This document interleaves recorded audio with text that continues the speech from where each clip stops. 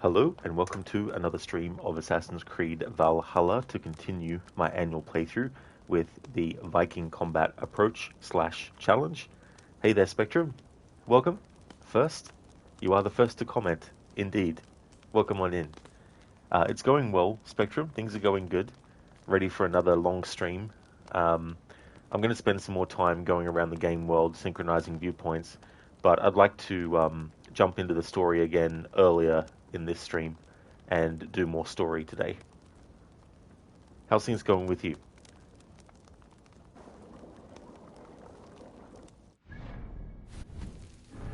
Got some skill points to apply.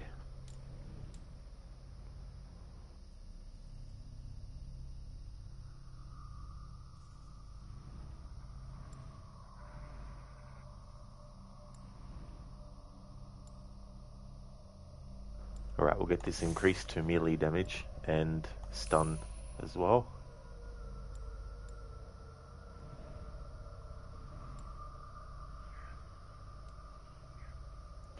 Hey Keone, welcome, how's it going? Spectrum, you said yay and your message failed to send. Weird.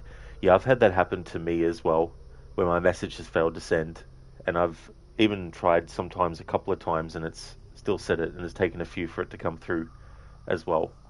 But yeah, that's definitely weird when it does that too. You think you're starting to get better. Oh, very nice. That's good.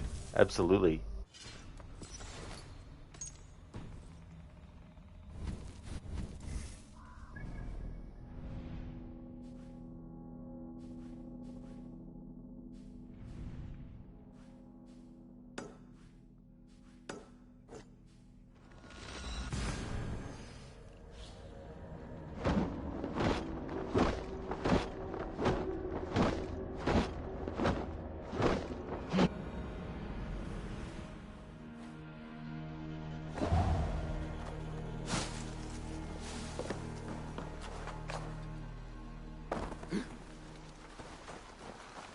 I mean, I get the eight-legged horse. Who wouldn't want such a steed?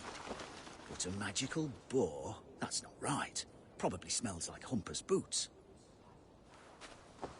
Could do. Some kind of trouble.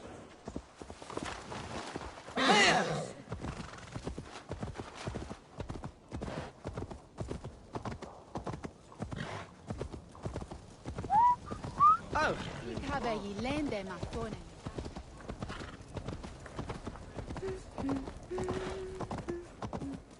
It's weirder the himoste on where the bed.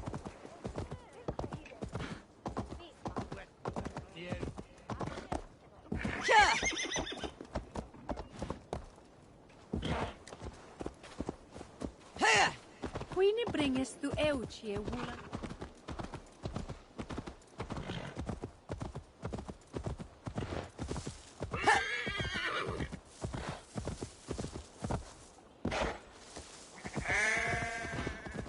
Bang yourself.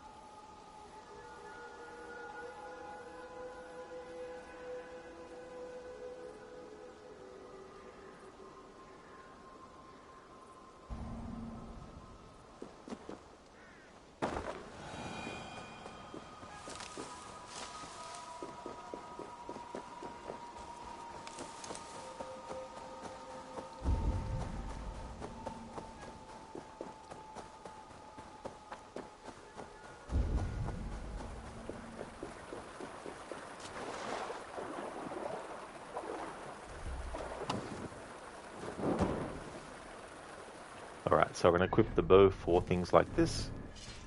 It's only in combat that I can't use the bow, as in combat against enemies. If combat's going on and I need to destroy something to get in there somewhere, I can use that. Oh, that's a snake there.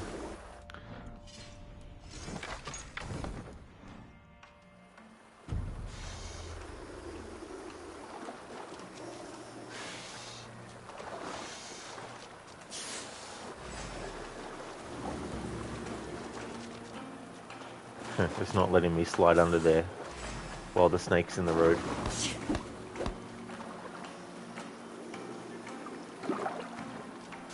I think that's stupid.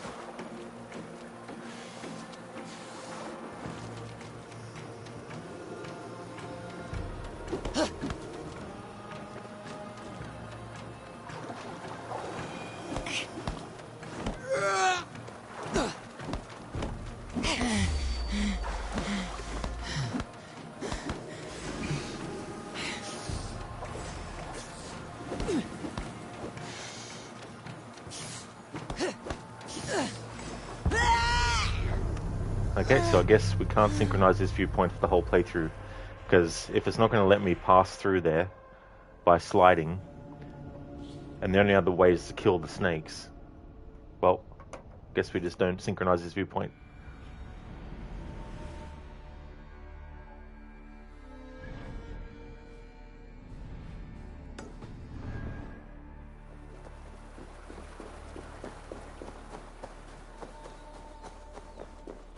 Spectrum, how do they expect you to kill the snake if it won't let you under there? So you use your bow to kill the snake, but in this playthrough I can't use weapons against even animals. It has to be fists. And because the snakes aren't dead, the game prevents me from sliding under there. Yeah, rip indeed. Hey there, Emma Greed. How's things?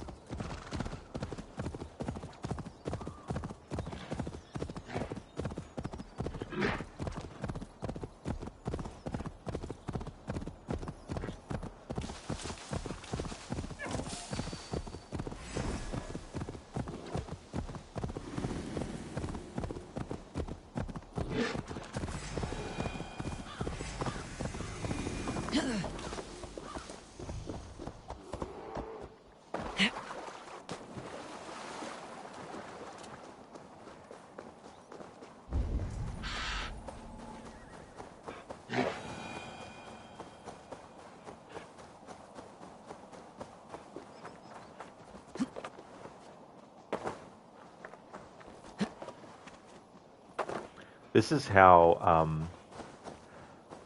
this is another example of the developers being like, there's only one way to get to that ladder, and you have to shoot it. You can't do a wall run and then back eject and grab it. Oh no, we can't do that. It's that kind of game design which really annoys me. And they may as well have put a message that pops up that says, fuck you.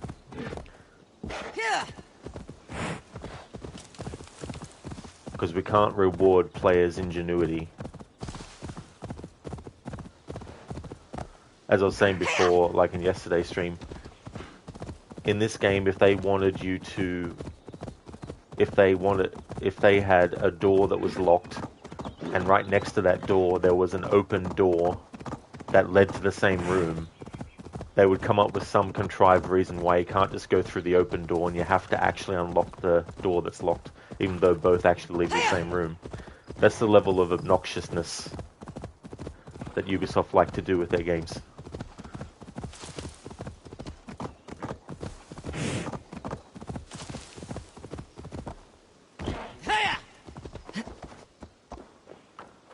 Spectrum, I thought you had a hidden knife. Yeah, that can't be used either. I can't assassinate enemies with the hidden blade. Has to be fists and feet.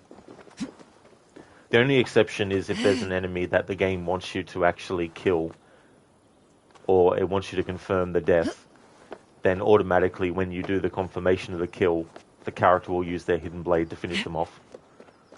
But I still need to fight the enemy with fists until they lose all their health.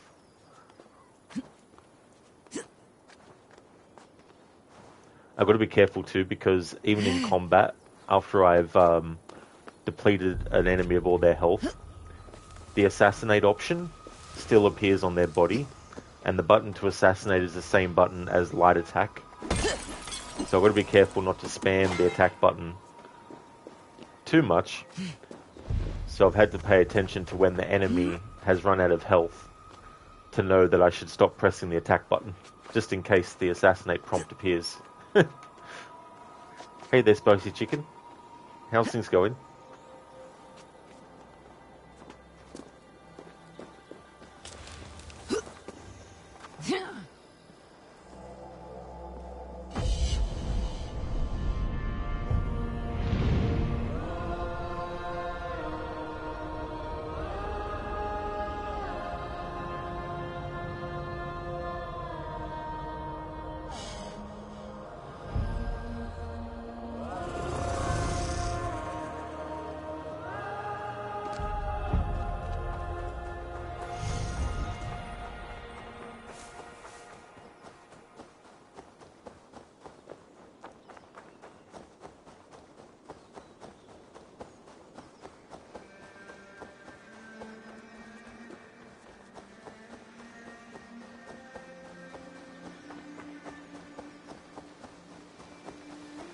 Spectrum, now you want a spicy chicken sandwich?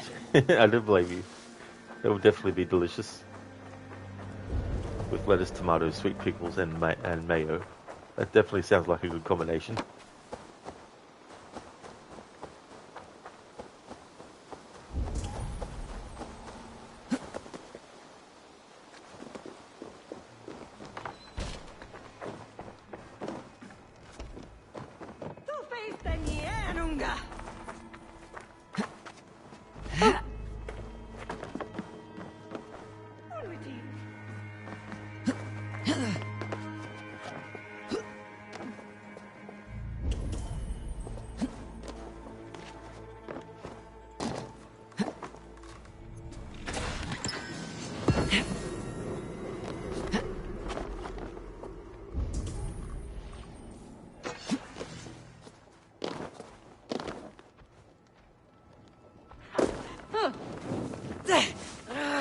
Shit!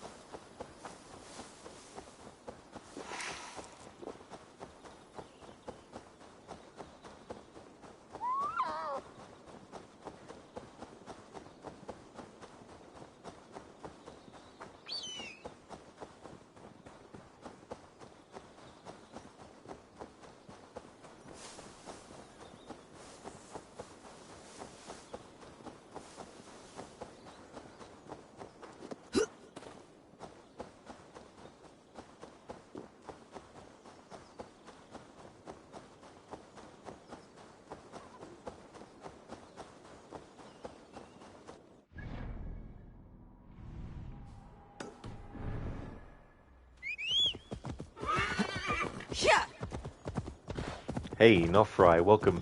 How's it going?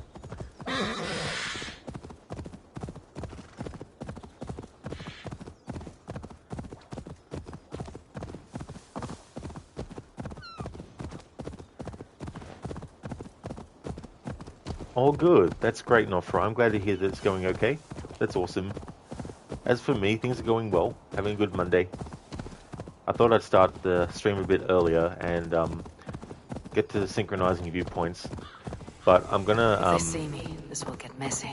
I'm gonna not take as long to get back to the story like I did in yesterday's stream, because there is a lot a lot of story to get through.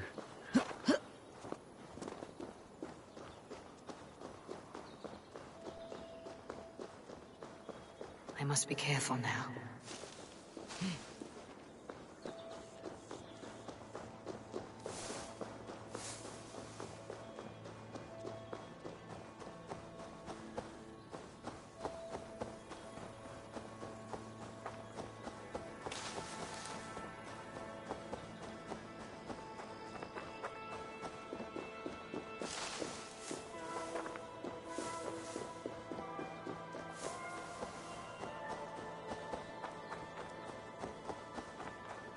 Not right. Oh yeah, there definitely is lore. Because I did, I mean, technically the story arc started obviously at the very start of the game, but I have a quest order that I start once the Alliance map unlocks. So we've done the Soma quest. So what I've got left is 1, 2, 3, 4, 5, 6, 7, 8, 9, 10, 11, 12, 13, 14, 15, 16, 17, 18, 19. I've still got 19 story arcs left to do. And that's not including the Animus anomalies that I'm doing. I didn't count that, but I'm doing that. And then you got the Hidden Ones bureaus, so I'm doing all that too. But that 19 count does include Asgard and Jotunheim as well. Spectrum was AC first a comic, then a game. It began as a game. Originally they were doing a Prince of Persia game called Prince of Persia Assassins. But eventually they decided to make it its own IP, and so Assassin's Creed was created. And in the years since then, of course, they've done comic books and they've done novels, as well as a live-action movie. I mean, they did do a live-action movie before Assassin's Creed 2 in 2009 came out. It acted as like a prequel to Assassin's Creed 2, but it was a short live-action movie.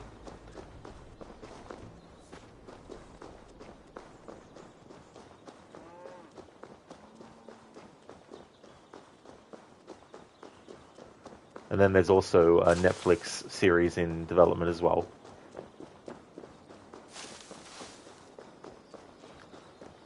Oh, it's going good, thanks, Mo. I'm having a good Monday.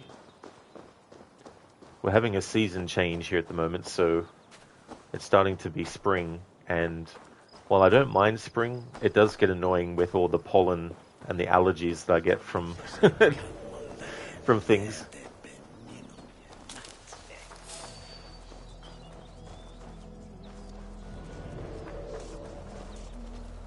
Ammo, greetings from the green hills of... Now I'm definitely going to be butchering this name. Tegucigalpa. Tegucigalpa. Sorry if I've messed that up. That's true, Ammo, yeah. Yeah, in 2016. Which next year that movie will celebrate its 10th anniversary. I've always wanted to watch it on stream and do like a watch party with it. I might do that next year. I might have to do it through Discord, but have to look into that. Spectrum? Oh, you're allergic to pollen too.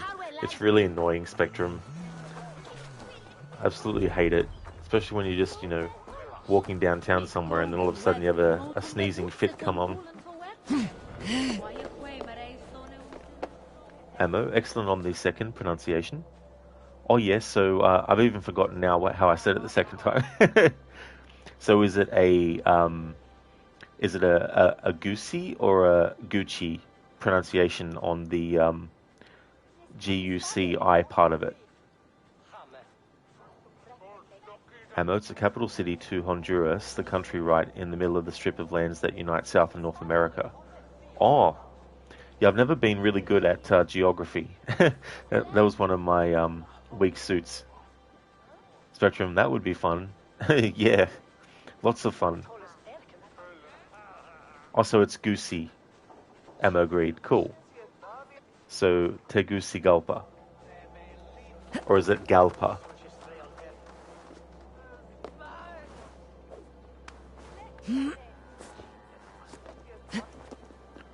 Actually, is this the viewpoint I was looking for? Oh, it is, yeah.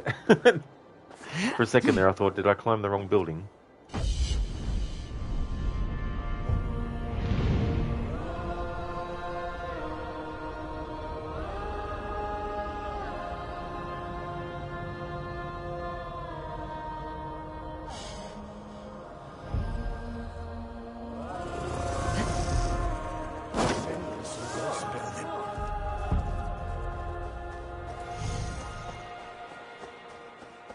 Oh, thanks, Emma. Agreed. What's the equivalent to Malacca in this game? Oh, that's a good question. I don't... Oh, back route. That's it. Yeah, the word back route, which the game says means asshole.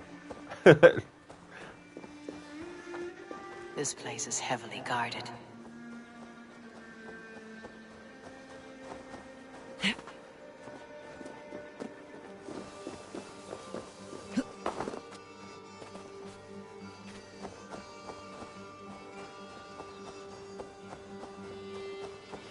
Yeah, Mo, back route.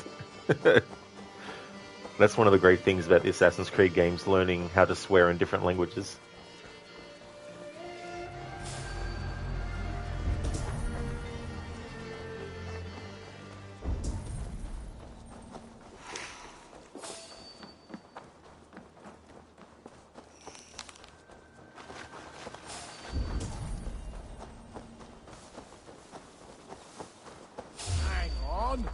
Put an arrow in the dog.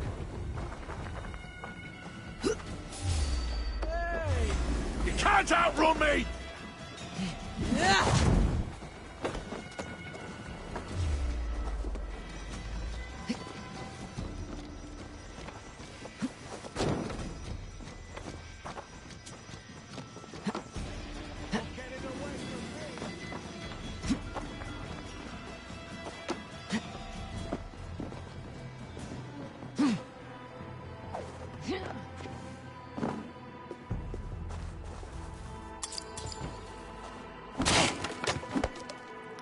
Oh yeah, Spectrum. Yep. Yeah, I know. I auto mod. Flag that. I'll still keep auto mod flagging that word, but I'll just still respond to your chat, of course. Yeah. Google told you was the one who wanks rhymes with wanker. Tanker. Wanker. Yeah. That's true. Yeah. That's what Malacca means. Ammo. How do you spell it? Ooh. Oh, I think I remember. Oh no, hang on, it might be... I think it's that spelling, the second spelling for background, I think.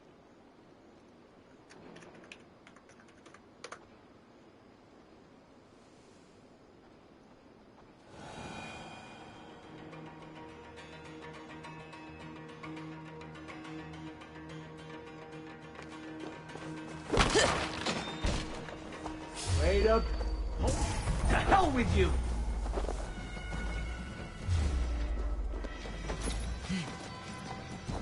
Put an arrow in the dog.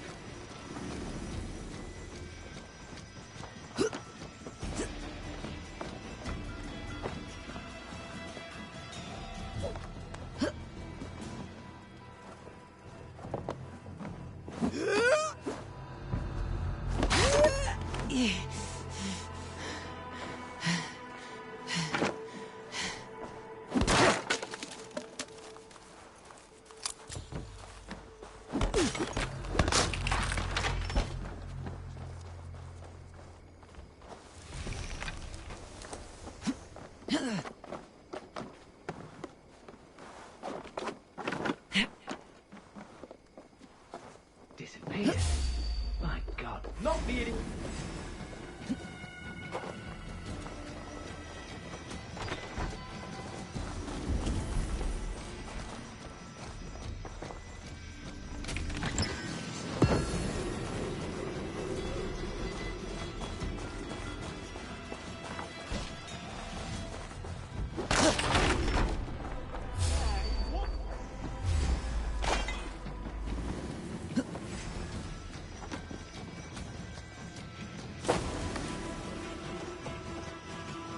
Gentle if they spot me.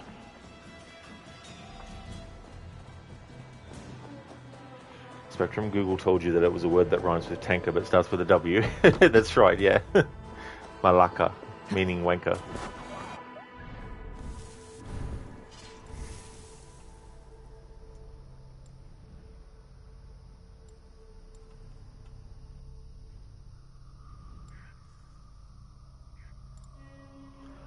Alright, so stealth damage, Way of the Bear. Stealth damage is something that's not really worth anything for this playthrough, but of course the way that this skill tree works is that sometimes you have to get an increase in something you're not really that worried about in order to get to the next thing beyond it. So we're working our way through this. I don't know if this perfect attack would actually count for being unequipped. It might only be with weapons. But it doesn't matter because I'm more getting the skill points to get to that. So I'm hoping that we'll be able to branch out there. Warrior takedown.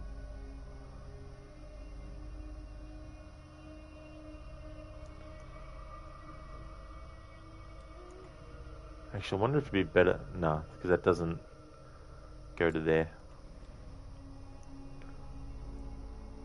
I don't know. We'll wait and see as we go along. Hey there, Ryu. How's your day going?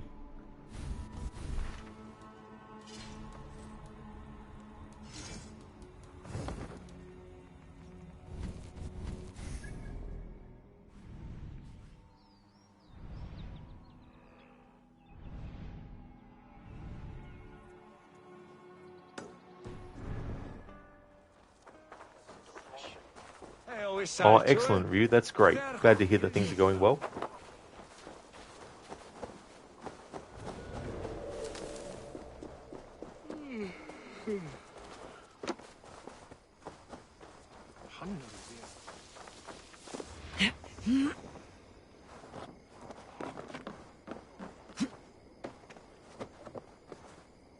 No.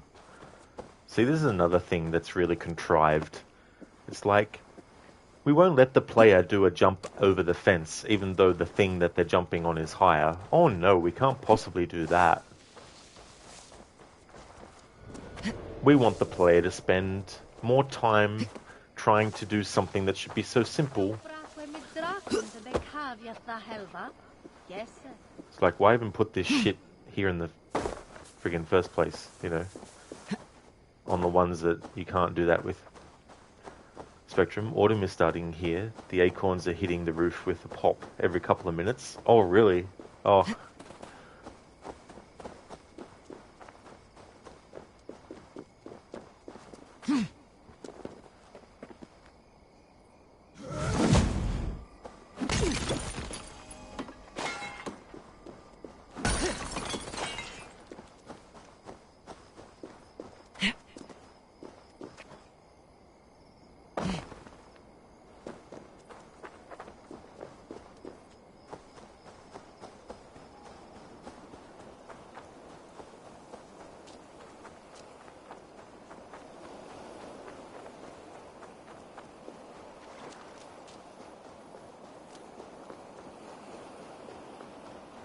Spectrum, the other day, the acorn hit the metal natural gas tank so loudly you nearly fell off your chair. Oh, damn.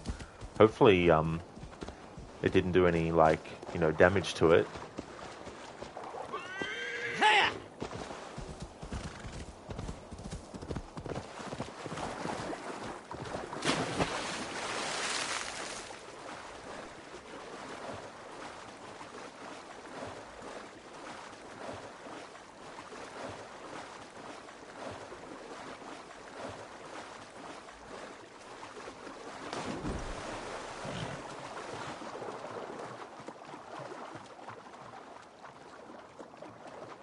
The horse is like, fuck this. All good, Spectrum. That's good it didn't do any damage. Nofri, did you do the horse training so the horse can swim in the water fast? I did, yeah. The horse is fully upgraded and training. So I don't know why the horse actually did that. It was automatic. That's one of the things I like to get sorted early on.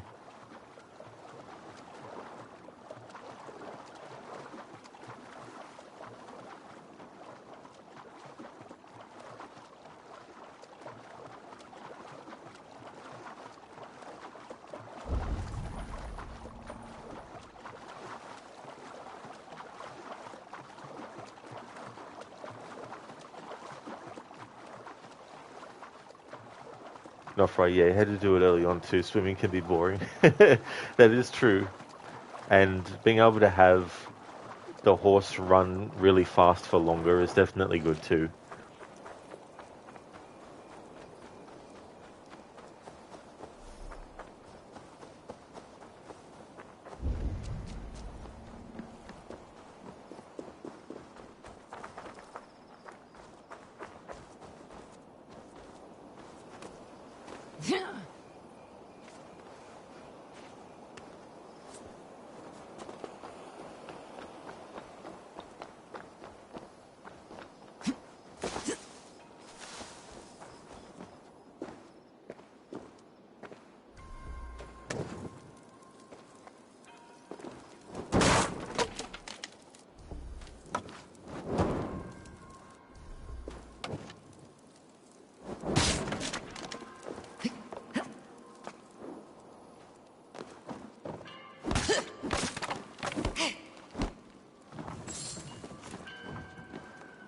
Spectrum, is it possible to do a no horse riding allowed version? Oh, absolutely, yeah. I don't think there's any points in the game story where if you fall behind too far when following someone on horseback that it punishes you or anything.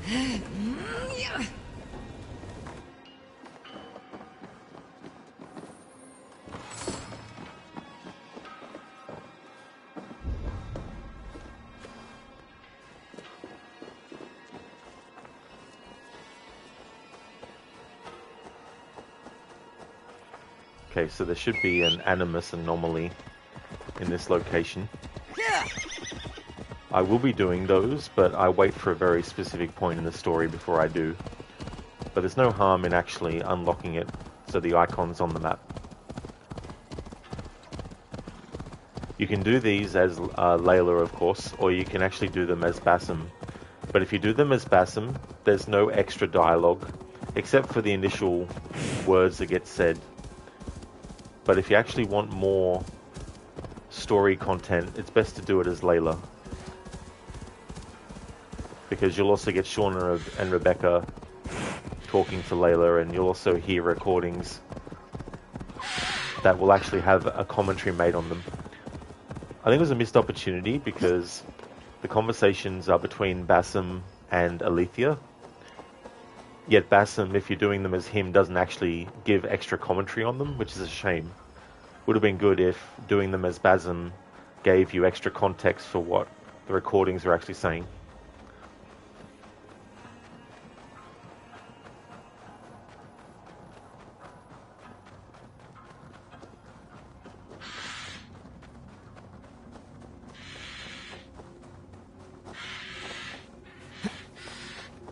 There we go, we've got it uncovered on the map. So it'll make it easier when I actually do want to do it in the story, which will be pretty late in the story. I like to keep it as close as possible to the Asgard and Jotunheim stuff because they're memories of Odin. And there's a certain event that we get shown when you do the final memory of Odin,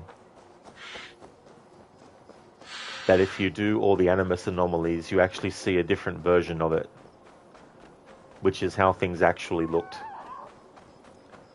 So I like to do those two things as close together as possible, even though there is a bit of time between them, because doing the actual anomalies, of course, can take time. There's quite a few of them.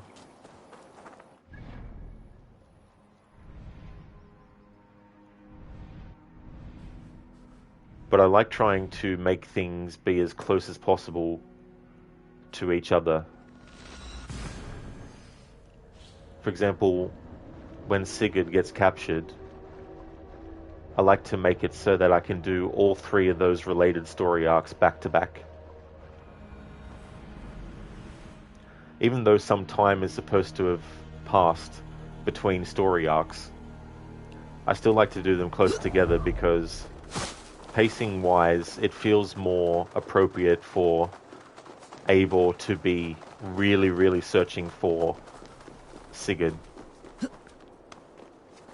And it really makes the accusation that Dag has that Eivor doesn't really want to find Sigurd and is just basically wasting time, essentially. It makes that accusation even more inaccurate. Whereas if you better be hooded. If you do other story arcs in between those story arcs, it can make the pacing feel a bit weird, because it's like, why isn't Eivor trying to find Sigurd? Why is Eivor sort of like, you know, being laid back about it in a way? So yeah, doing them close together changes that dynamic. Hey, wait! Meet your fate!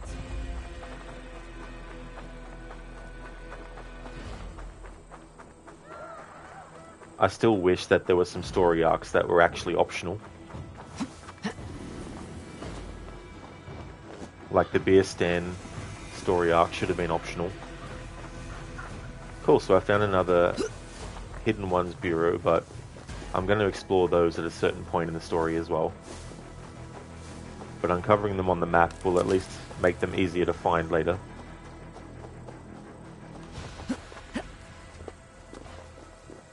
But yeah, the beer stand story arc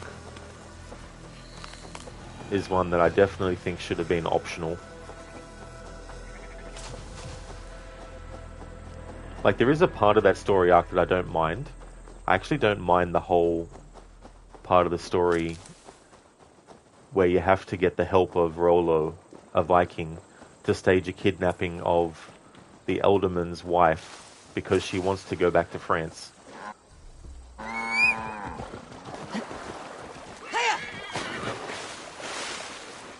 I think that should have been a separate quest, unrelated to the story arc.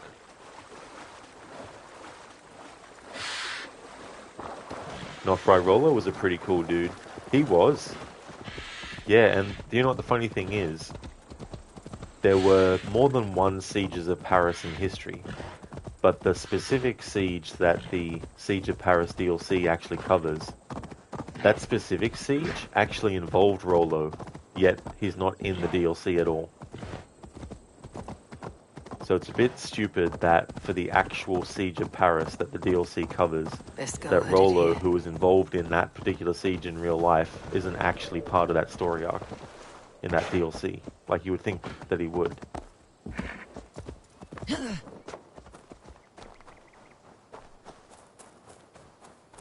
But it's an interesting story in and of itself, you know, because he's kind of this Viking that is more about the fun side of things, you know, the drinking, the women, you know, all that kind of stuff.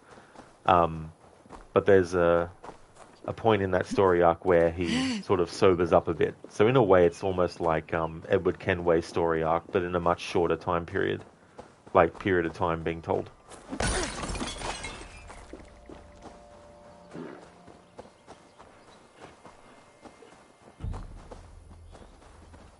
Hey Stan, welcome. This part of the map is so fucking pretty, man.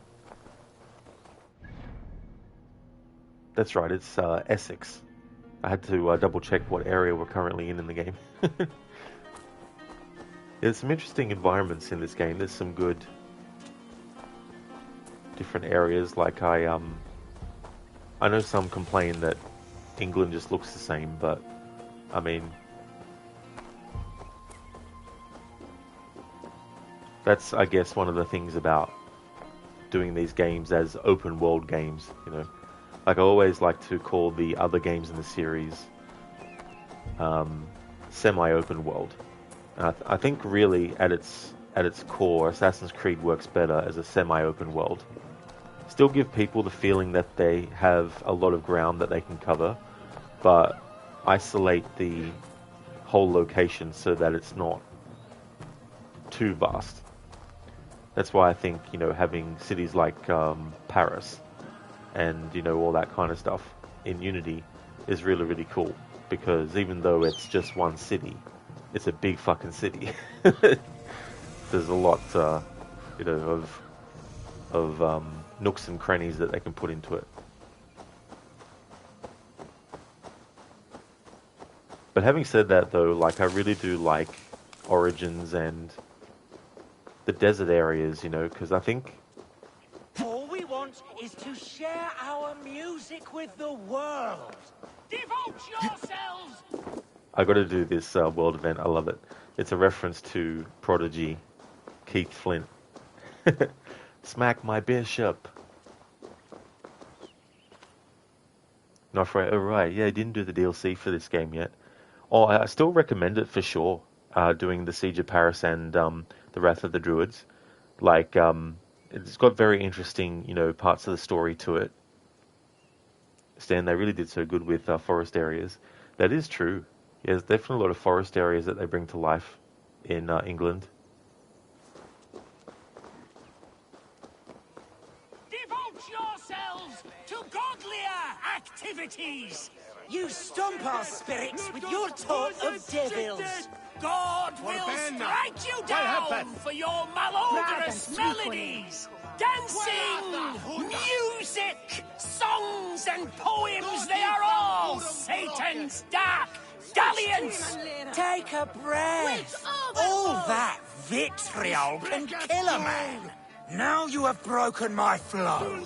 How can a man compose with you spewing in his ear? Sessionum Three in women sitting by a well, spinning out fair for all Dominum gods. Ominum Weaving. Session. It's like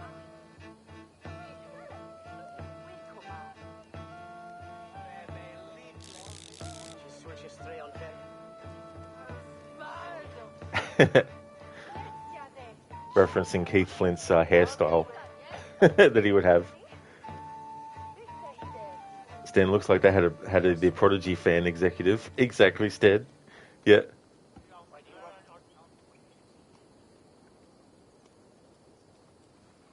I actually prefer this reference to a present day, you know, person, as opposed to the baseball player that's in this game. And he's got his accent still. It's like, no, that doesn't work.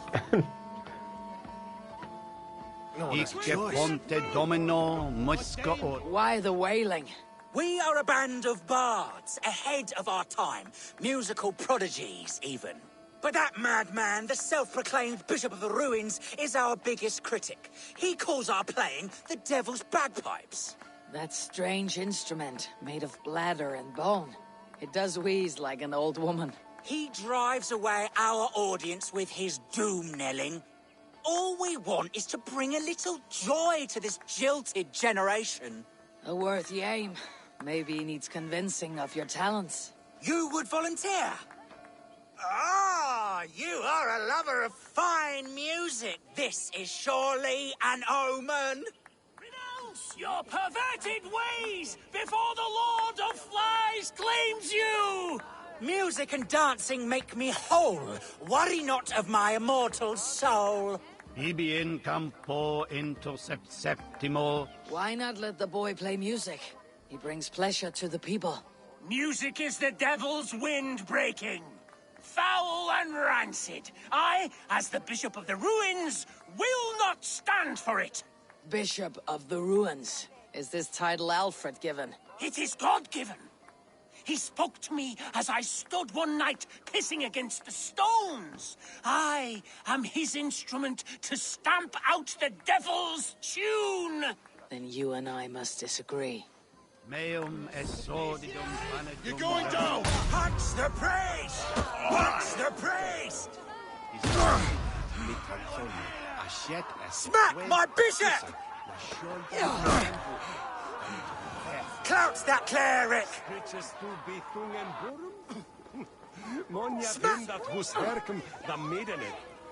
You have done us a great service. I will compose this day into song. Farewell. May you continue to make merry harmonies. Smack my bishop! Smack my bishop!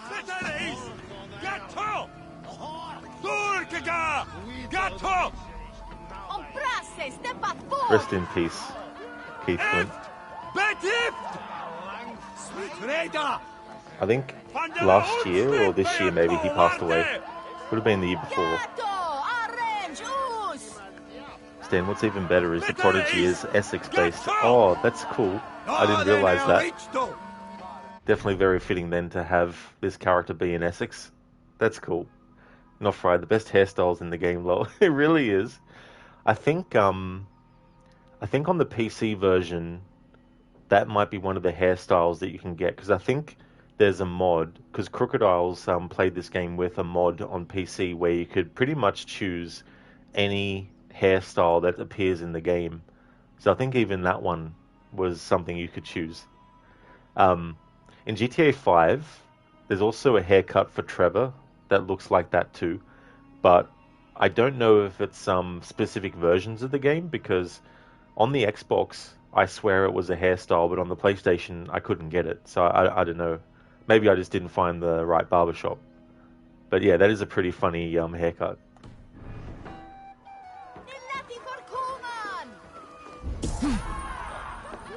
Not Fryer, really, that's cool. You play on PC mostly, and you always forget games have mods.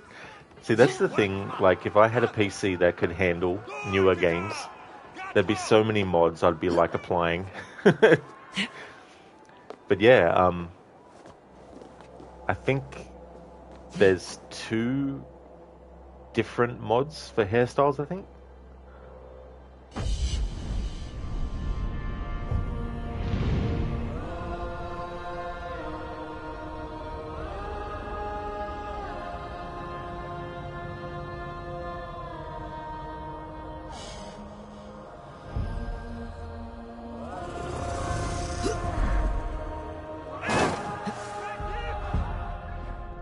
Keone, thank you for redeeming. I want to see the Alliance map. That can definitely be arranged. Nofry, also you're the one that just enjoys the game as is too, mostly. That's fair too, as well. Sometimes it is good, even if you do have the availability of mods, to just keep things as they are regularly, you know.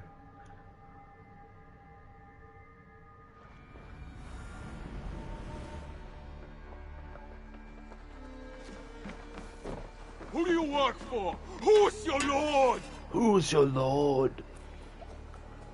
Who do you work for? Who does number Hello, 2 Eivor. work for?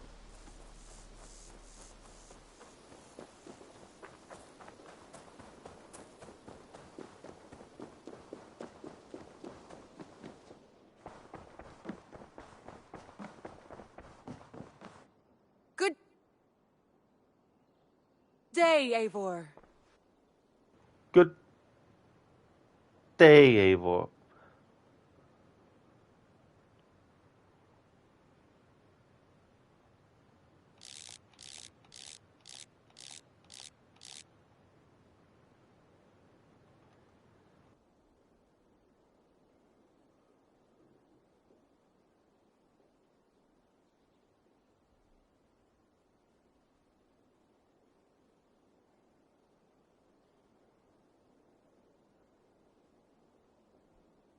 Okay, so I'm going to set up a 10-minute timer to look at the alliance map in 10 minutes of real time. Alright, so going to start the 10 minutes now.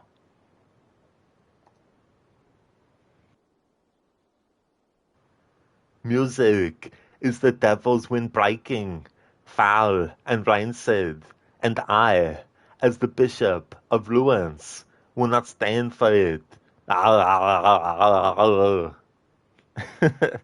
Hey Daniel, thank you for joining. Thank you for redeeming the Arnie impression. How's things? Yes, Dan is like, who is your lord? Definitely going to hear that every time we come to Ravensthorpe. Nofry, you went so long without doing that quest, so you heard that line regularly. And it's annoying too, Nofry, because I remember one playthrough, I accidentally started the quest. I can't remember the name of the quest now, but there's the kids who are looking for a wolf or something. I accidentally triggered that quest one time. I didn't want to do it. And so every single time we came to look at the alliance map or, you know, go into the longhouse here, the dialogue from that quest would keep on playing. Stanley, look at it in all its might. It'll be a while, folks. This is true. This is the legendary alliance map. Once the 10 minutes is finished, I will then activate the channel point redeem. I don't want to see the alliance map, which, if redeemed, will actually increase the cooldown for the I want to see the alliance map, so that it's 2 hours longer of a wait to redeem it again.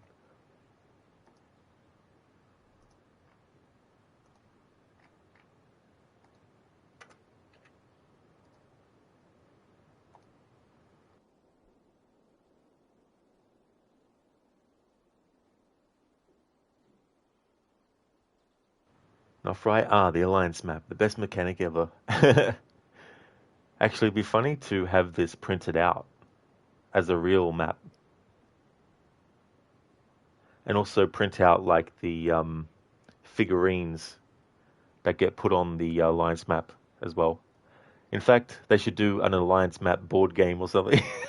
You got to take over territories and forge alliances and all that kind of stuff. That was a really good quest, Daniel. Keone, that's you looking for the treasure with a fine-tooth comb.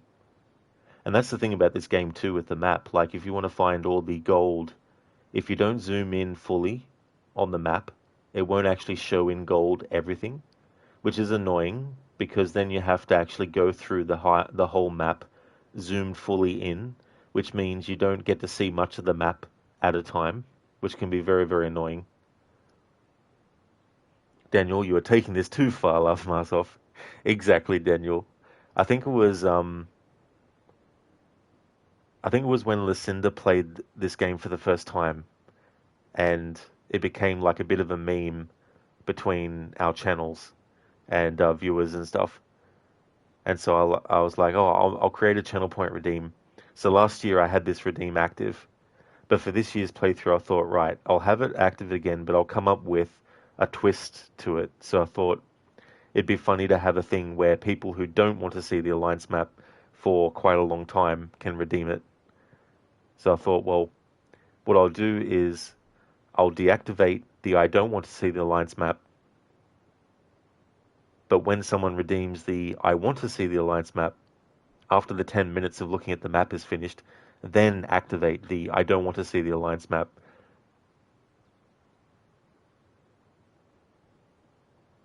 Not right for real though, it took you way too long to figure out that the alliance map is how you got to the main quests on your first playthrough.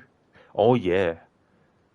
Yeah, that's the thing too, like there's so many things in the game that it's understandable that they might, you might not realize their importance or how it works straight away as well.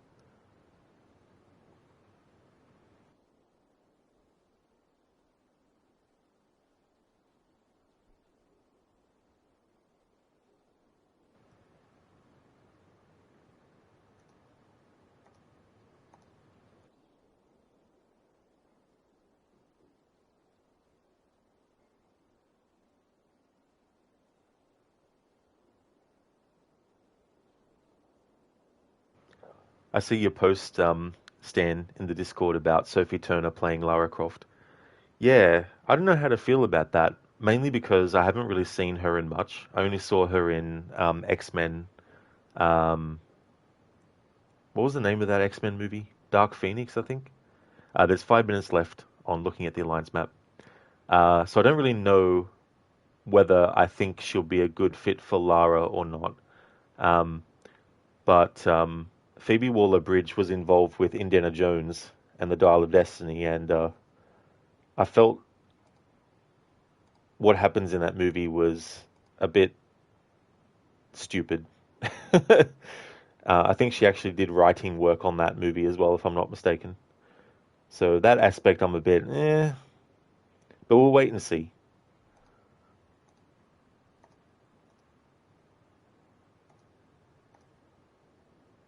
Hey there, Shin. Hope things are going well.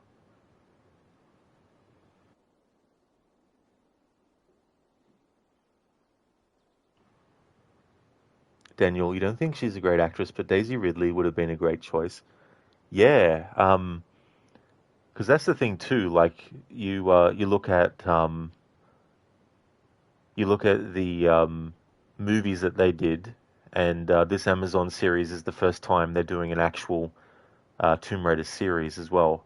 So they probably were restricted by budget and things too. So I mean, I don't know what sort of like money Daisy Ridley asks for. I mean, it's also relative to, I think, what people have done since a certain time as well. Um, but yeah, someone I think would have been good for Lara is Florence Pugh. I think that's how you say her last name. I'm not sure though.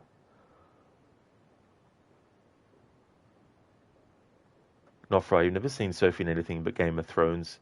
Yeah, see, I haven't seen Game of Thrones. Um, just know that she was in that show and haven't seen any scenes of her stuff. Um, but yeah, I mean, Amelia Clark might have been a good Lara Croft as well.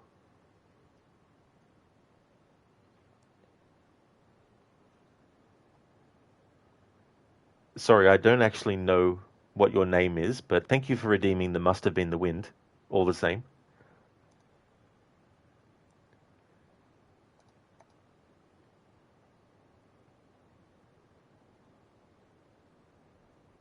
Oh, I see now. Yeah, so Ox King. Yeah, it didn't come up in brackets in the actual redeem in chat, but when I looked at my activity feed, it had the name in brackets. Thank you for redeeming the Must Have Been the Wind. The wind. The wind is the culprit. Shin, want to see something funny in AC Valhalla? What's that? No, Freya, Game of Thrones isn't for everyone. You loved it though. That's good that you enjoyed it. I mean, I've definitely heard a lot about it and how season 8 apparently was terrible.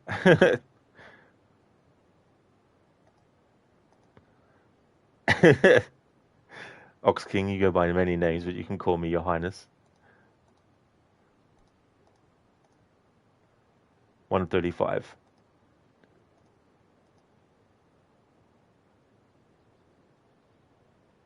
Shin, for some reason, when you kill a chicken in AC Valhalla, you get leather from the corpse. Oh, that is weird. Why you get leather from it?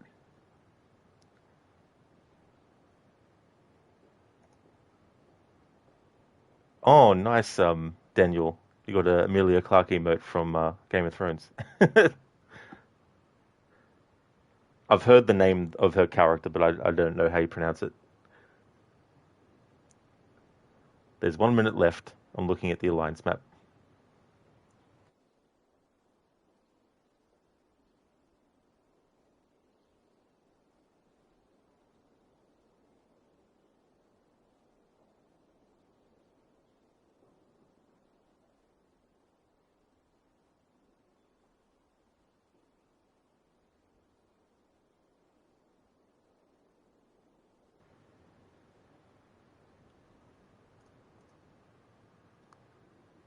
Alright, 25 seconds left.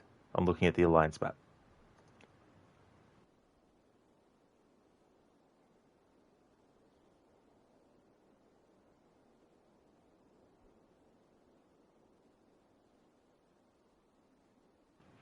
Ox King, what is no idea, to be honest. Ryu, you believe it's pronounced like Daenerys. Oh yeah, Daenerys. Okay, so the timer for looking at the alliance map is now up. Thank you for redeeming that, Keone.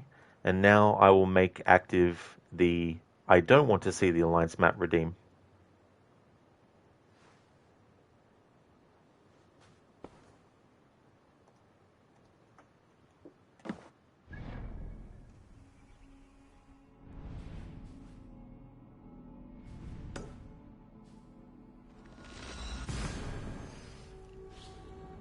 That's all good, Keone. No problem at all.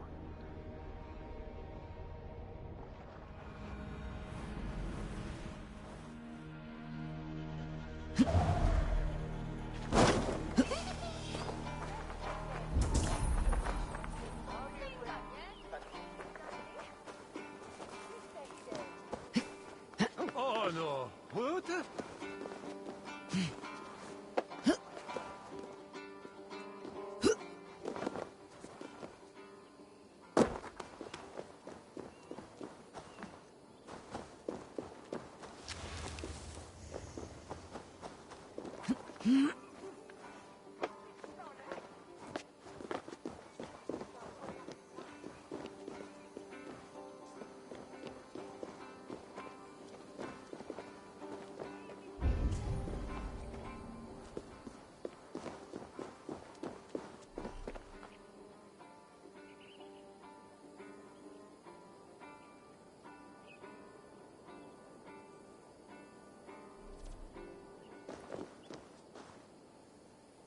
Alright, so we can use this to destroy things in the environment.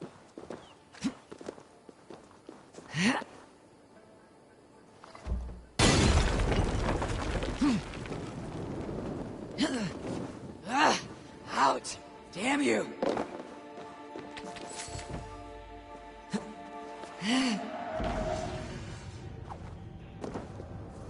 Not right, damn, you have quite a few viewpoints already. Absolutely, yeah. Spent a lot of hours yesterday getting a lot of them. And then when I got closer to wanting to do the story again, I made sure I had the viewpoints synced in Granta Bridge.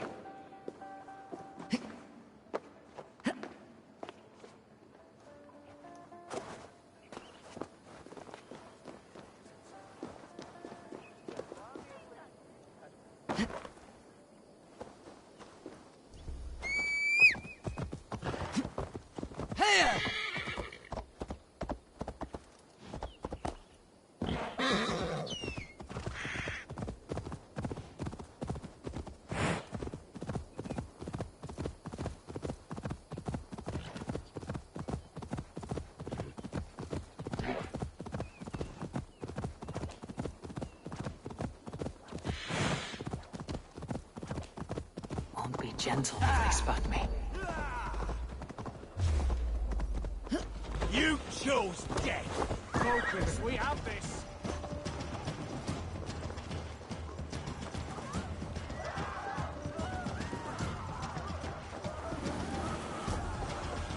Chete! Flails! Revereras!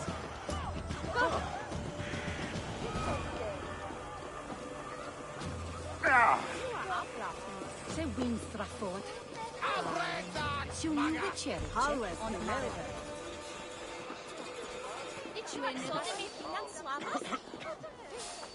Hey, now! Get back here!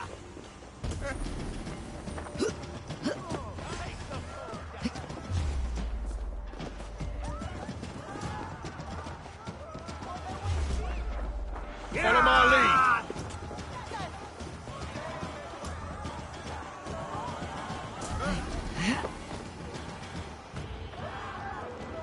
Damn coward!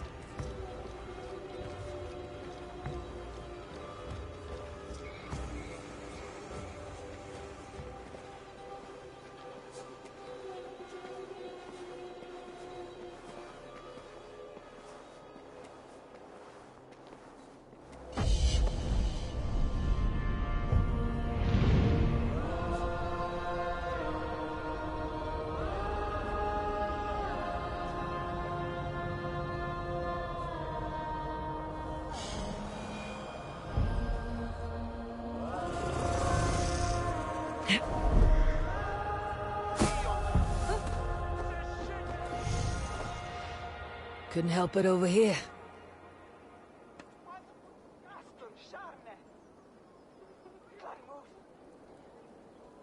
There's only one way to find out where Rocco's gonna strike next. We're gonna have to send someone into Statesville Prison. I'll do it. Frank, I couldn't. I wouldn't feel right about that. If Rocco finds out you're a cop, you might end up dead. You might end up dead is my middle name. What about Jane? I don't know her middle name, but Ed, I need the action. I'm going inside the big house. Thanks for redeeming that, Dr. Darling. From, is that Naked Gun 2.5? Or is that Naked Gun 33 1/3? No, that's right, 33 1/3, because that's got Fred Ward in it, who plays Rocco. He was a good actor, Fred Ward. It's a shame he passed away recently, in recent years. He was great in the first 2 Tremors movies as well. Dr. Darling, you would redeem the I don't want to see the Alliance map, but you have to work. You don't know if Rod wants to come and take a peek. I don't know, Dr. Darling. This whole playthrough, all I've done is looked at the Alliance map, like literally. Haven't done any gameplay at all. I don't know if I could not look at the Alliance map. But you do realize that it's only a photo mode look for 10 minutes. It's not, I can't go and access the Alliance map to do story stuff. It's only a redeem to look at the actual map in photo mode for 10 minutes. It's not a redeem to go to the map and all that. So you can still redeem, I don't want to see the Alliance map, and the only time we'll be looking at the Alliance map is to actually do missions, which don't count as the redeem. It's only the actual photo mode look that you would be preventing me from doing for 4 hours.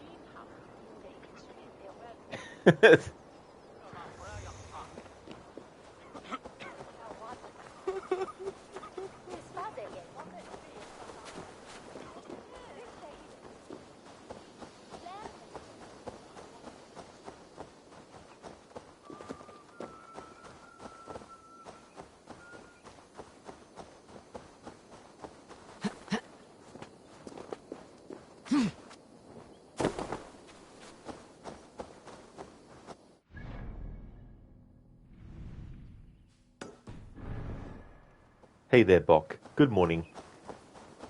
How's things?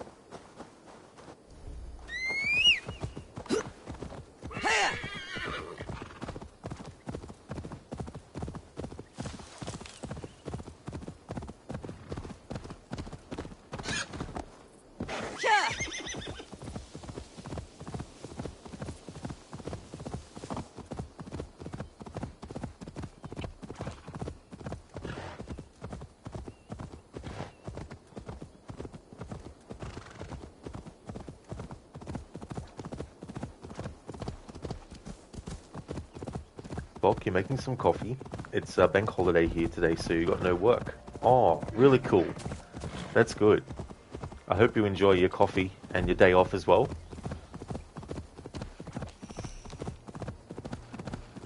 At the moment, just synchronizing more viewpoints, but once I've done all but one, because there's one viewpoint where to get to it, you have to slide under something, but the game won't let me slide under it while snakes are still alive, and I can't kill the snakes because I can't get to them with my fists. So that'll be one viewpoint that I won't be able to synchronize, because in order to slide under it I would need to kill the snakes, and I can't use weapons against them.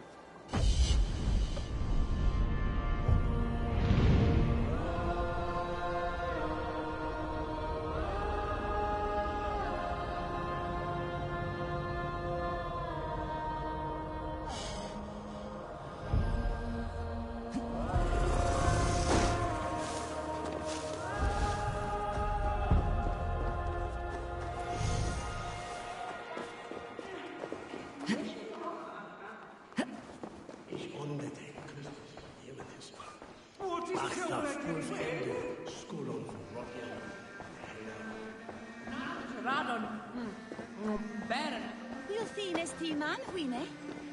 Come on, you...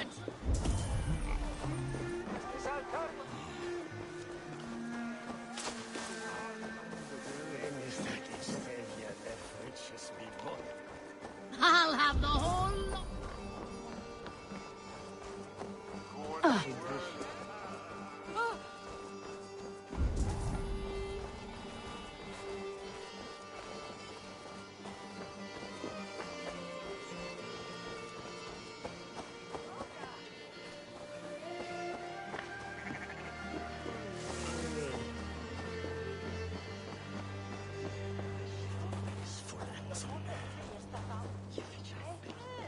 Spare me wheel.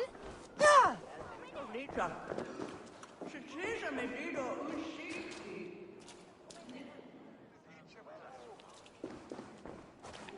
Elna benok fordidon. No one is wara. Who's on your way? It's way that he must stay on way the way. Onda tu wila. Aknen gathid ana.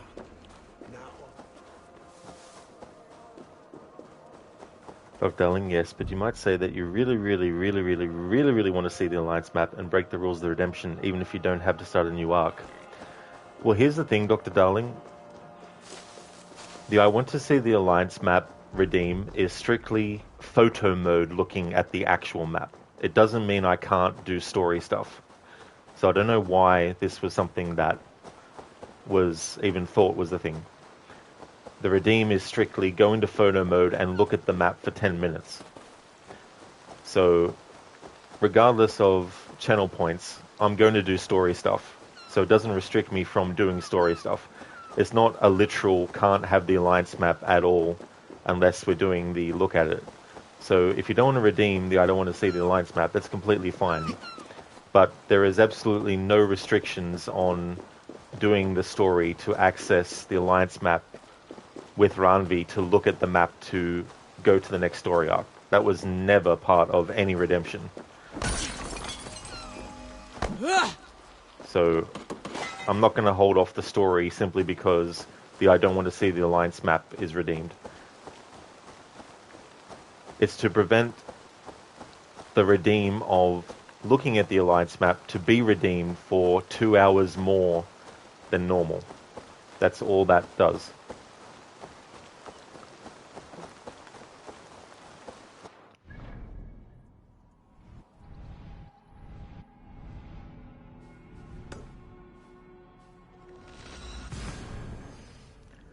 They light candles and pray to Cornholio, the god of TP.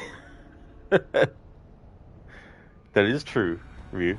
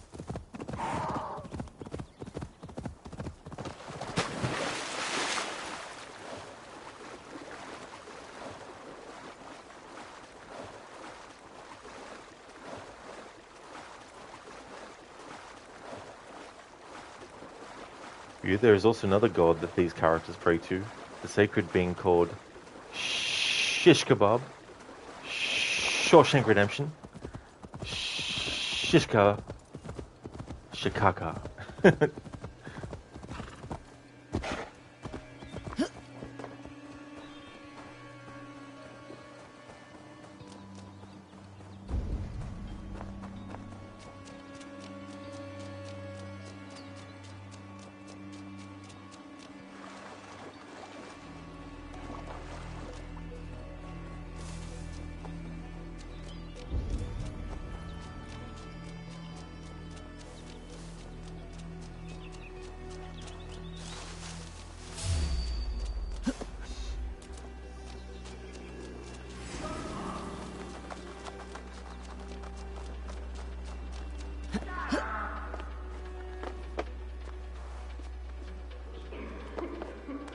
Sounds coming from that old church.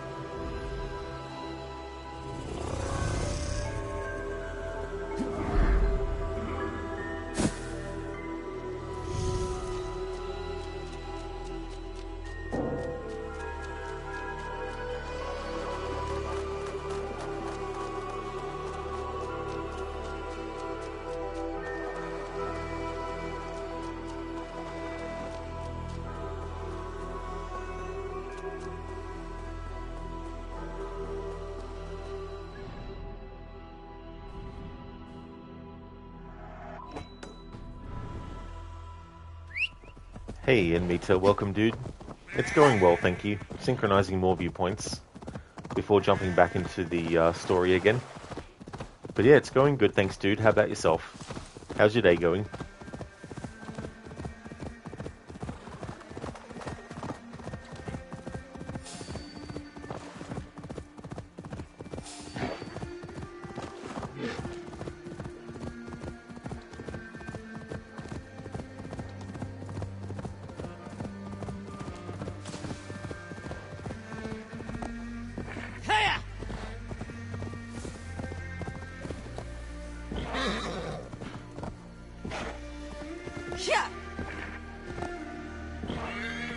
So they revealed the full cast of the upcoming Street Fighter movie. Some good choices and some that are definitely choices. Yeah, Jason Momoa as Blanca was one that I remember seeing. But I can't remember some of the others though. So who's playing Chun-Li? Arnold Schwarzenegger? Amita, good to hear. It's going well, working at the moment. Excellent, Amita. That's good, dude. I hope that work goes well.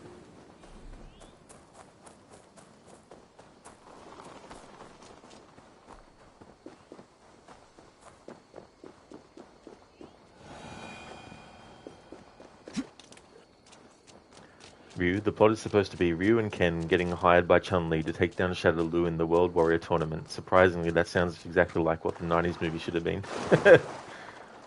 It'll probably be another flop.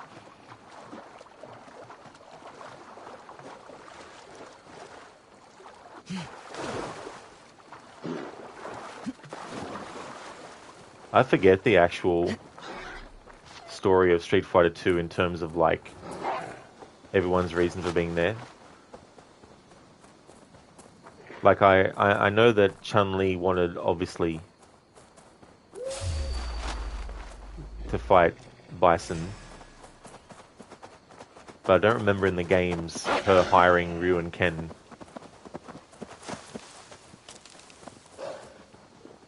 And Mita, you're feeling very sleepy though. Thanks, it's good so far. Well, hopefully it won't be, like, too hectic or anything. Yeah, then again, they can't even get you fully hyped for Mortal Kombat 2. Yeah, especially if they're going to do fights that are in, like, boring locations like barns and hardware stores and all that kind of stuff.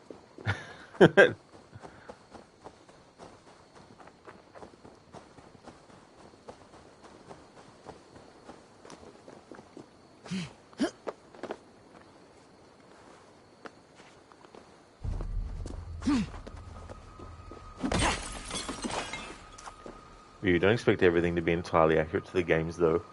Yeah, there has to be some leeway.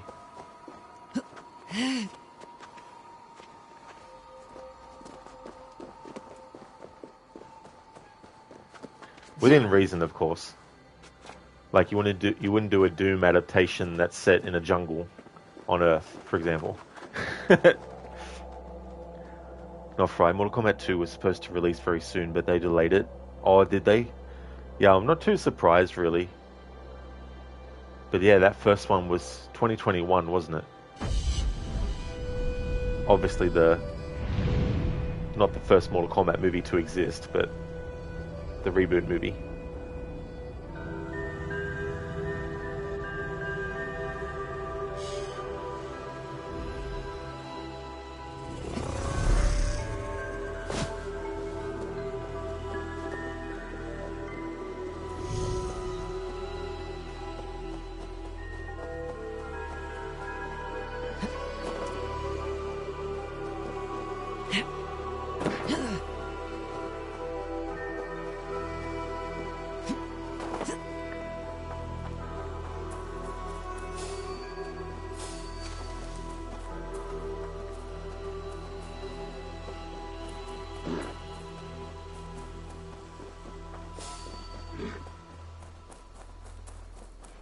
Ryu. Sorry, not Fry. Delayed until sometime in 2026. That's interesting. I wonder if there's anything Mortal Kombat related that they want to time the release for. Ryu, the 2021 movie should have been great, but it kind of wasn't. It makes you wonder sometimes why they make certain decisions.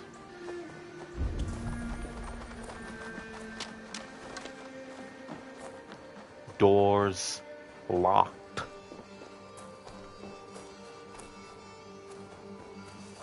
No, Fry, you and your sibling were planning on going to watch it, then it got delayed, lol. You just watched The Conjuring Last Rites yesterday, though. That is a shame, too, especially since you had plans to go and see it. How was that Conjuring movie? Because I hear it's done pretty well so far.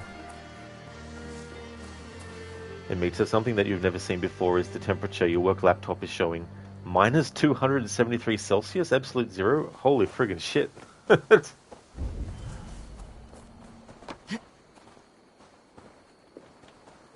Wait a minute. No one will bury you.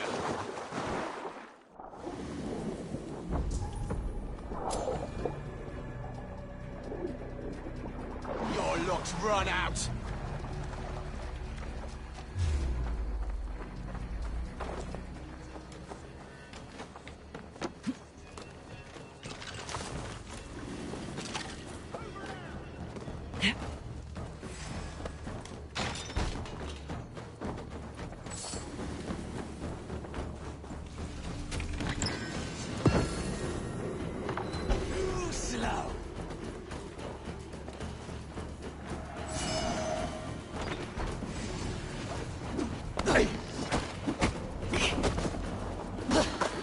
Don't play nice.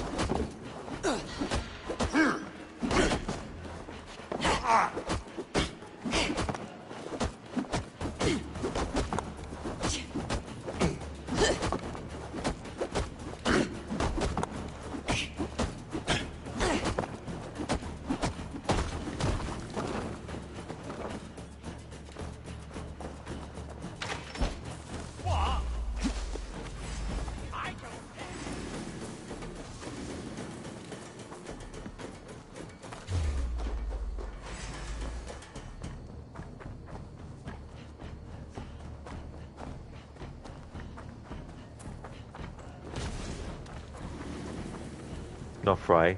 It was okay, you think? You might have to give it another watch. Oh, yeah. I've seen the first two The Conjuring movies. I didn't get to see the first Conjuring at the movies, but I did for the second. So that was good. But I haven't seen the other Conjuring movies since then. Of the other ones related, like the spin-offs, I've only seen 2 Annabelle movies. I saw the first one they did, and then I saw the third one. Haven't seen The Nun.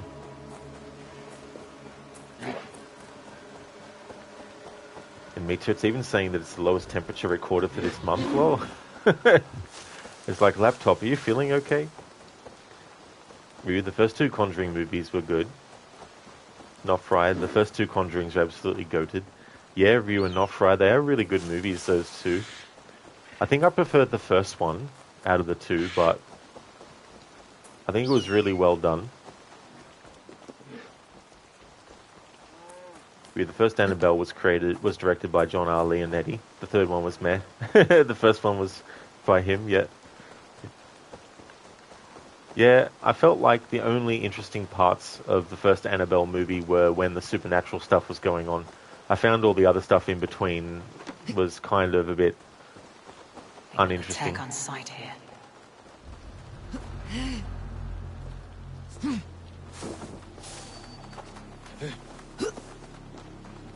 Oh! Won't take long. Spread out. We have this. Out of options, Doc.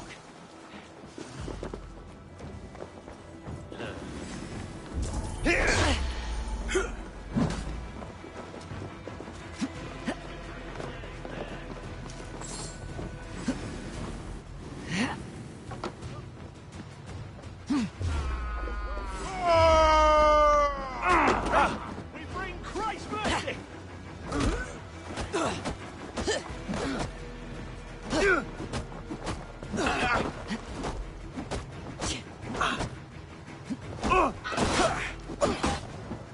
I'll keep the rat busy.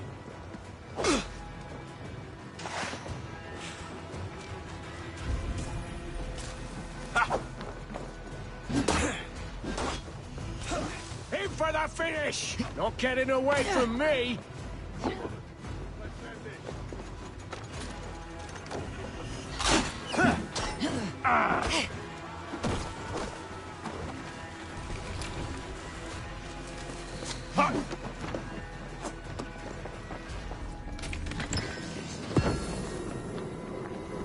Flank the idiot! Press hard! Your doom comes! There's the target! Shoot it! Not right, the third one was meh. Yeah. It was cool that they had the Warrens appear in it again.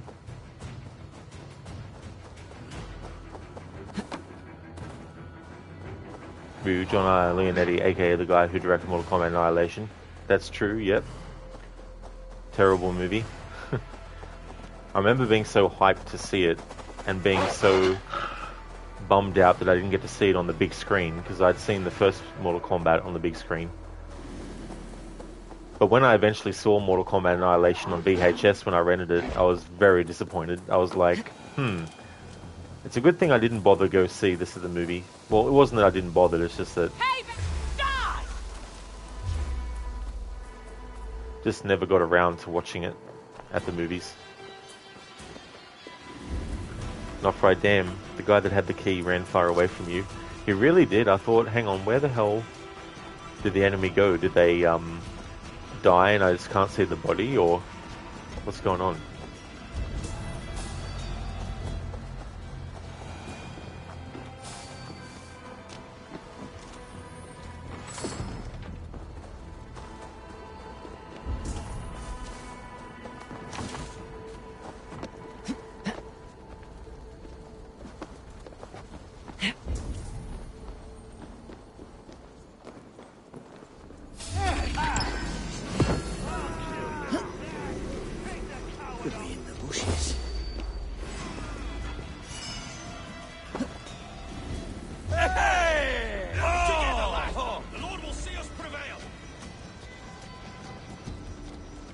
No wonder you never played this before. This is Anal Sauce, AVGN or Mythology Sub-Zero.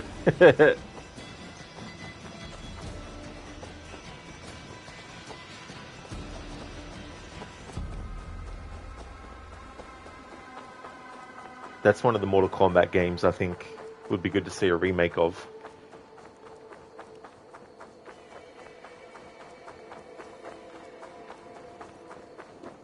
Because I do like how it functions as a prequel to the first Mortal Kombat game as well. That's right, Ryu, yeah. I was very happy to see that it was announced in the Legacy Collection. It's not like a great game, but there's a lot of hilarious aspects to it. That's true, Ryu, yeah. Special Forces. I rented that, played a few minutes of it, then I was like, no. Then I think I watched Alien... the first Alien movie then after that.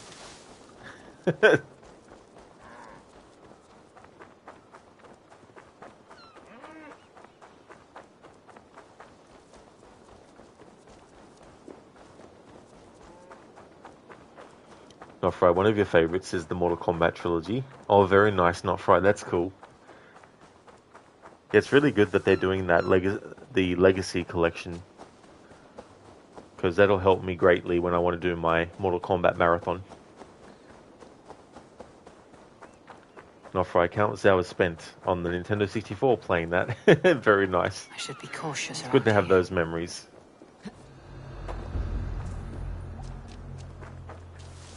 Ryu Mortal Kombat Trilogy for PS1 is awesome. Yeah, I never actually played that version. The only one I played was the N64 version. Oh, shit!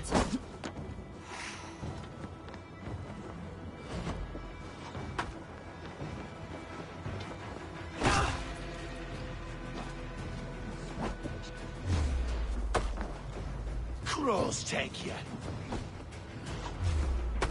Damn it!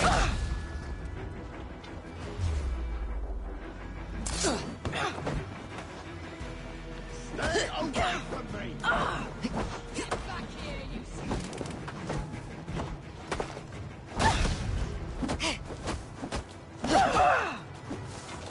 Yeah! This one's ours!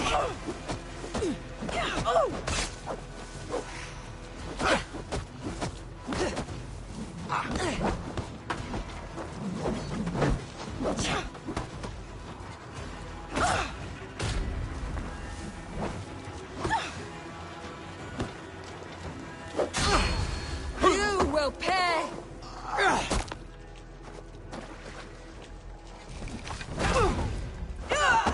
Pieces! Stay away from me!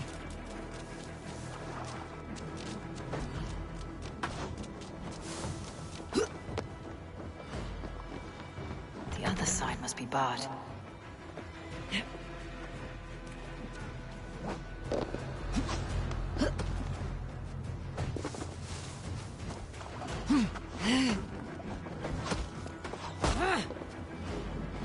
Must be blocked from the other side.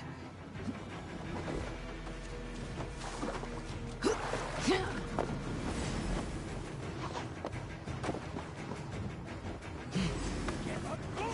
to die!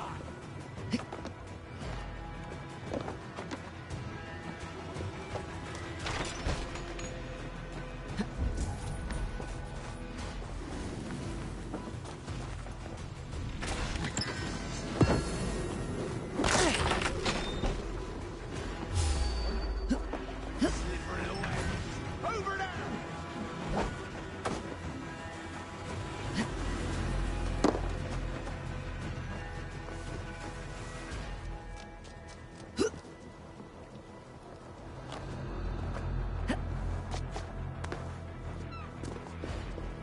Ryu, the PS1 version has a bigger roster. Oh, yeah, that's definitely understandable too. Being able to fit more. Not right, remember you and your brother playing it on a very small CRTV, mashing away at the buttons and getting your asses kicked, lol. Yeah, I remember Mortal Kombat 2. You would easily defeat one opponent, and then the next opponent would completely and utterly obliterate you. Ryu, it has the unmasked Sub-Zero as well as Goro and Kentaro. Oh yeah, that's right. With the scar on his face as well. Not right, they're okay, you think? It's hard to watch Annihilation though, of course. The new one was okay, could have been way better. Yeah, Annihilation 2 was like the... I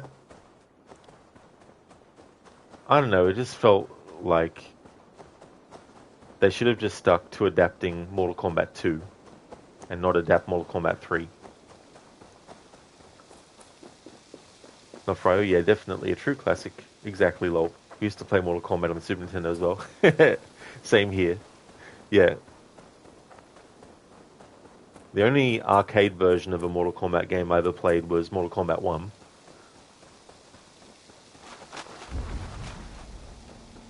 Hey now! Get on board, the idiot!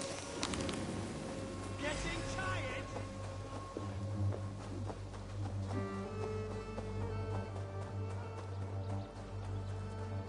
No review. Yeah, no, never played Mortal Kombat 2 on arcade. It was just Mortal Kombat 1. And before that point, I'd played it on the Super Nintendo a lot. It was one of those situations where me and my parents, we went away on holidays, and one of the places we stopped at had Mortal Kombat 1 on the arcade machine.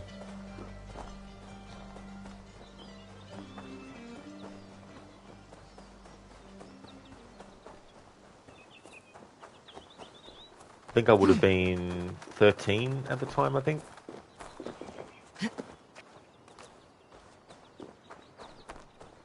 At the same arcade. Well, it wasn't really an arcade, it was more like just a diner, really. They also had Metal Slug as well. If they see me, this will get messy.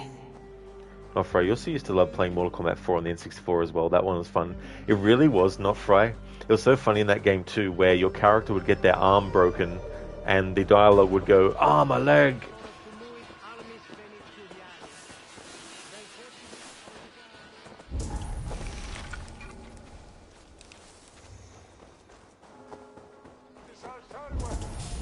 Venite odoremus et ada talata merum.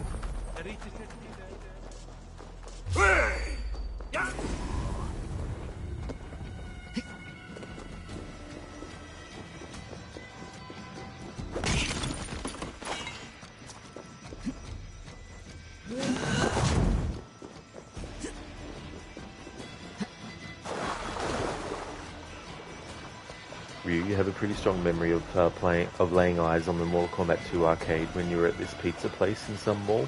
The cabinet had this awesome art of Raiden summoning lightning. That image really stuck with you ever since too. I think I may have actually seen that artwork eventually as well. But that's really cool to have that memory view as well.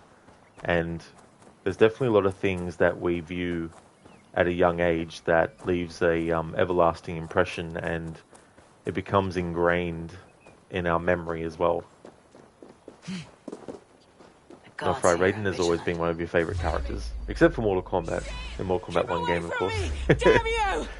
I've told Ryu this story before, but with Raiden doing his dive, flying through the air, and me and my friend back in the day, we used to think he was saying "spaghetti bolognese" as he was flying through the air.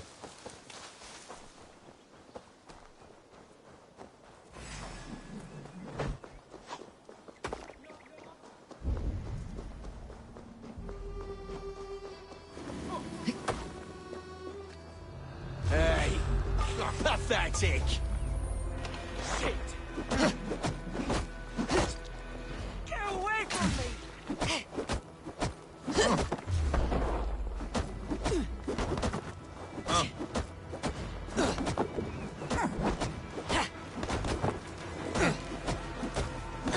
Devil take you! Get! You're for the dogs. No way you'll escape.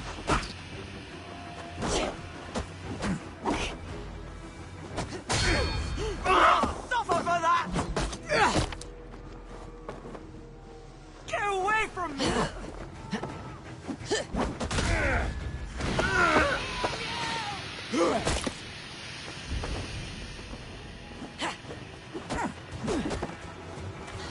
Come on, food's getting cold. Die, you...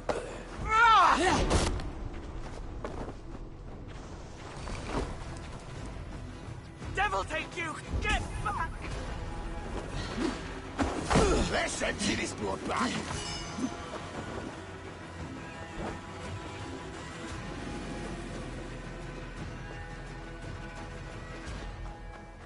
Oh yeah, that Mortal Kombat 1, yeah. It was actually an interesting naming convention they went with there too.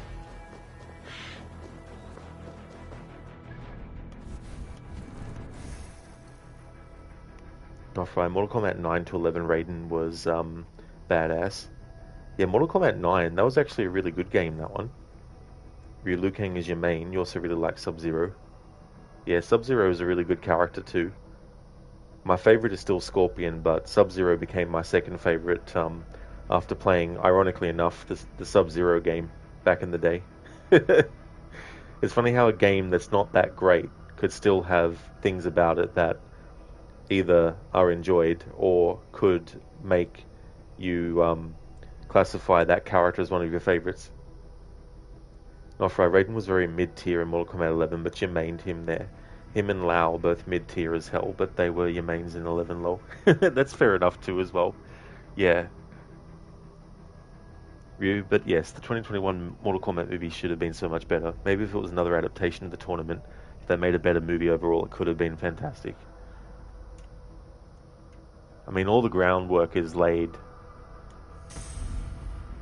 for the tournament and everything. Perfect attack. Press R1 again during a weapon swing to do more damage on the next hit. I'm assuming this doesn't apply if you have fists equipped, but I'm going to get it anyway, and then we'll get melee resistance.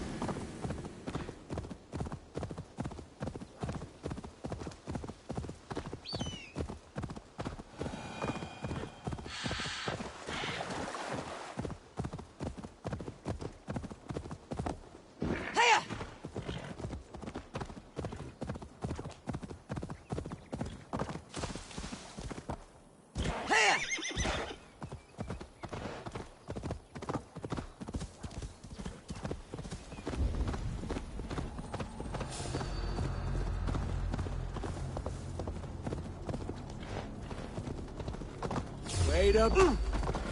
Time to die! Yeah.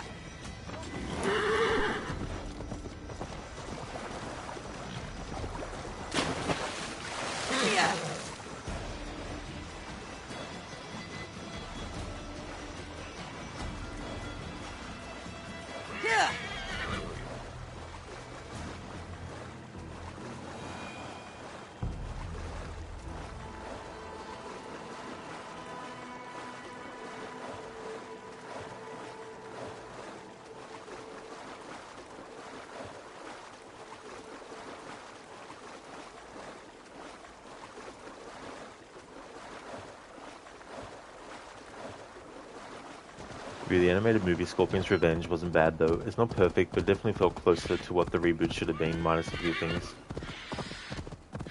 Yeah, reinterpretation can sometimes allow better versions of what's come before, and it can all depend on just who's involved and what they want to do with the property. But sometimes there seems to be this sense where it's like, no, there is absolutely no other alternative way we can do what we want to do, so we have to do it this way and this way only. And a lot of the times what they want to do flies in the face of the actual source material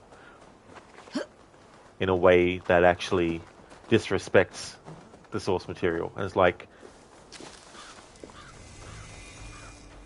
can't you think of some other alternative approach?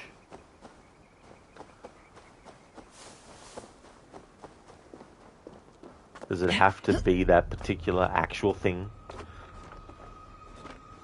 It's like, let's do a Duke Nukem movie, and he never swears. It'd be like, are you fucking insane? A Duke Nukem movie where he doesn't swear? Are you fucking kidding me? But a good template for what a Duke Nukem movie should be is Deadpool, the first one.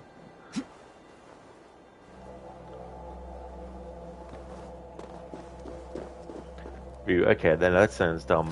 And that would be dumb.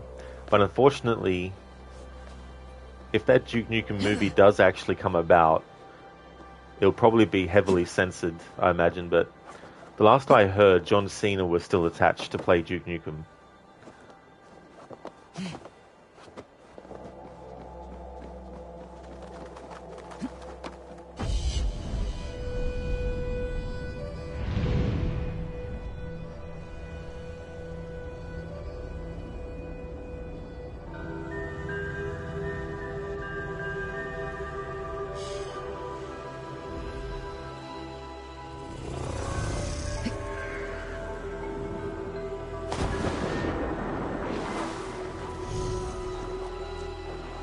Nah, Cena was okay with doing R-rated stuff.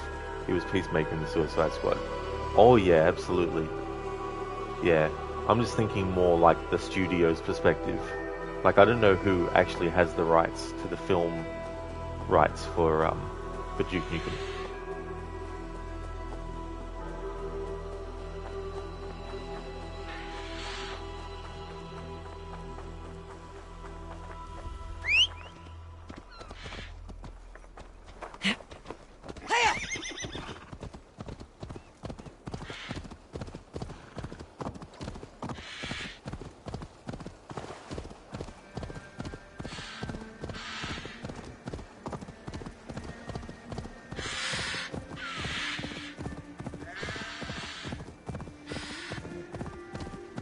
At one point it was Larry Kazanoff who had the rights.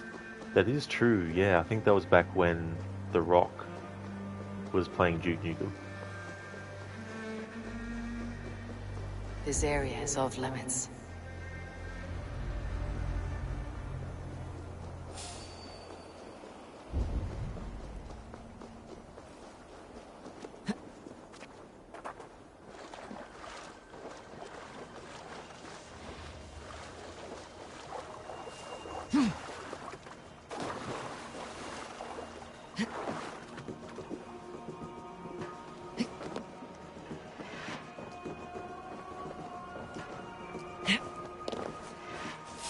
Wait! Eat this! Trip the rock! Hey! Time to go!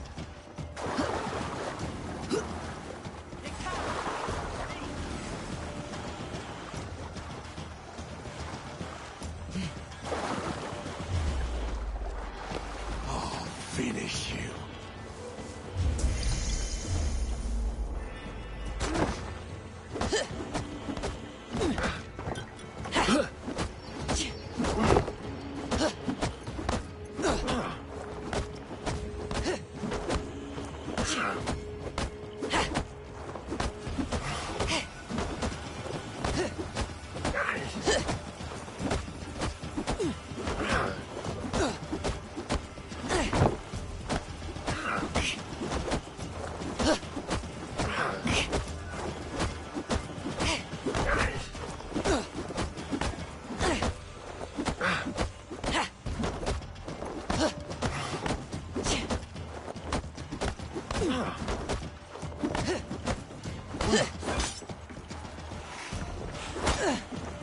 Press harder!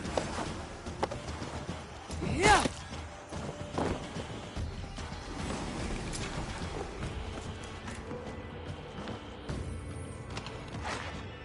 Ryu, this must be 6 degrees of combat because he produced the 90s Mortal Kombat adaptations.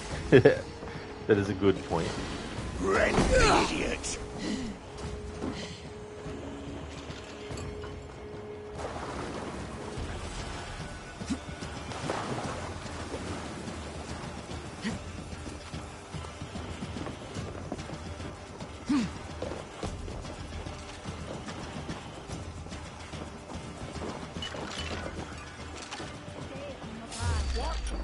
Shit! You're dead! Shit! Get to the other...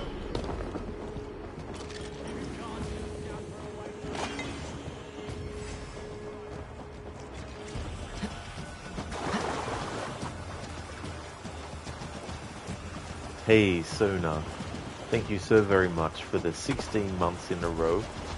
Thank you. Muchly appreciate that.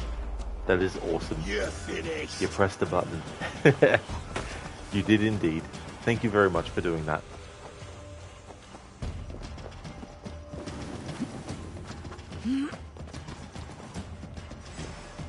How's things going, Sona?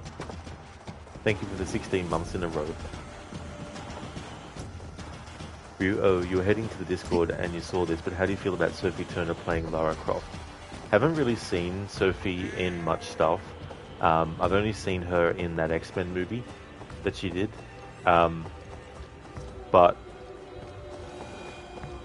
I'm sort of more not worried, because if it ends up being crap, my life will go on, of course. But Phoebe Waller-Bridge is in charge of that adaptation, so her involvement with Indiana Jones, I was like, not really that hyped. So we'll just have to wait and see as well. But it'll be interesting to see what version of Lara they're actually doing, as in, are they going to make her more classic Lara? Are they going to do reboot Lara, or are they going to do their own unique version that's different to those two?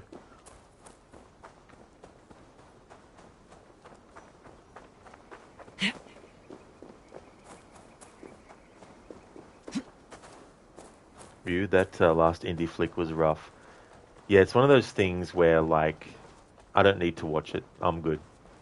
I mean, Kingdom of the Crystal Skull wasn't great, but at least it still respected the character.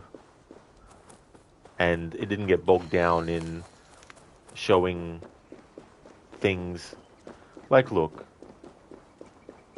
some people appreciate when they take characters and have them deal with more, you know, quote-unquote realistic issues, you know, like loss of people, you know, people dying and, you know, marriage breakups and all that kind of stuff. But it's like, it's an Indiana Jones movie. Like, you want adventure, action, fun, and excitement. And those kinds of things don't add to fun, they don't add to excitement, they don't add to the adventure of the movie. So it's like, at a certain point, if you have to resort to dealing with those things for a character like that, then it becomes a melodramatic movie. Like, it's one thing if it's Rocky, for example, you know, because it's a character that, yes, they've done the less kind of like dramatic versions of his character and all that kind of stuff. But that's the kind of thing that Rocky deals with, you know, because he's a character that represents people who are downtrodden, you know, people who have all this shit that happens to them that, you know, tests them and they want to, you know, try and prevail and all that kind of stuff, you know. So that's fine.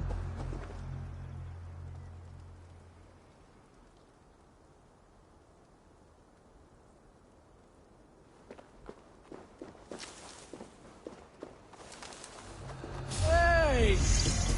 God damn you! James Mangold was not the right fit for that franchise. Yeah, I mean, when I first heard that he was directing, I thought, oh, that's pretty cool, because he did a pretty good job with Logan, you know.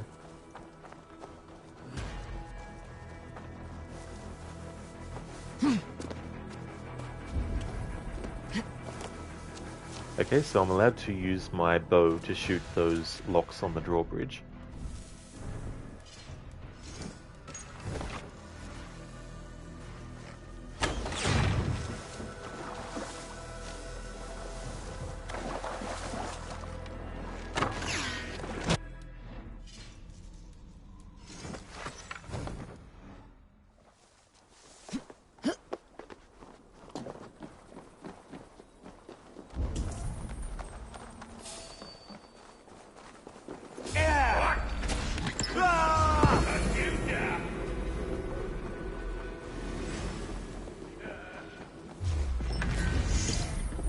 Getting tired?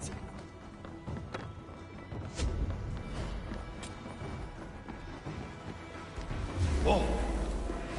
I'll handle it! Restrict the doggo!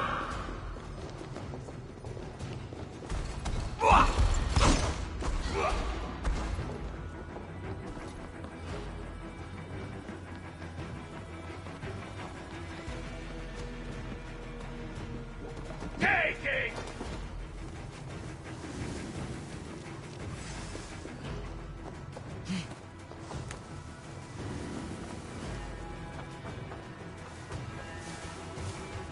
Hey, hold on. God's justice awaits, coward! Try to flank!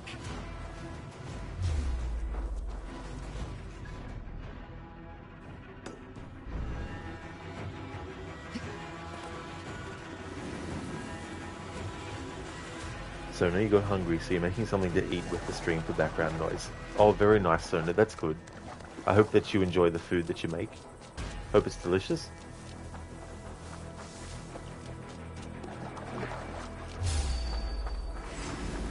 Yeah, I do that too with certain... What's this? I thought the game was going to crash there for a moment. I do that with certain streams and also YouTube videos where I'm like, I'd like to actually, you know, watch this while eating my meal.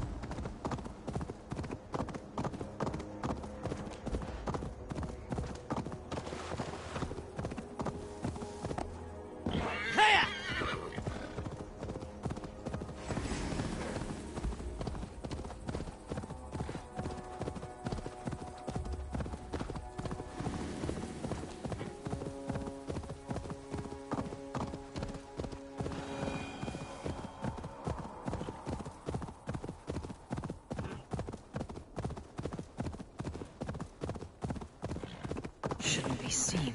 Better be hooded.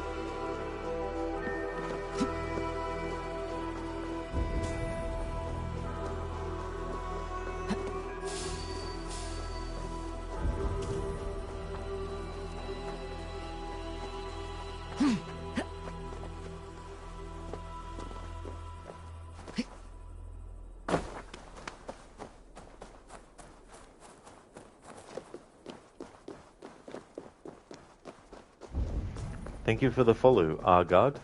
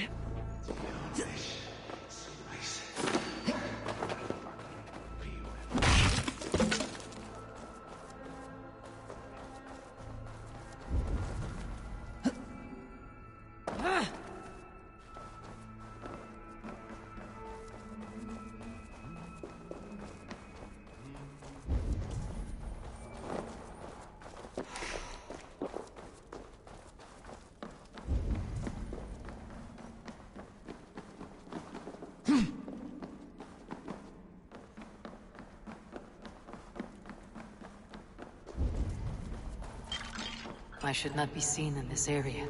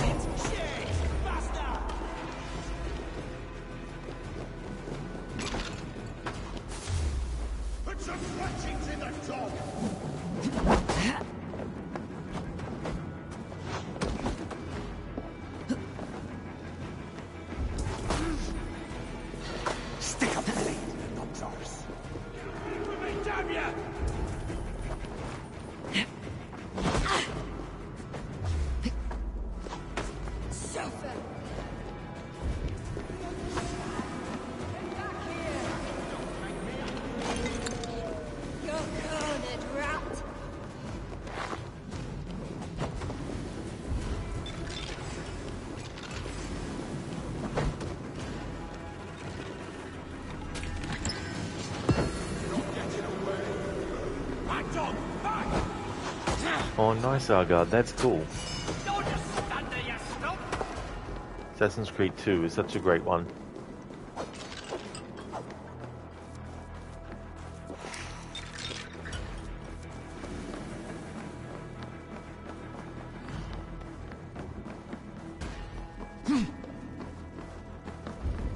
Best go hooded here.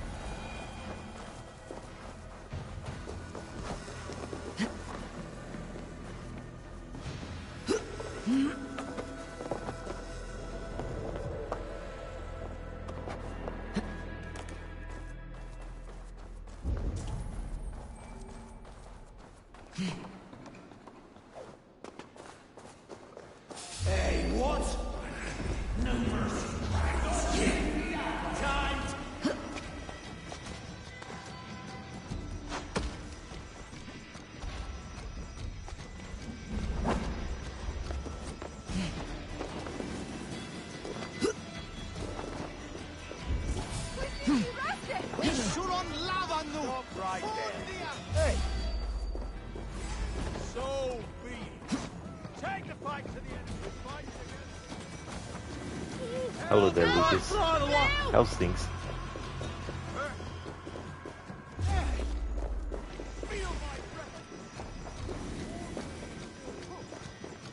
Oh! Hey! Strike with me!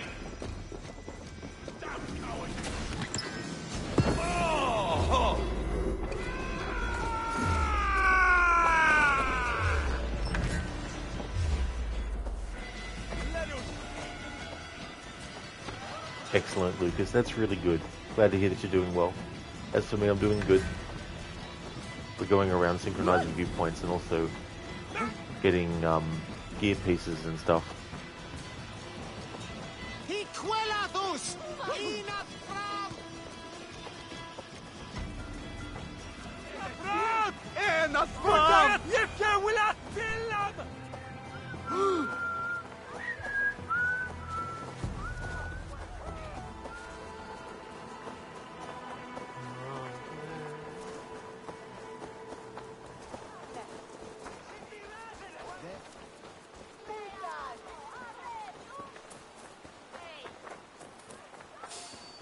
Hey!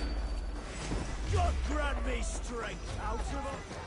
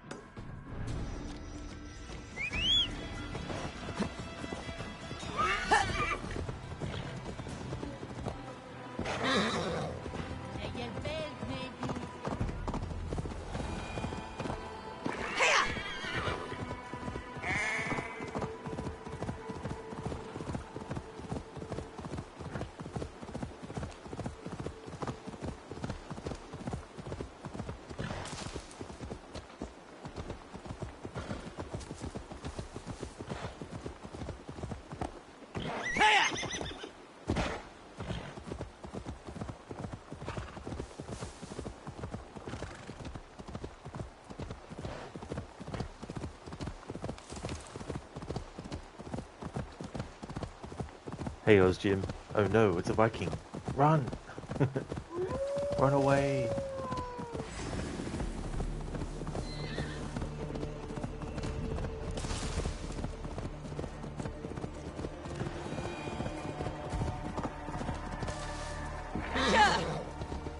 Hello, Oz Jim.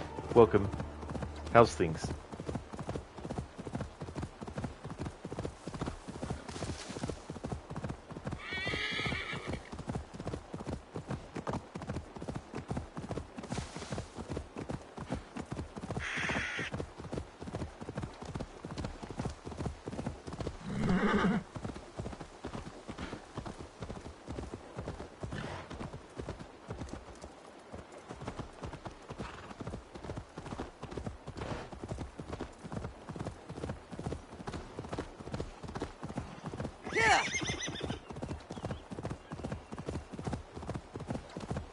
Oh, excellent, Oz Jim. That's good.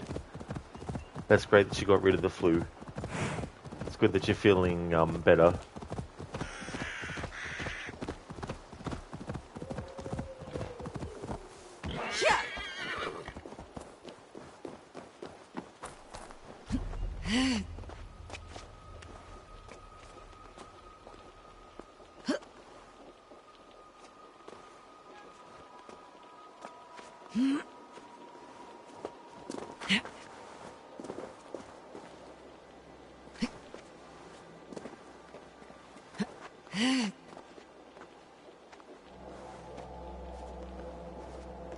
Damn, Oz Jim, that's definitely a long time to have the flu for. A whole month.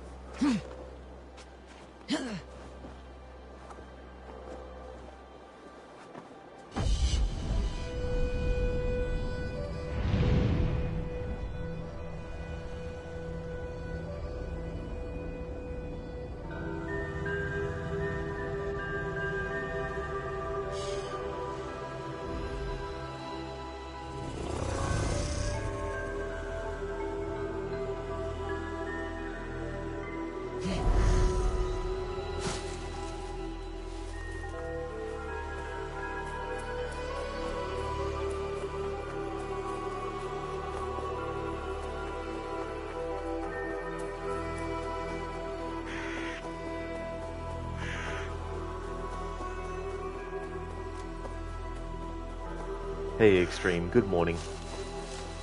Welcome on in, how's your day going? Jim, you couldn't shake it. The other thing too is like all the side effects that can happen as well, which can be annoying. I won't be Jim, no. It's been a few years since I've done it. But not for this playthrough. The only DLC in terms of like the big DLC that they released that I haven't played is Dawn of Ragnarok, but I've already seen it being played, so I know what happens at the end. I mean, I probably have forgotten what happened at the end, but I've seen the ending.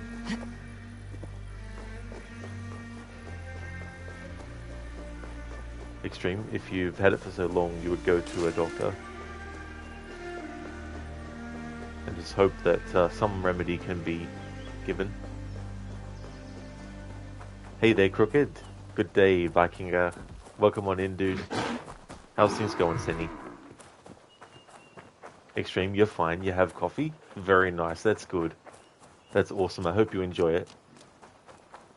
Need to cloak myself here. Not Friday, damn, you remember one time you were sick for like a couple of weeks, you couldn't taste or smell anything, and you felt like dying, lol.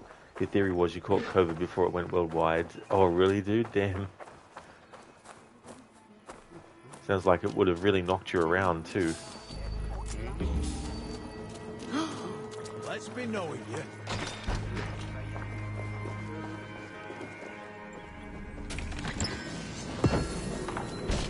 Moving right along.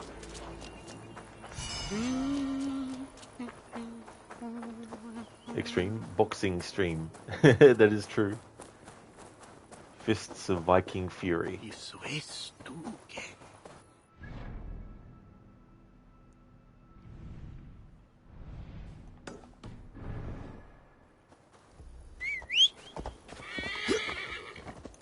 Not Friday, yeah, and you didn't catch COVID during the pandemic, not even once. Well, that is lucky that you didn't get it again. Like, if you had gotten it that first time, it's definitely good you didn't get it again. Crooked, hope Valhalla is going well today. You're good, you could have slept longer, but that's Mondays for you. Damn. That's really frustrating, dude. Would have been good if you were able to get, like, you know, a bit of a sleep in, or even if it's not a sleep in, but to get a full amount of hours. That would be good as well. And Valhalla's going pretty good. I haven't done any more of the story yet, but I'm going to jump back into the story much earlier in this stream than I did in yesterday's stream. I'd like to try and not do a 10-hour stream today, but maybe an 8 or 9 hour one. So I started a little bit early. I started about 3 PM. Oh, Jim, you did, but that was a bad idea as you got worse from being out in the winter air. Oh, damn. Yeah, that's the other thing too, like environmental factors that can make things even bloody worse as well.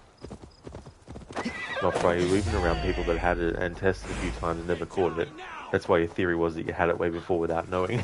And in that way, it would have given you and your body, like, the ability to withstand it a bit more.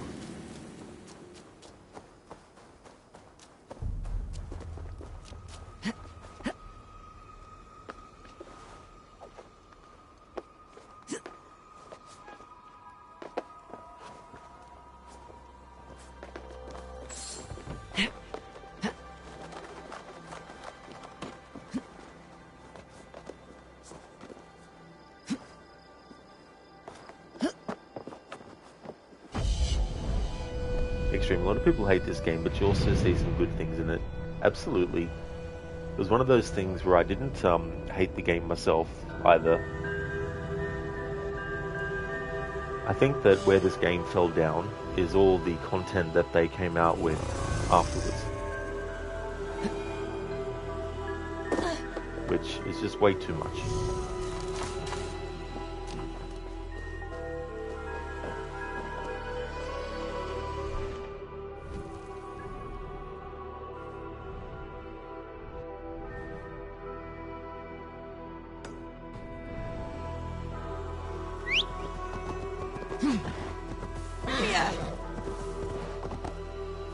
Oh, Jimmy, like how they put some real life Vikings in this. Oh yeah. Yeah, it was kind of like a similar approach to the pirates in Black Flag as well. The same creative team for Black Flag and Origins also worked on this one.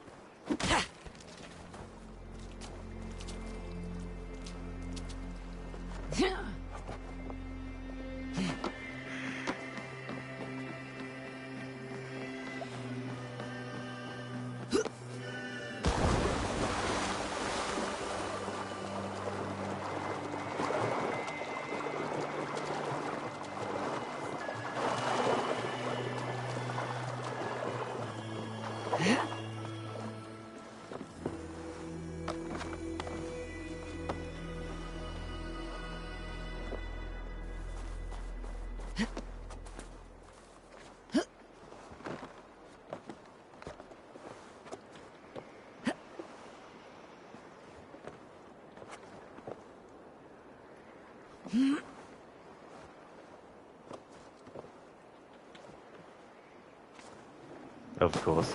See, this is another really contrived piece of friggin' programming. Because they don't allow the character to simply drop while still being close enough to the structure to actually grab where you can grab as you fall. They want you to do it a different way. Well, fuck this piece of treasure. I don't have time for this shit.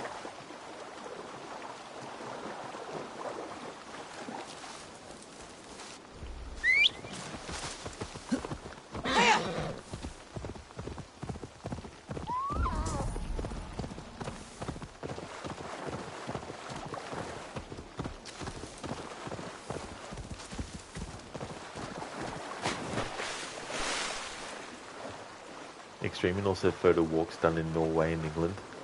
It's a good way to do it too. Get a lot of reference material to work with. You like it, Extreme? Yeah, that's definitely fair too. That was Jim. Definitely a time of hardship. Oh yeah. Then you think about like diseases and stuff that would have been in this time period that didn't actually have a cure yet.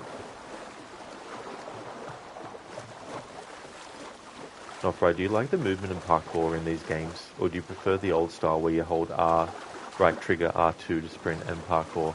Yeah, I actually prefer those ones, to be honest.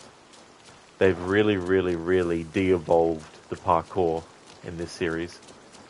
And while there's been admirable attempts officially to rectify that, it's still not enough.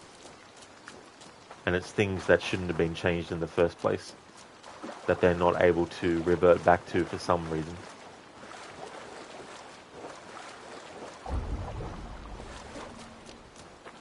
Because they're using the same game engine. They might update it, of course, but it's still got a lot of the things possible that have been possible since Assassin's Creed 1. But they don't care about that.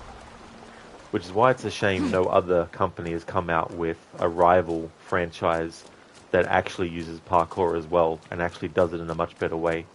Because I really feel like Ubisoft need a fire lit up their ass about the parkour.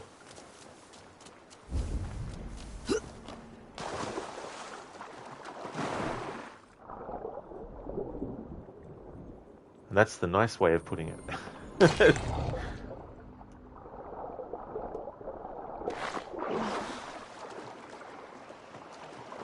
Like, look, if it was a game series where parkour wasn't a thing, then that'd be one thing. But it's an actual core element of the series. And to completely gut it like they have is just ridiculous.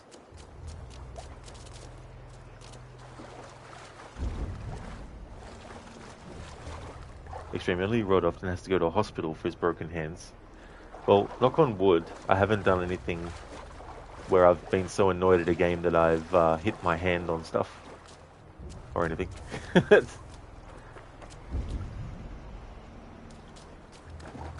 Or at least done a lot of damage.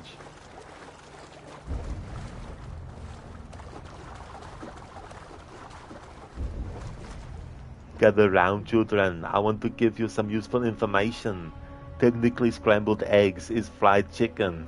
Dear, that's the thing you know now. You're welcome. Thank you, AC, for redeeming that as an Arnie impression. And that would definitely be true. Yep.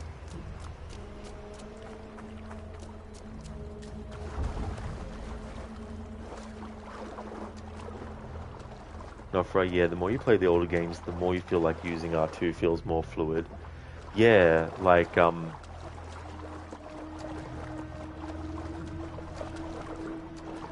playing Mirage with the controls changed to emulate that definitely makes that game feel better, especially when it comes to sprinting as well.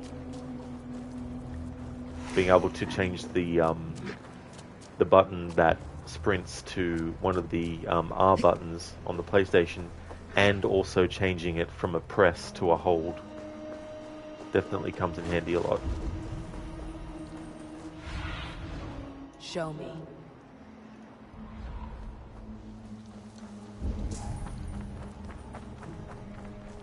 Oh, Jim, they can go back, but they don't want to.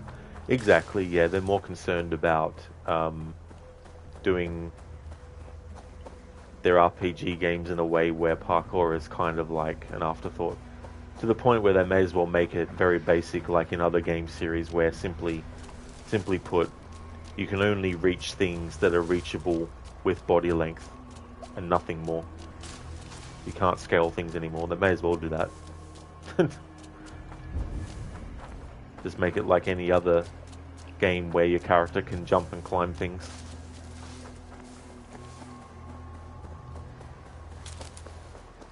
Only make specific things climbable, like ladders, and that's it.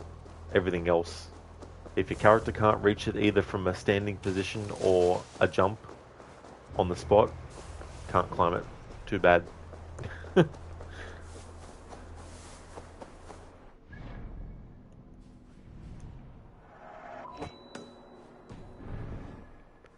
Extremely like that you can automatically go up or downstairs in some games.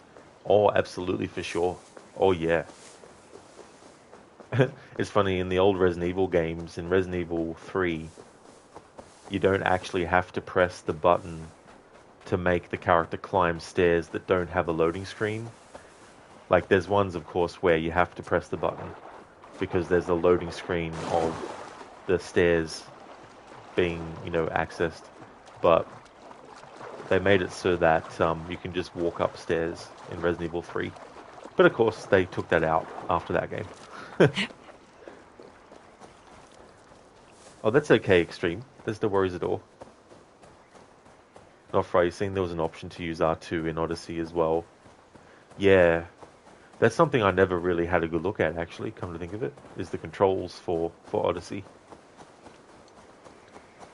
Most likely Extreme. I got to the point, though, where I was sick of trying to find the access point, so I'm like, we'll move on.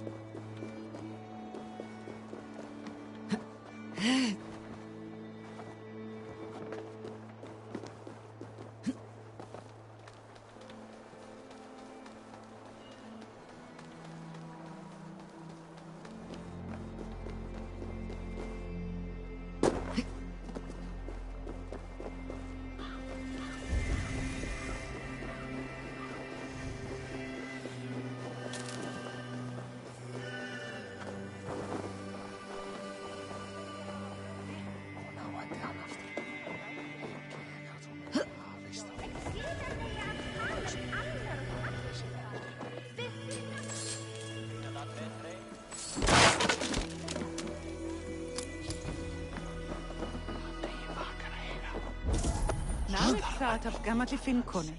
Nýttist. Eidu eigið að mínum. Fermið Jóna.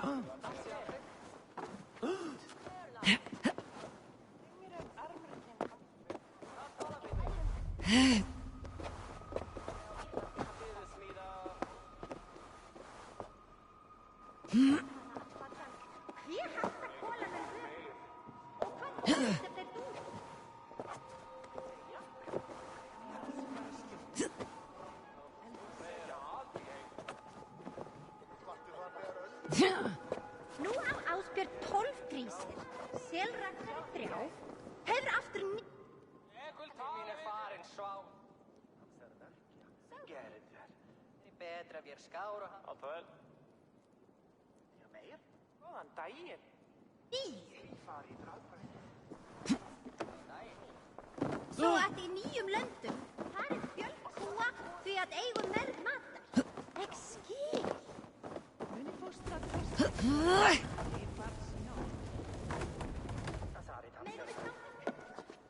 Með því þú gerir þetta þá bráð.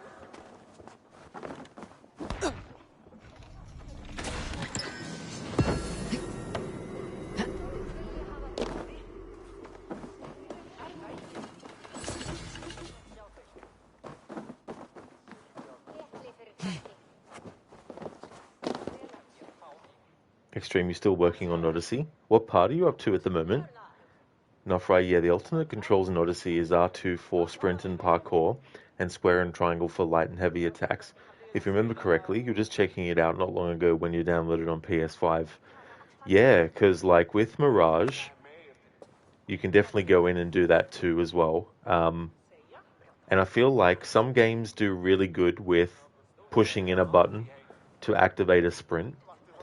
But I felt like Mirage and Valhalla, when you have to push in the left control stick to sprint, sometimes it doesn't feel like you're sprinting. So you press it again thinking that maybe you didn't press it hard enough, or maybe it didn't register it.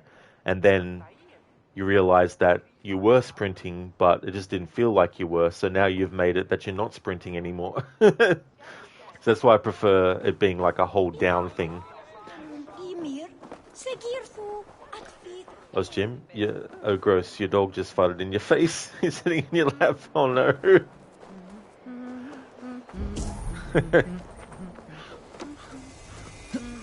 Best not to draw attention here. Nofri, yeah, that's exactly how I felt too. How you felt too.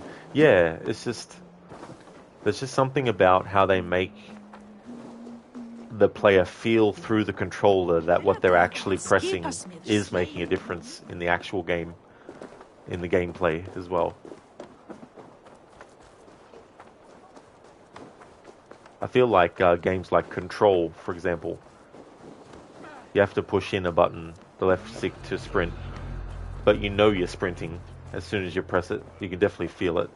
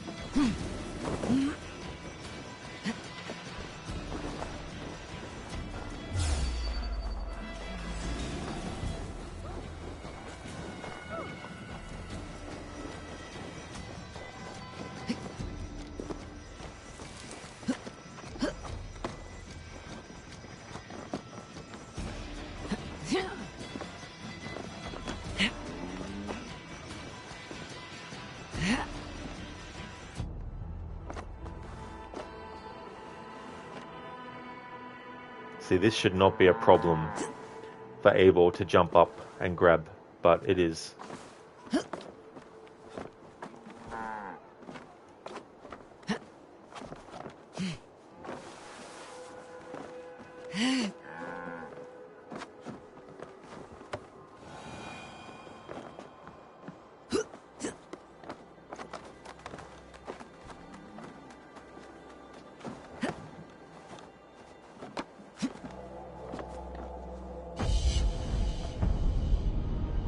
Extreme, you had to do an assignment from her mother with attacks with the boat.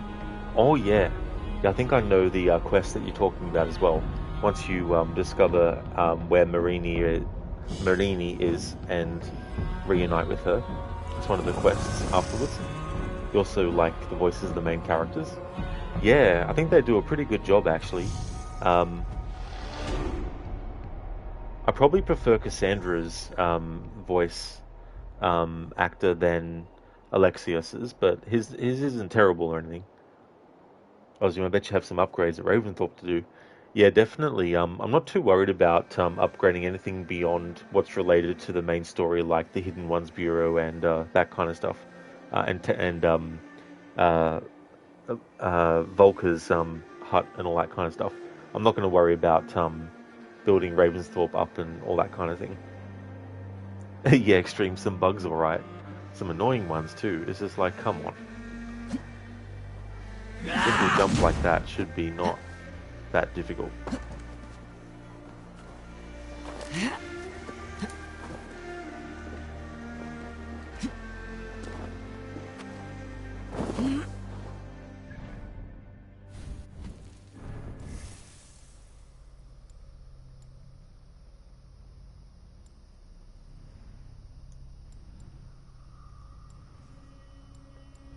Alright, light resistance reduces damage of all incoming light attacks. Ability damage only because I need to get to this eventually.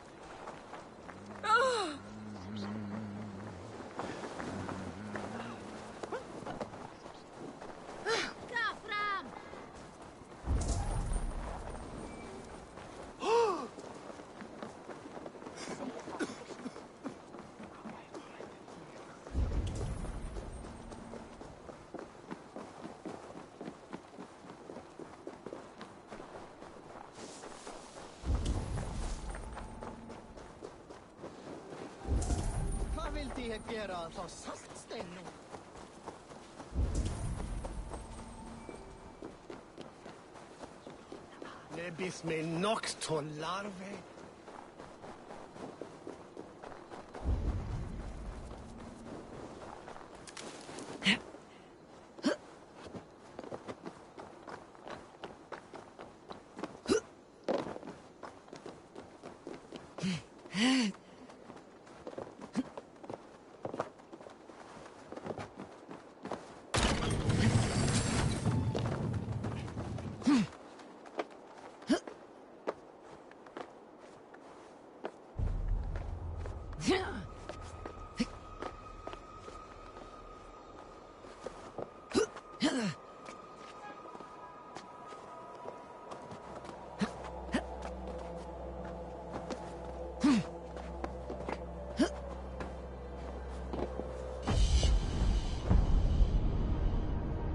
Extreme. The voice of Valhalla, the woman character, also good, fits it.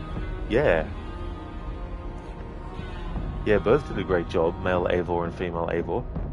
Oh, Jim, you last run you took your brother's wife. Oh yeah, that quest with Ranvi.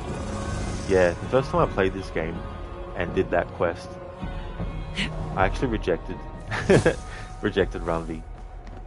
But then when I did the part of the story where Sigurd and her break up, and then there was that wedding with Gunnar, that's when I actually had Eivor accept.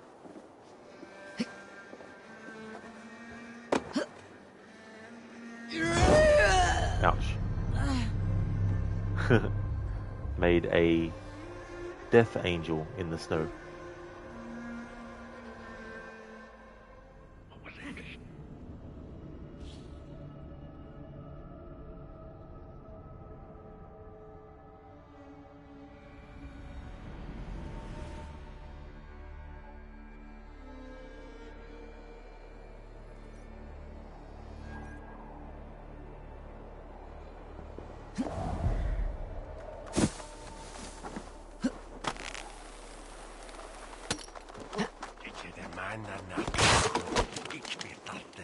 No, it's not Trollgaff.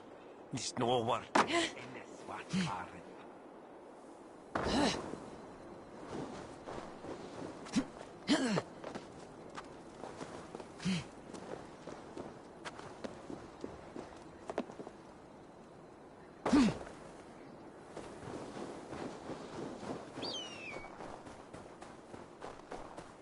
Yeah, extreme in Ozgin. It's like, holy shit. Extreme, that was photo worthy. It definitely was, yeah.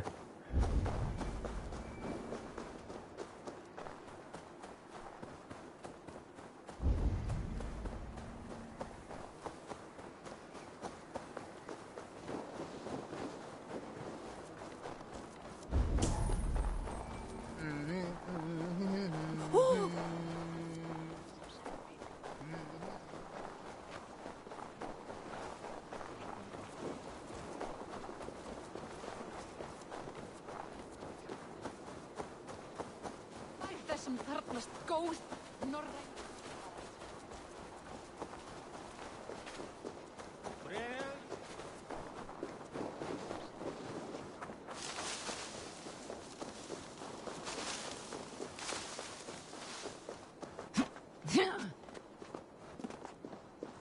They say when I stand up to my broke test from literature.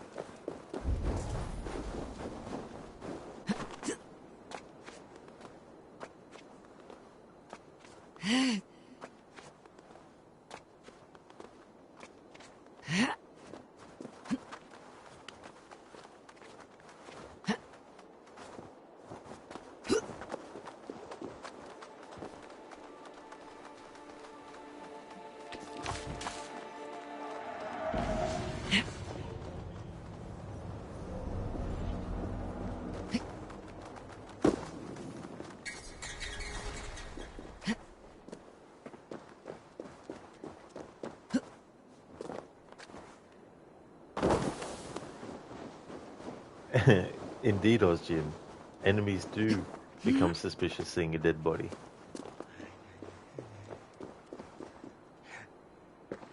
You there below with your body so wee! Do you think that you'll ever be up here like me?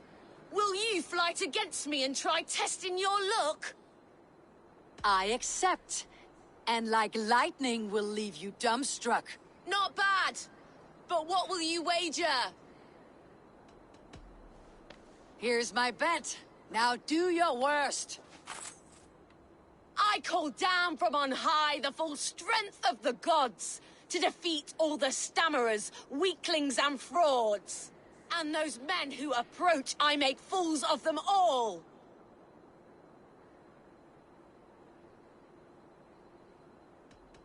The one fool I see here is up on that wall. Not bad, I suppose. I am here in the clouds while you crawl on the ground like a sad little worm making a pitiful sound.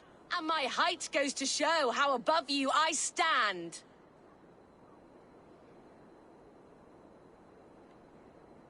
Then enjoy while you can. A great fall is at hand. Surprisingly competent. I have every advantage I see for an age. My words are my weapons, these ramparts my stage. What's it like being tiny, an ant in the loam? What's it like feigning hugeness? You're not but a gnome. That one landed. Well, for a mere speck of a flighter, you're surprisingly strong. You've earned your winnings. You're a mighty little midge. Better luck next time!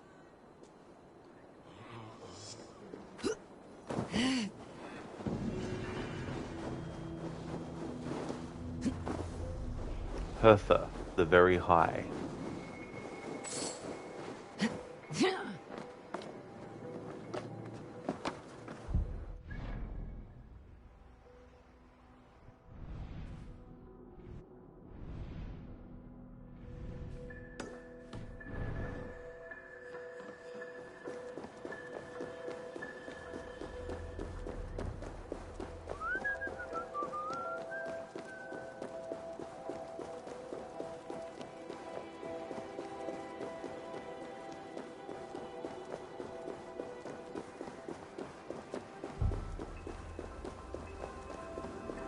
When it's my Tuesday streams, because I'm doing, of course, my split stream day, I think it's probably best to just focus completely on story for both of those. If I can knock out one story arc in each stream tomorrow, that would definitely be really good too.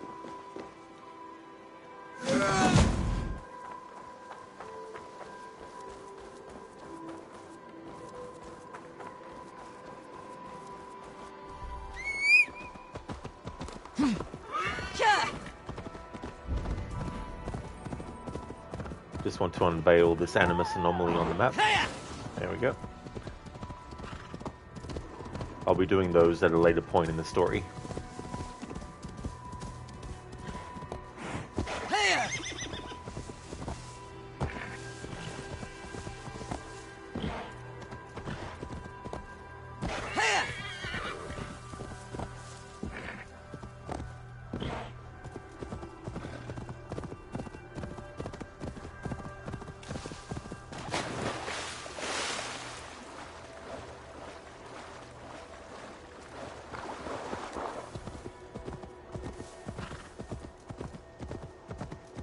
Attack on sight here.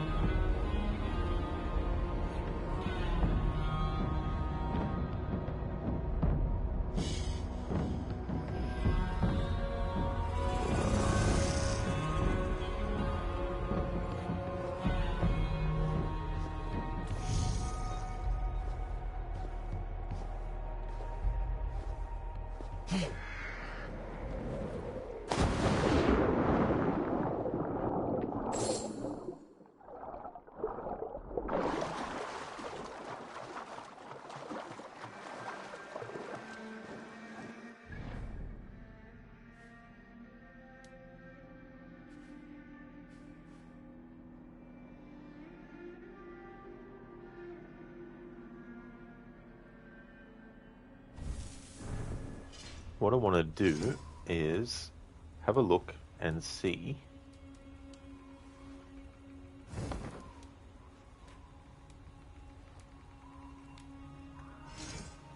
where the other Brigandine gear pieces are.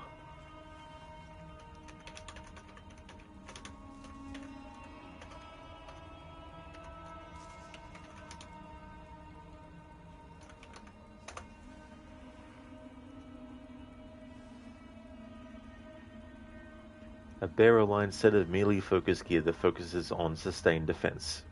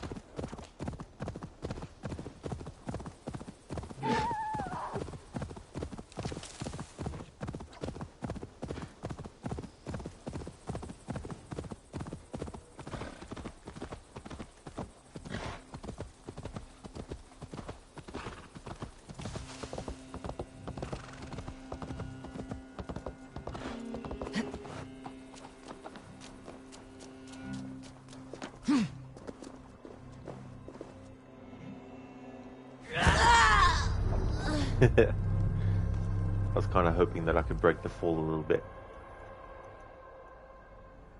But that's the location where I need to go to get the cloak. The Brigandine cloak. Because I think that'll be good.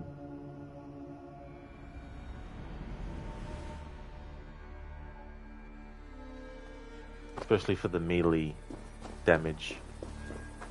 By having the full set. Yeah, not fry a sheesh indeed. Also thought I could use health while in midair, but didn't work.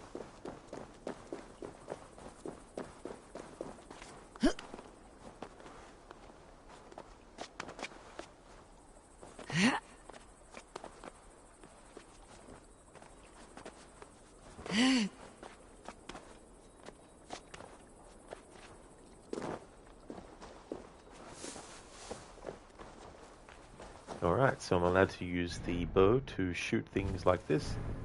It's only in combat against enemies that I can't use it against enemies.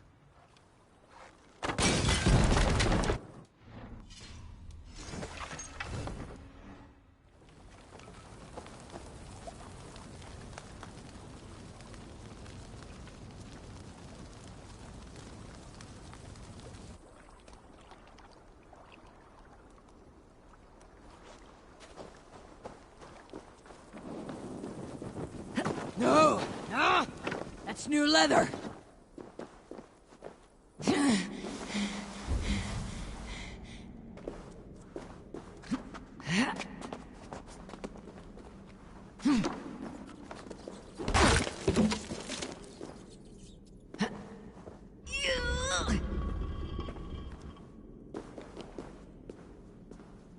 Ah, there was a redeem I forgot to activate, which was the change Eivor.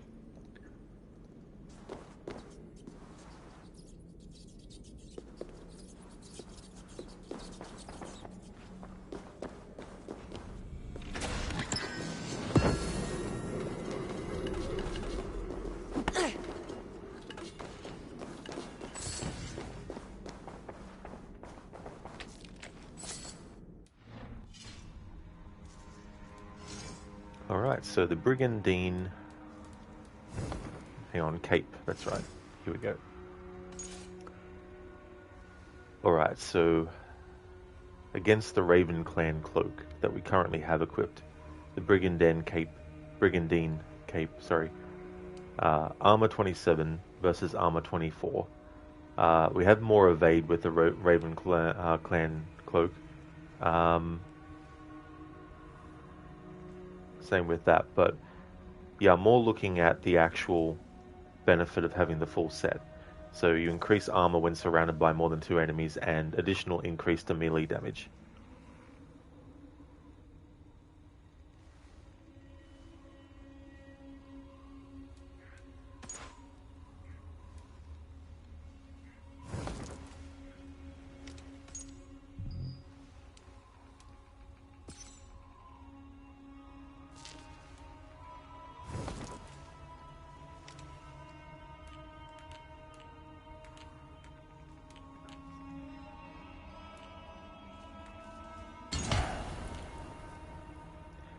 Thank you, House, for the lurking. You're lurking in the bush for now, Rod. Have fun. I definitely will, House, for sure. Thank you for joining the stream. I hope that things are going well. Thank you for leaving the lurk. Oh, you're a bit sick today. Sorry to hear about that. I really hope you get better soon. So you're just listening. That's totally fair, House, for sure. I hope that you get 100% soon and that you're not too sick for too much longer.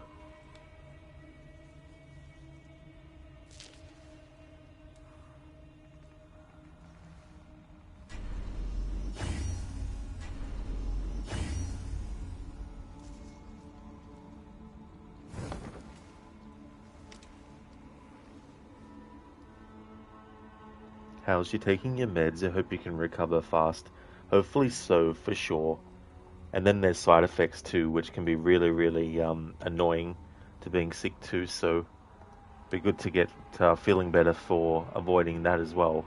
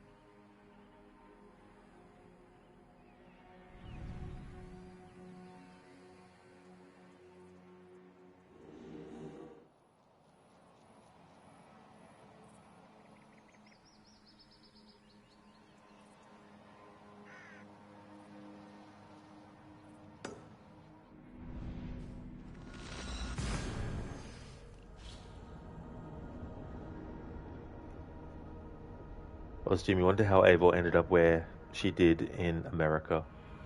That is actually something I think that final chapter content should have actually been, instead of what we got.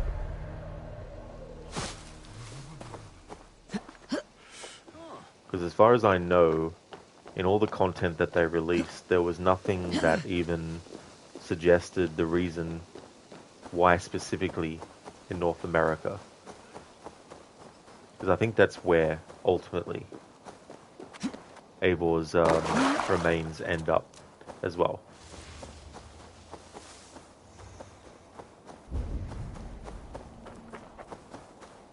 I mean, it's obvious that she had to leave England.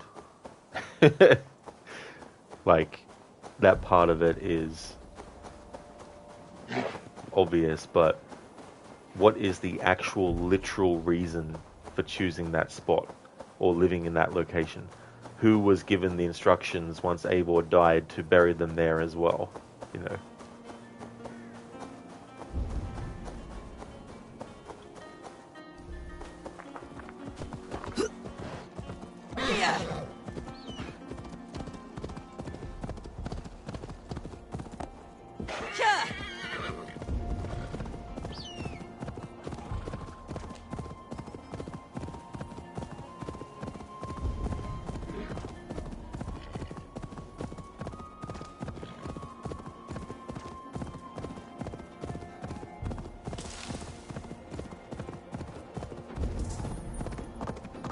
This area is off limits.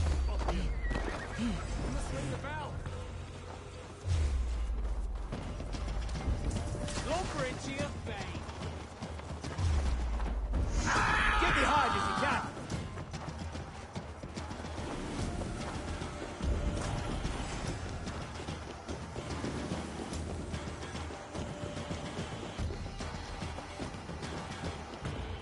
What? Say good night. You're mine.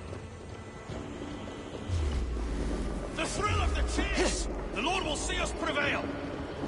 Ha! Hey! Yeah!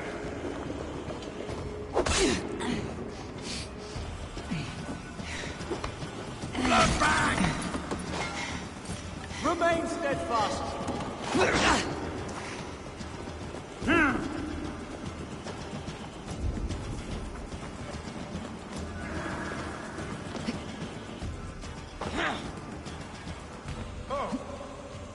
What? God's justice awaits, coward! Blindside the idiot!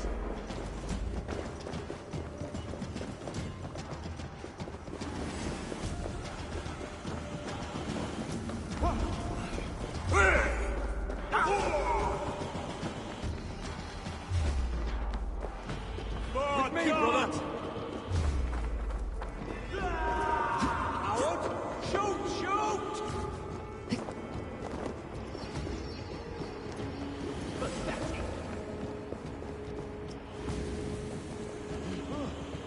Hey, now! So slow! Get on the side!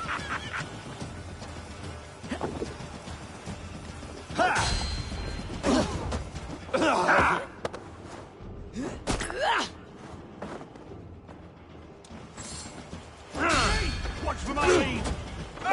You!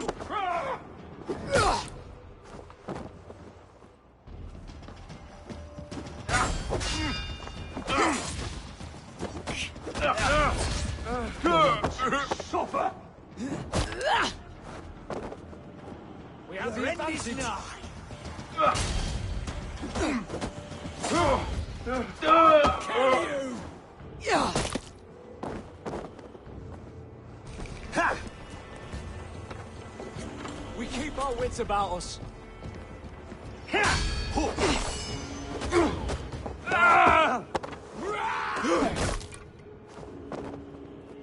Stop it!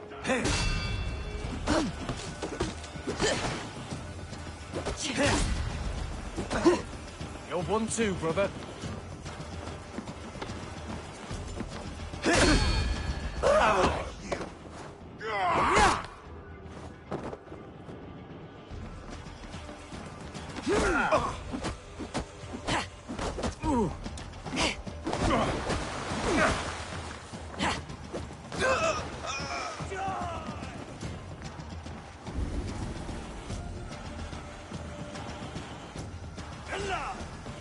Getting tired?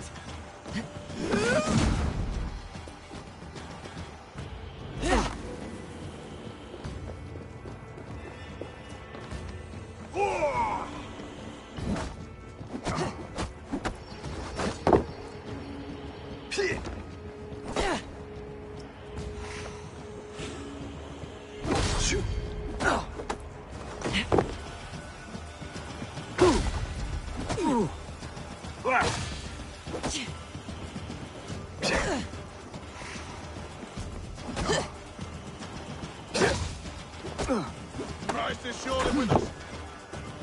You'll suffer for that!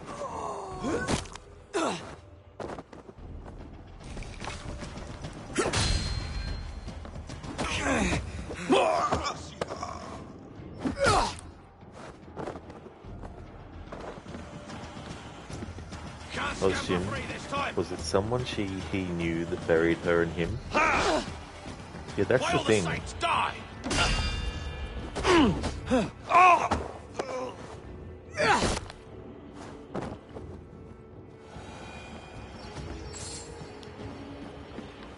Because Basim has to be the one that, or one of the people that knows that Eivor is buried there, because that's how they actually discover where Eivor is buried through the recording that Basim sends from the Grey.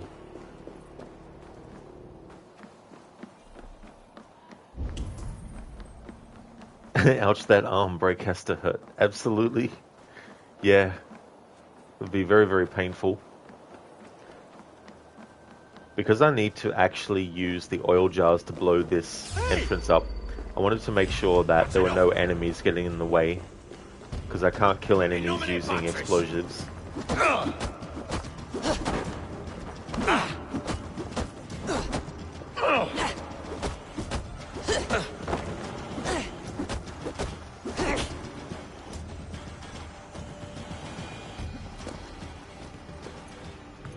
Even though the bodies aren't always dead after defeating them with your fists. Gotta be careful not to actually choose to assassinate in those situations. See, the prompt to assassinate has appeared, but because it's an enemy that we don't have to actually kill for story progression or anything, I'm not allowed to kill or finish off with the hidden blade. So now that I've dealt with those enemies, let's grab this oil jar and put it where we need to blow up. And there's no bodies around it to be killed from the blast.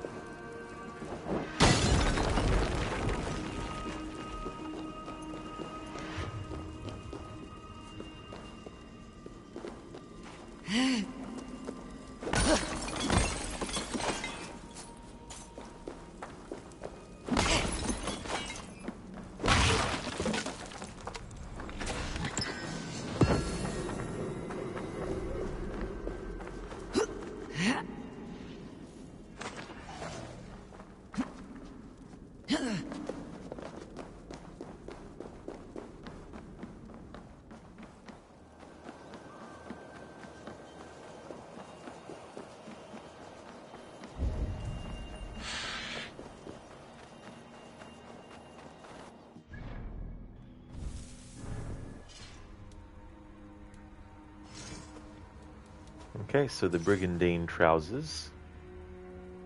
The Raven Clan breeches have better stats at the base level, but I'm going for the benefits of having the full set. Increase armor when surrounded by more than 2 enemies, so we've already got that in effect. I want to get the additional increase to melee damage as well. So we'll equip that.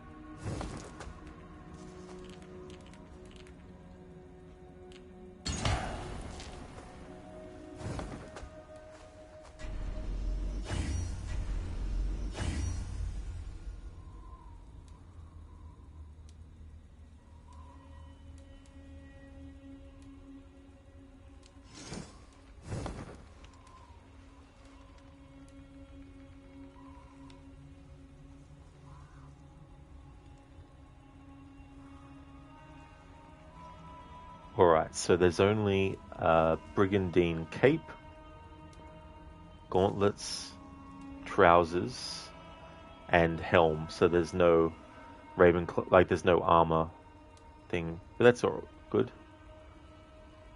Or maybe it's just not in this guide I'm looking at.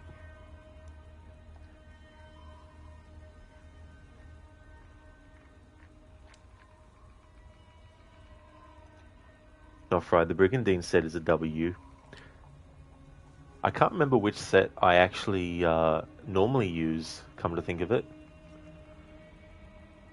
Because it was a really cool set that I was starting to get, but I was relying just on the redder side of things. I wasn't buying it with helix points. And Mitty, you like the Master Assassin outfit? Oh yeah, that's really cool too. Yeah, I like how they added those as well with the legacy outfits too. You know, Bayek's outfit, Ezio, Basim, young Ezio legacy outfit, Edward Kenway, Altair.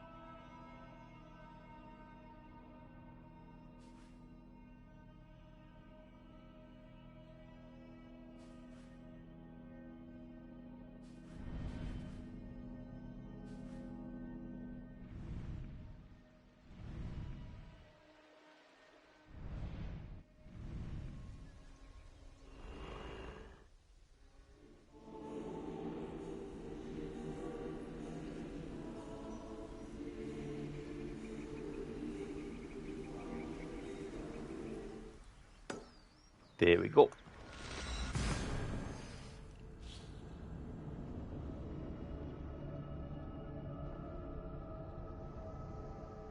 Hey there, Schiller. Welcome on in, dude. Things are going really well, thank you. How about yourself? Oh, thanks for redeeming the change, Eivor, Schiller. Log in the Let the Animus Decide, please. Well, since that automatically chooses female Eivor anyway, I'll just keep it as female Eivor. Because the only time it changes is when you do the Odin memories.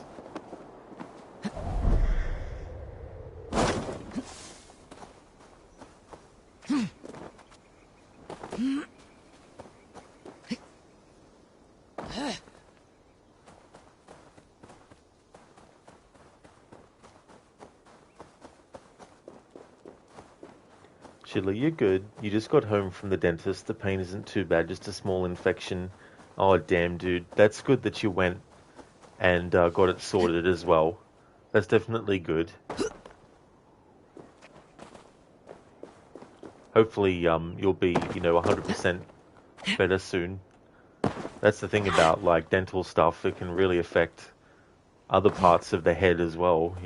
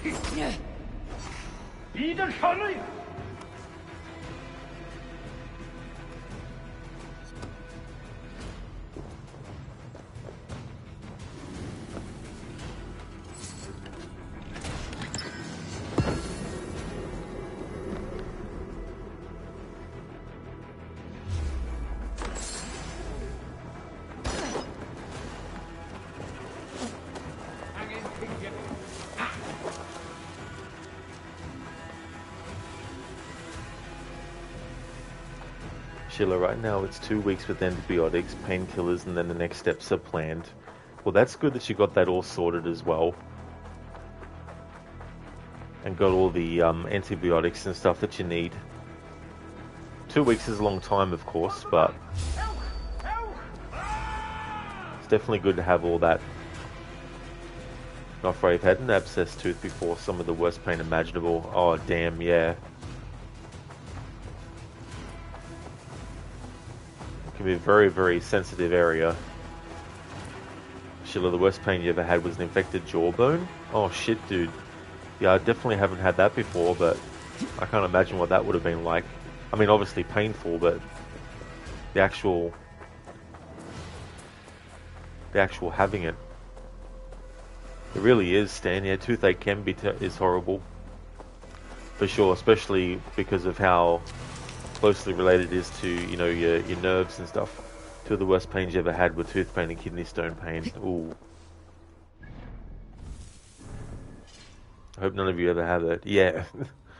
Knock on wood. Not for it was hard to move the mouth, hard to eat, and it made your face swell up. Oh, damn, yeah. That's the other side of things too, like affecting your actual eating.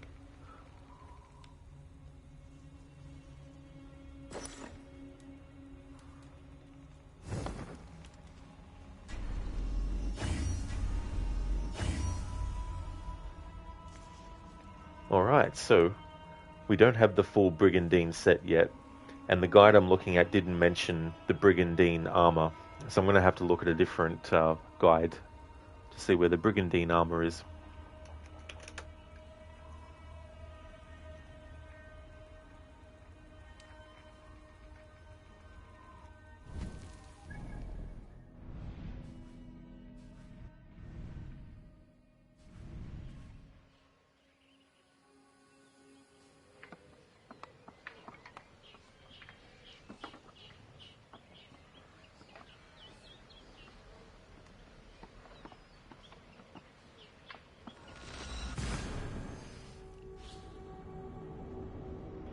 I assume you've had a broken jaw from a fall off a racehorse? Oh, damn, dude.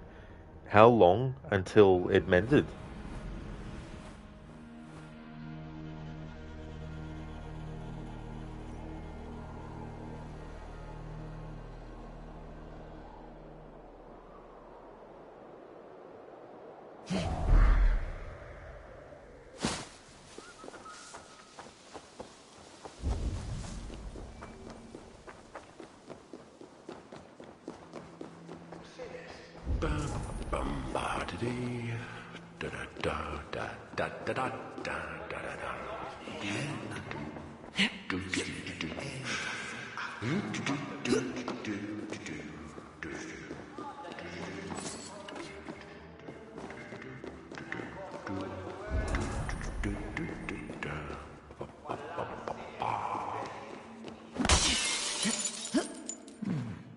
Interesting.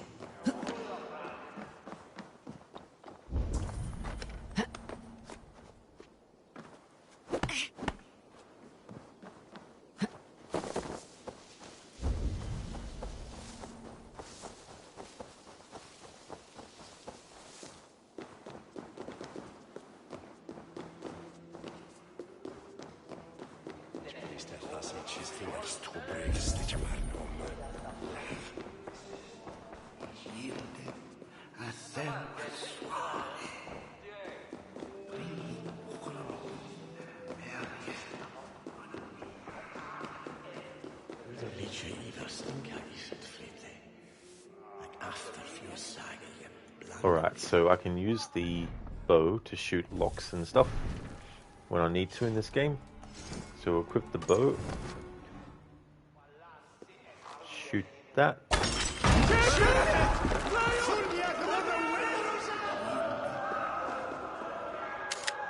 Oops, didn't mean to press. Didn't mean to take a. Oh, fucking hell, game. Didn't mean to take a photograph.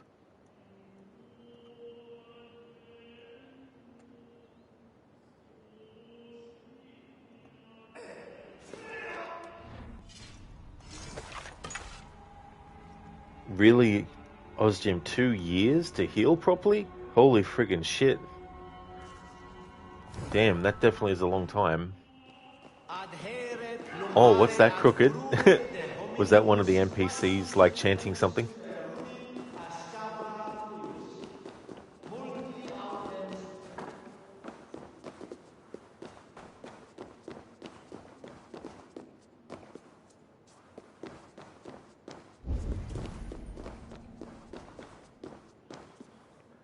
Oh, I see, Stan.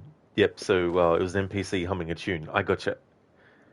Ozgym, let's say you're not fond of soups anymore. Oh, I don't blame you, dude. Like, having to eat really, like, you know, liquid stuff and, you know, anything that could potentially be soft enough, like, you'd be over that.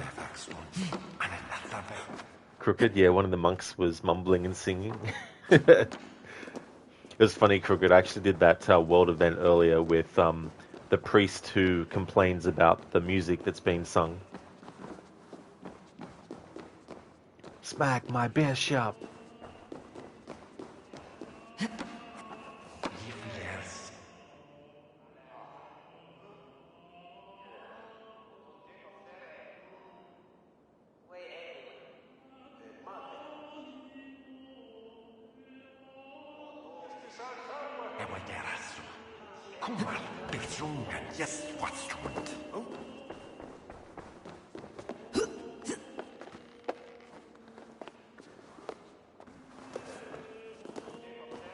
Jammed. Need to get on the other side.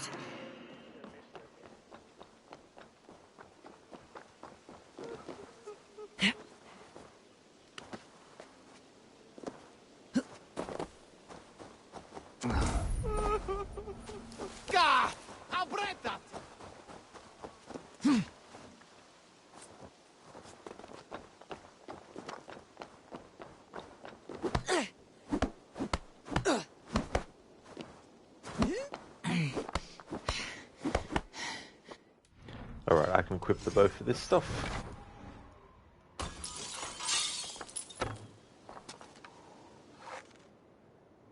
Oh, this one, I think I remember this. It is really, really fucking contrived how you have to fucking get that one. Jesus Christ, I tell you what. Up. There we go.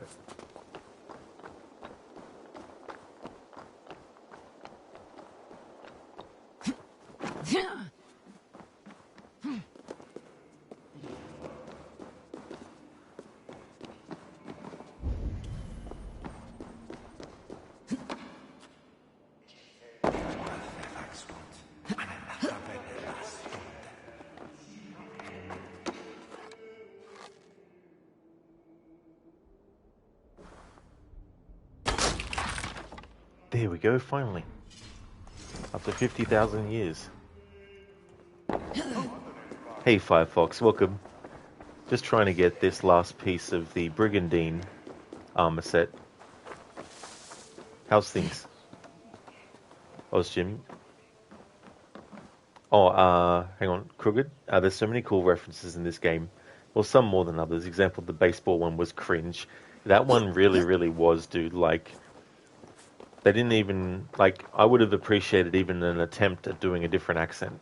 Like, even if the guy couldn't do, like, an amazing, perfect accent.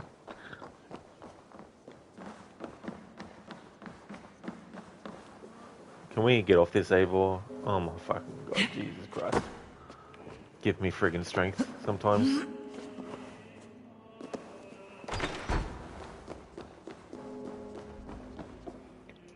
Jim, you alive the horse had to be put down.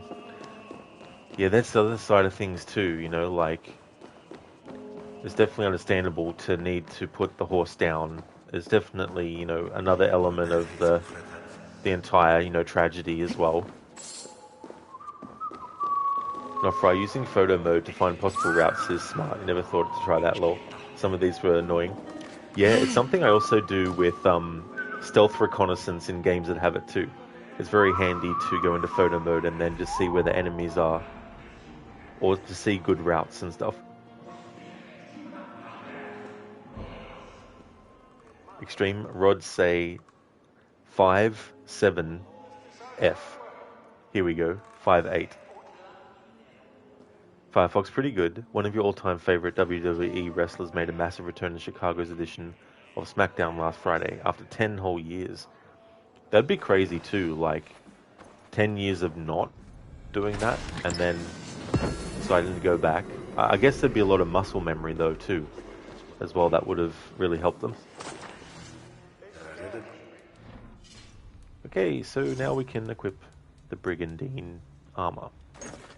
Alright. Let's take these out of that one. Not enough materials. Not enough cash.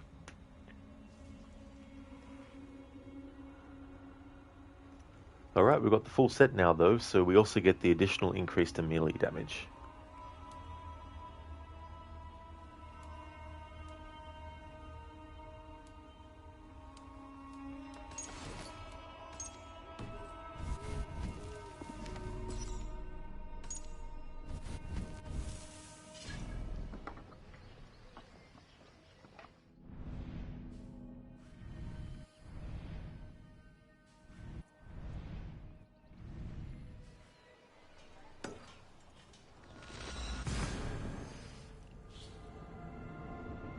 Extreme, good chest. The hands are set too. That is true, yeah. Yeah, got the braces as well. Firefox, you even bought the t-shirt on day one. Oh, really cool. Yeah, that's good to do too when you can. Like buy any like memorabilia and stuff.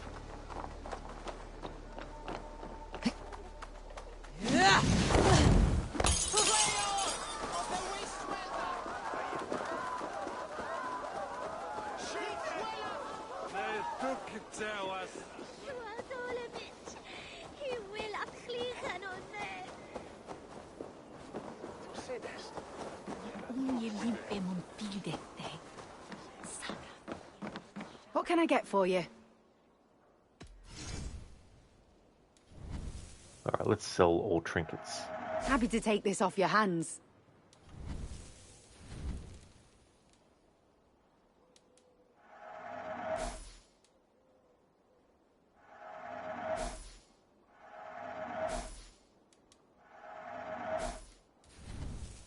This could help you in your travels. We'll buy all of your leather.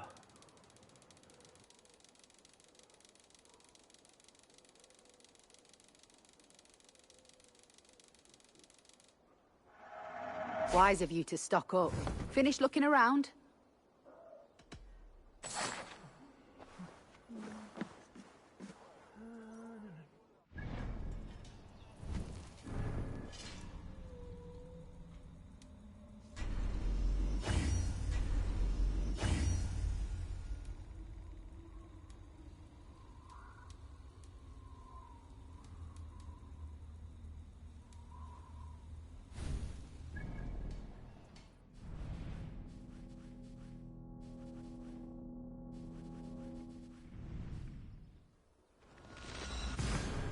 Where is your lord? Where did the others go?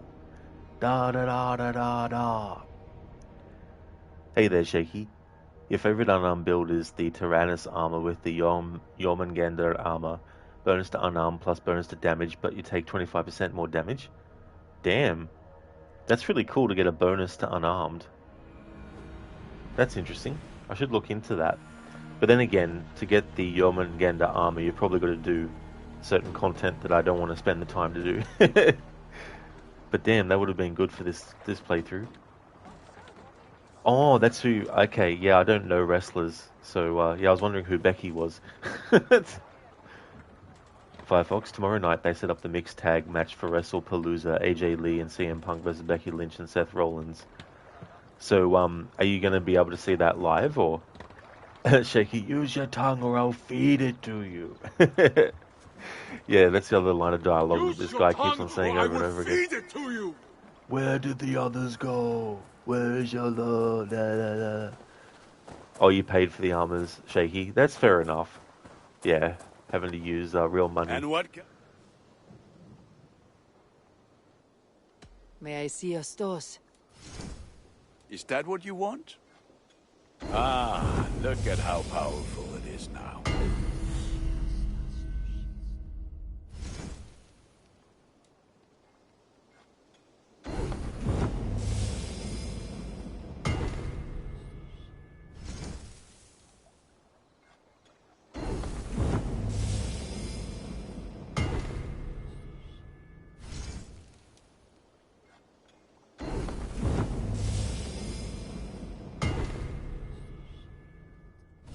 I can get you that one easy.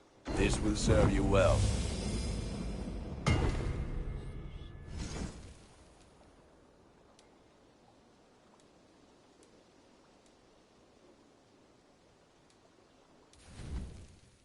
You are looking powerful.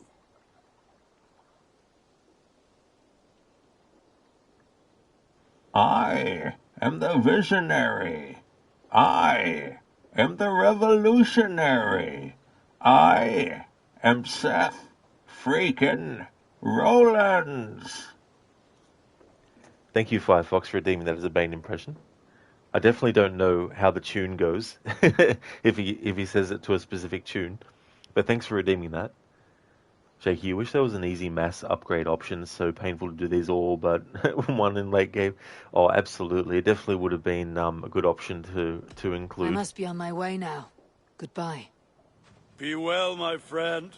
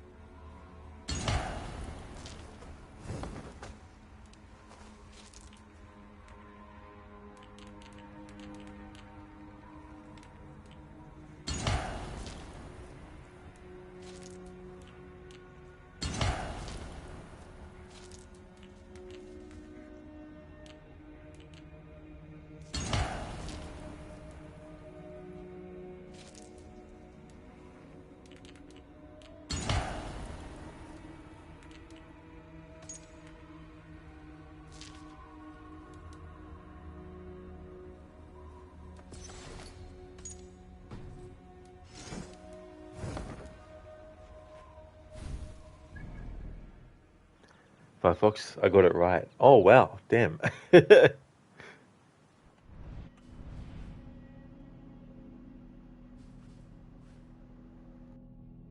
That's true, OzJim. Mr. Google can be definitely helpful. You're not wrong there.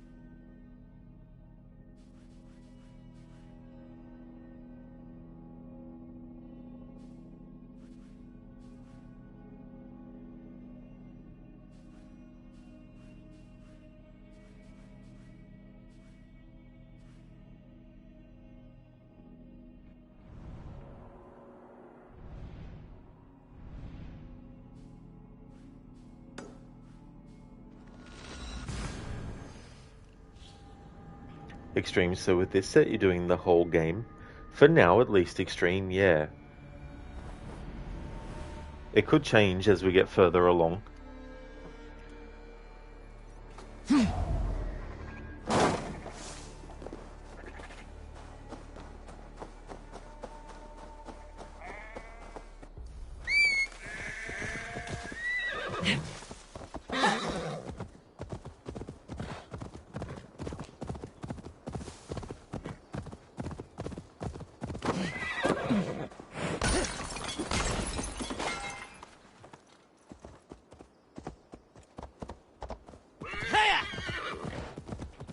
Yes, Dan's like, bah.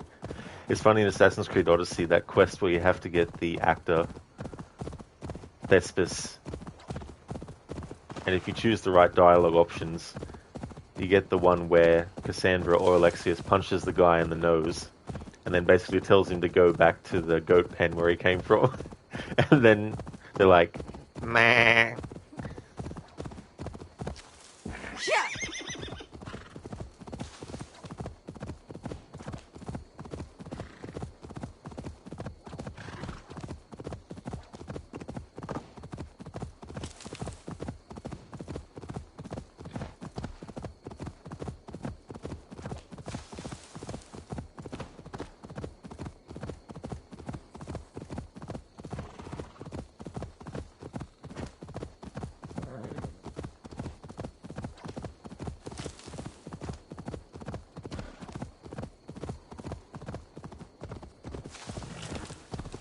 Oh yeah, Extreme. I know that you can do it when on the horse, but I prefer to do it off the horse. Because sometimes it can be annoying when the character auto-aims to not even kick in the direction you're actually wanting to.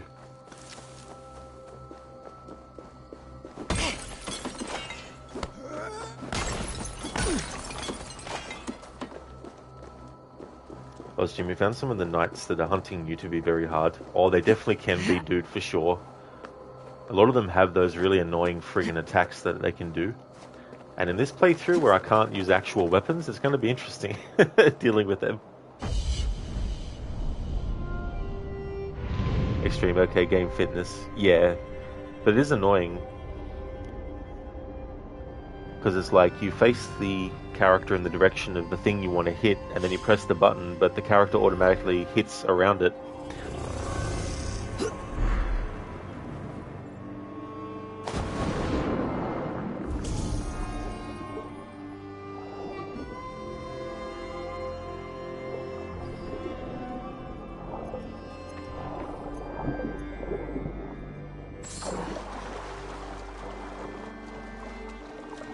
Don't want to waste time trying to find the key. So we move on. Okay, so we've also got London, but I've already gone there and gotten those viewpoints synchronized, except for this one here. Do this one. Not afraid, there were times in this game where you would run around just to find iron ore. The iron ore grinding. Yeah.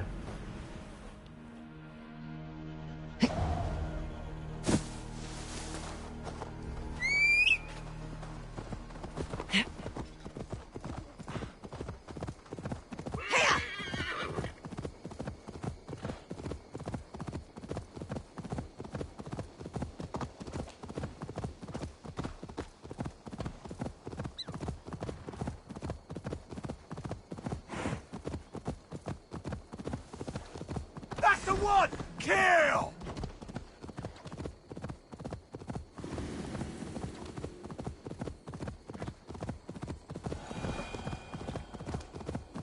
You've killed him!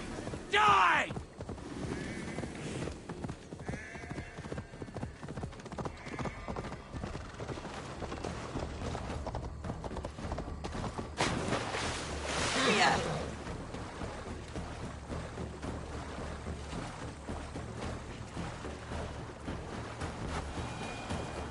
Stan, man, how much do you not like doing that? Yeah.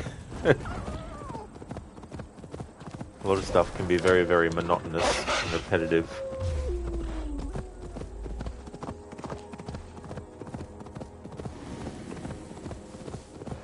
Jim, your first ever time playing this, you did this in a week. That's definitely fast for sure. Not I didn't mind it really, especially because you need a lot to upgrade stuff. For me, like I find if I'm doing something else at the time, like listening to music, that can definitely go a long way to help making things bearable. But that's cool that you didn't really mind it, not Fry. Be able to, you know, focus on it and get a lot of it done.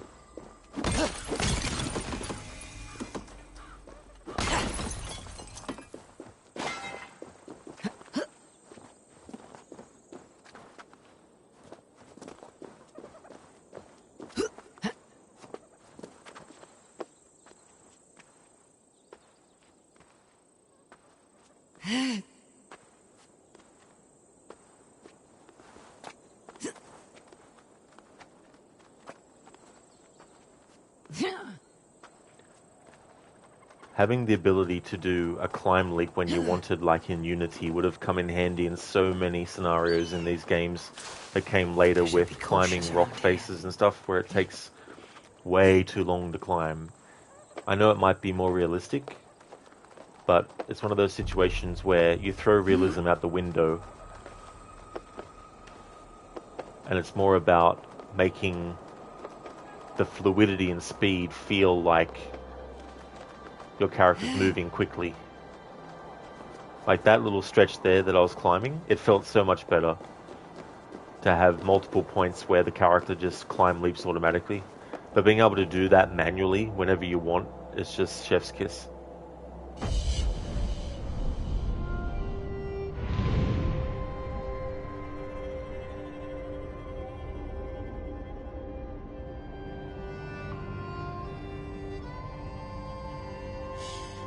That's true, Jim. Yeah, it's good that the ore in the game actually respawns after a while.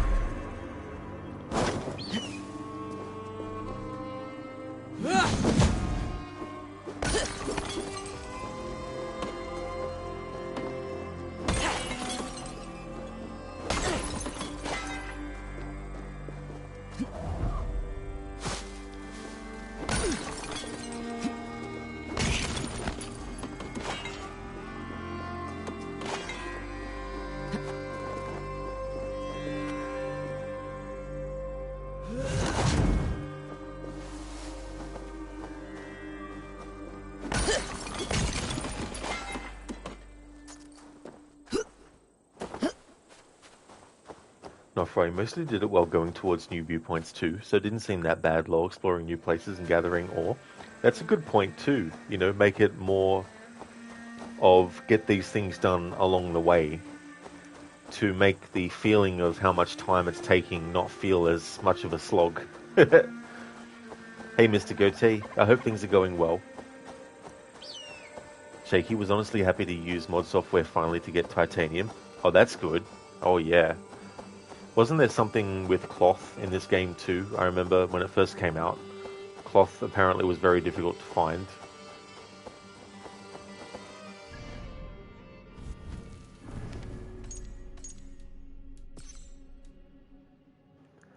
Oh, nice, Mr. Gote. That's good, dude. Just vibing out. Awesome.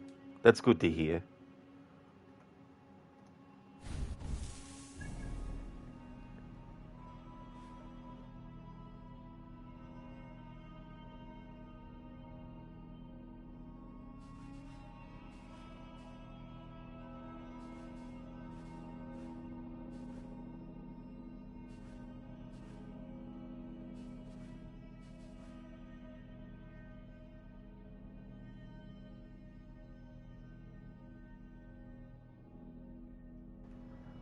Alright, so that will be enough synchronizing viewpoints for now.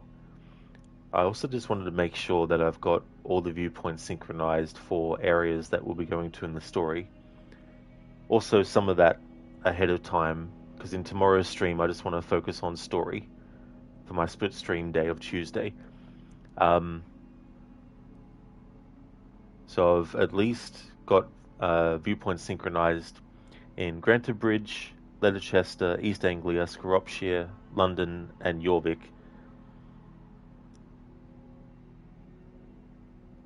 What about Oxenfordshire? Cool, I got them there too. And Kent and Sussex and all that. Alright, nice.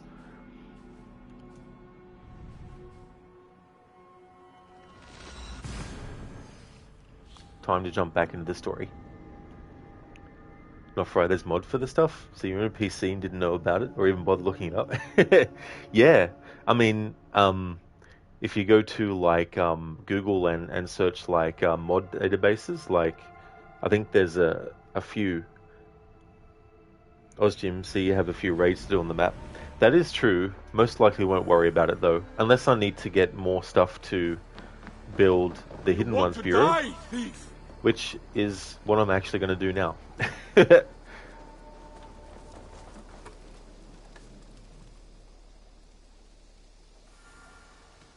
I must take my...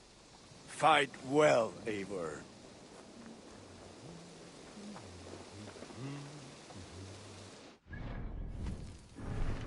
Alright, so, to serve the light. Basim and Sigurd have asked that you help Hytham with some important work.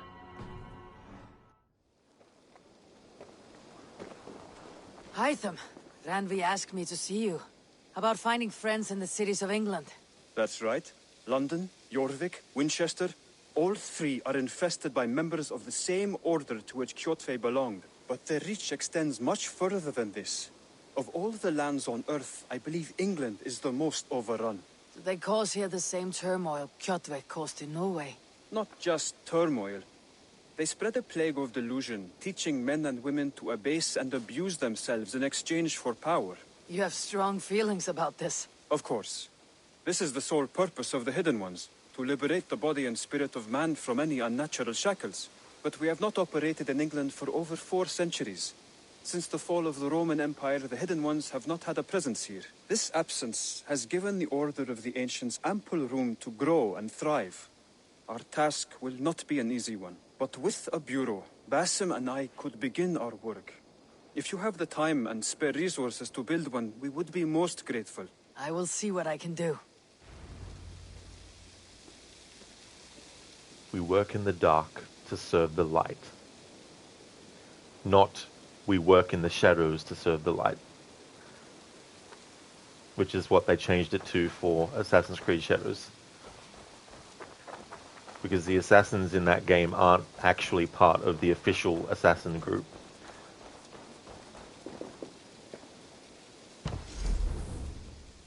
Nice, we have enough resources to build this. Cool.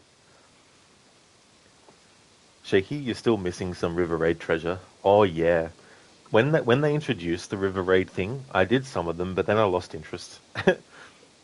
Crooked Eivor, I will see what I can do on the redacted map. The redacted map. Ozjim pre-Templars. Well, they did exist before the Templars, but they're actually a separate group. But King Alfred, who is the head of the Order of the Ancients, he wanted them gone. And so he wanted to make way for a new order to be established. And so what he does is actually the prototype Templars, or the Proto-Templar organization. Because the Templars used to be all about there's only one God, and any talk about any other beings that created humans is blasphemy. But of course, they changed their mind when they actually discovered that the truth was that humans in the Assassin's Creed series were created by the Isu, not by God. And so the Templars, on the face of things, they still kept their religious belief, but that was just a manipulation tool that they used. But internally, they forsook the idea of there's only one God, because they were like, right, we know for a fact that humans were created by the Isu and not by God or any gods, so...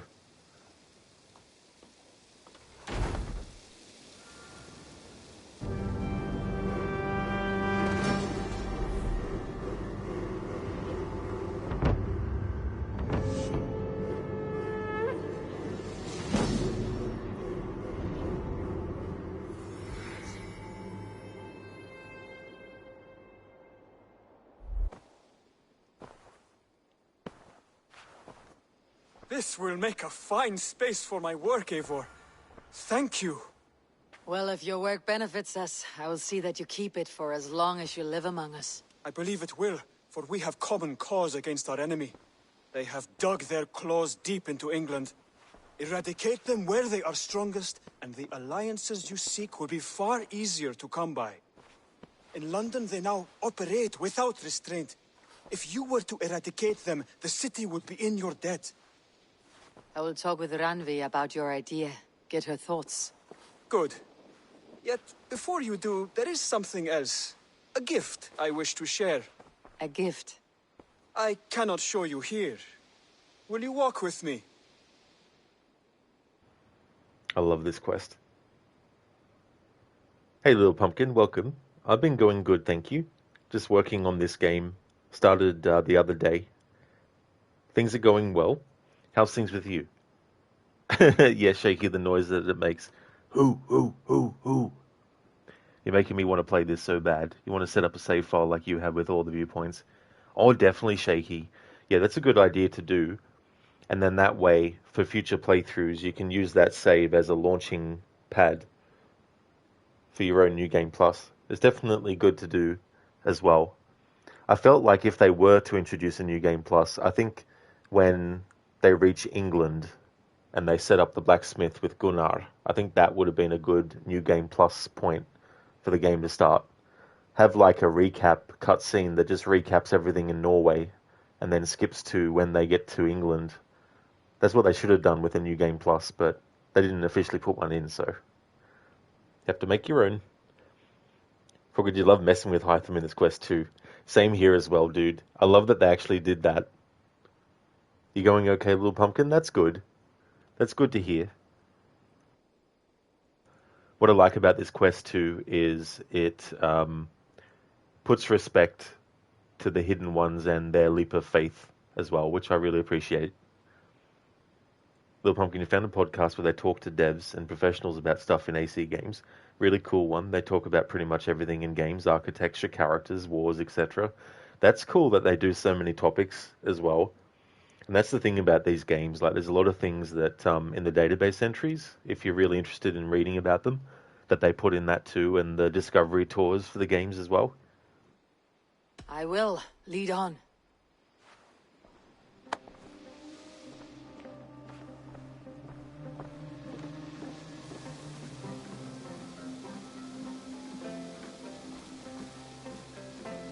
I hear a heaviness to your breathing, Hytham. Does your wound still trouble you? It does, I'm afraid. There is a pain in my chest for which I have no remedy. Rest easy then. So long as your mind stays sharp, you will recover. Of course. Though I am reluctant to displease my mentor. You risk your health and your life to please Basim. That I do not understand. I should not expect you do. When we first arrived, I noted a shadow of suspicion in your eyes. A doubt. A wariness. Is that a question? No. Only an observation.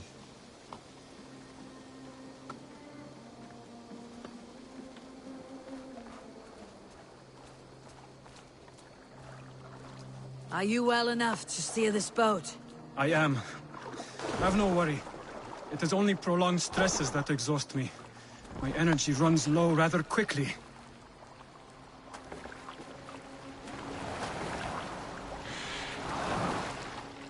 And what is this gift you wish to give me? It will not come from me. It is a gift you must give yourself. More riddles. What fun you are. Let me say it another way. My gift is not for giving or taking. It is a way of living. Still no clearer. It is a thing better demonstrated than described. Then I will wait. Forgive my jest. This gift we call a leap of faith. It is one of our Brotherhood's most sacred rites. It is not a tool we use against our enemies, but an act we embrace to strengthen our resolve. Like your meditation, it centers our minds, steadies our hands, and purges fear from our hearts. And more practically, it aids our movements, in flight or in stealth. You call it a leap, and we're climbing a rather steep hill. There it is again. The shadow of a doubt. Nearly there. Our destination is there. I suspect you mean to throw me off this cliff. Is that it? Please tell me if I'm near the mark. And spoil the surprise? To perform the leap of faith, you must give yourself over to something greater. The gods? Yourself. Embrace the hope that death will not come before you are prepared to meet it.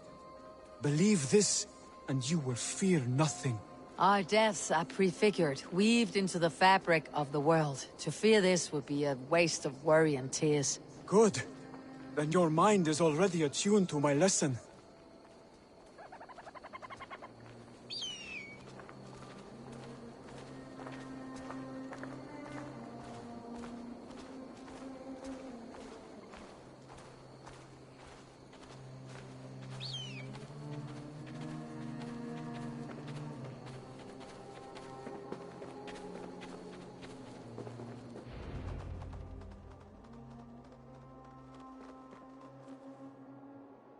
I will leap first.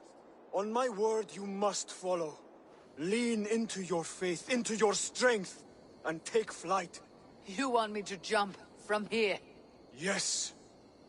I would sooner grow wings and fly away. Thank you for the lesson, but... Wait! And watch! Hide them!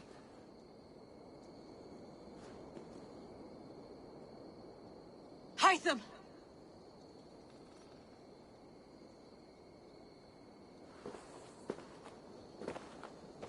Pig-headed fool! Are you injured? You see? My faith proved stronger than my fear! And that loam cushioned your fall. Eivor! I have not seen this side of you before! Do not feed your fear, conquer it! I've seen my death in a vision. It was not here. Not today.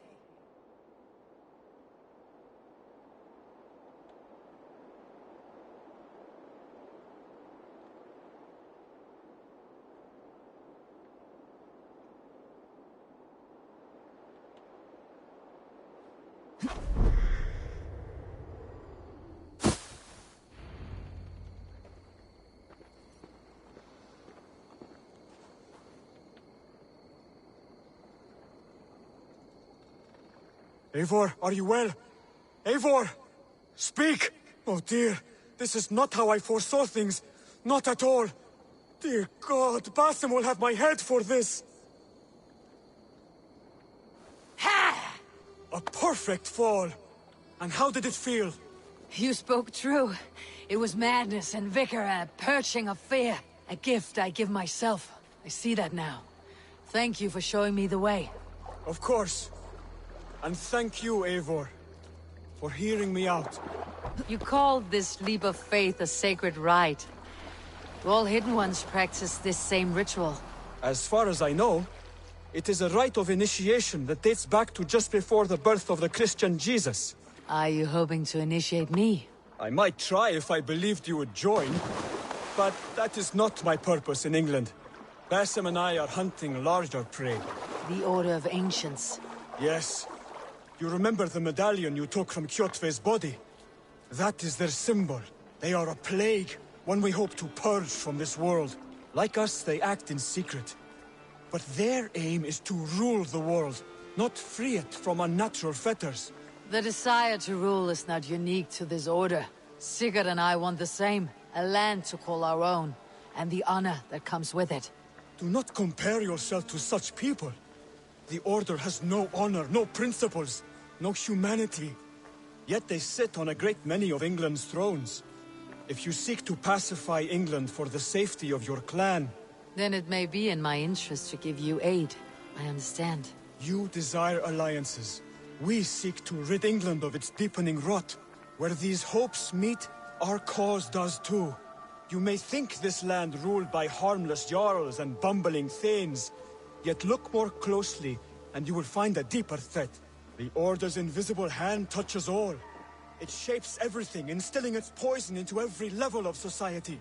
From the lowliest fishmonger to the richest merchants, from wealthy thanes to useless kings, the Order has corrupted all.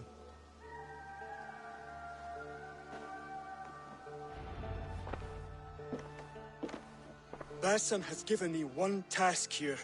To locate and eliminate the Order of Ancients in England, in whatever dark corners they reside. If we work together towards this end, it will benefit us both. You will have greater influence over the kingdoms of England. And you will have more medallions to count. Exactly. You should begin in London. I have credible reports that the Order is working now to seize the city. I will speak with Randvi about this. And while you are there, be on the lookout for our symbol. Centuries ago, the Hidden Ones had bureaus built around England. There were 6, I believe. If you can find them, search them well for documents bearing the same symbol. It will greatly aid my studies. I will. Thank you, Hytham, for all of this.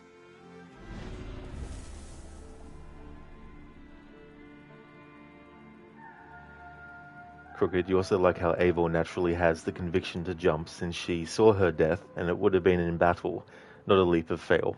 Yeah, not a leap of fail. It's a cool way to connect the Viking way of thinking with its ritual.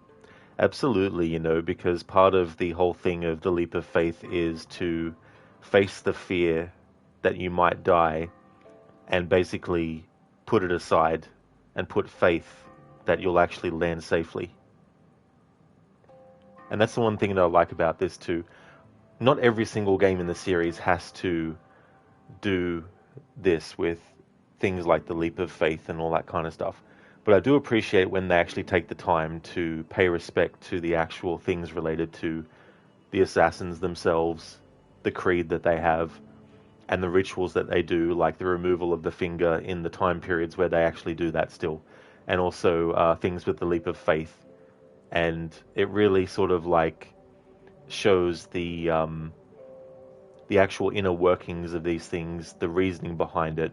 So the leap of faith is not just a really quick and cool, flashy way to get down, for example. You know, there's more to it than that, which I appreciate that they, you know, bring attention to in this as well. But like I said, not every single game in the series has to do that, though. But it is an extra piece of like coding on top for them when they actually do it. The Pumpkin has been almost or possibly actually 2 years since you started Valhalla and you still haven't finished it. Do you remember where you got to? Like, did you get to England? Same for you as well, Shaky? That's fair enough too. Jim Eivor waddles like a duck, lol. Didn't actually notice that before. Yeah, Crooked is so funny doing that with the haystack. You love this joke, Sheila. Me too, dude. It's a really, really nice tongue-in-cheek way as well. Crooked Basim will have my head for this. Such a great quote, that one. Yeah, and Mitra, it's so cool. It's so funny as well, that whole thing. I haven't been to Asgard yet, Little Pumpkin. No, there's a specific order I do the quests in, so I won't be doing that until we've gotten to... Well, let's just say that the story arcs I have left, it'll take 1, 2, 3, 4, 5, 6, 7, 8, 9, 10, 11, 12, 13, 14, 15. It'll take about 15 story arcs before I actually go to Asgard. And Mita, did you speak to Reda? I think you might have missed it yesterday. Oh, I didn't in Mita. Yeah, I didn't actually worry. Not Fry, you looked up mods for AC Syndicate on Nexus Mods. The top mod is Barefoot Eevee. Oh yeah, of course. Maybe Quentin Tarantino requested that be a mod. In Meta, this game pays way more respect to the Assassins than Odyssey. It really does, dude, for sure. It helps when the people working on the game actually feel that way themselves about it.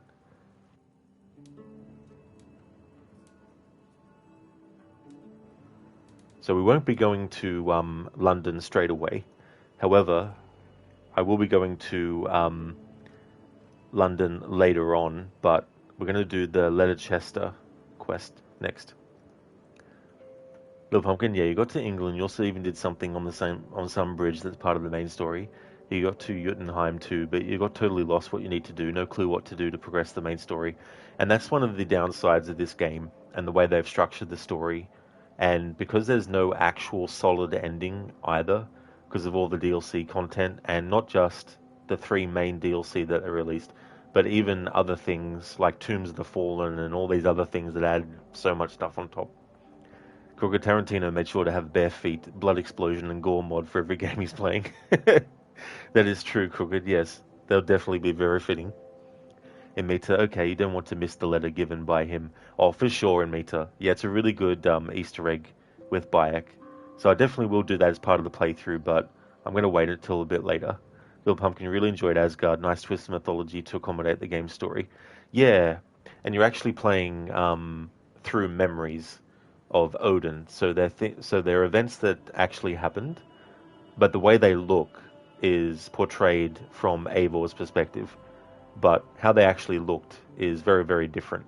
But the actual events that happen in those memories are the same.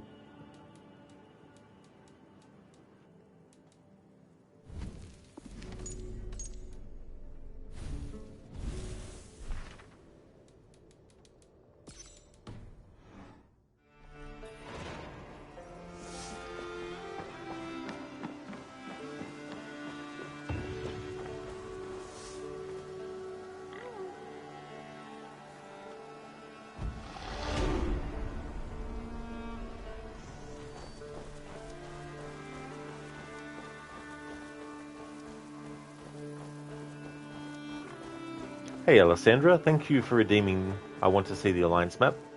So for 10 minutes of real time, we'll go into photo mode and look at the Alliance map.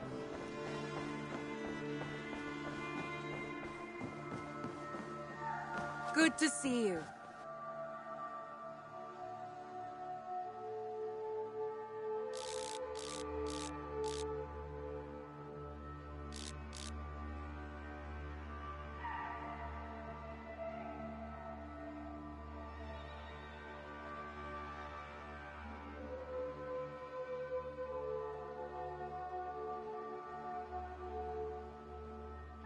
Okay, so I'm going to start the 10 minutes of real-time timer now.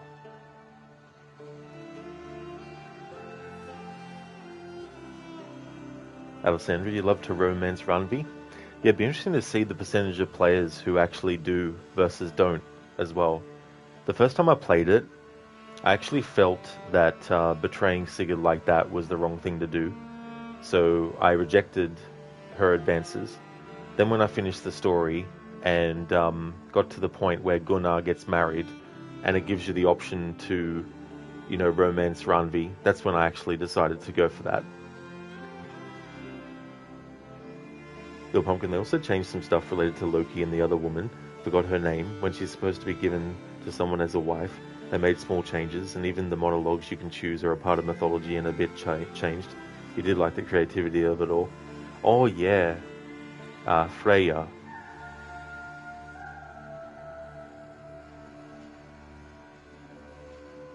Yeah, the trick with the builder.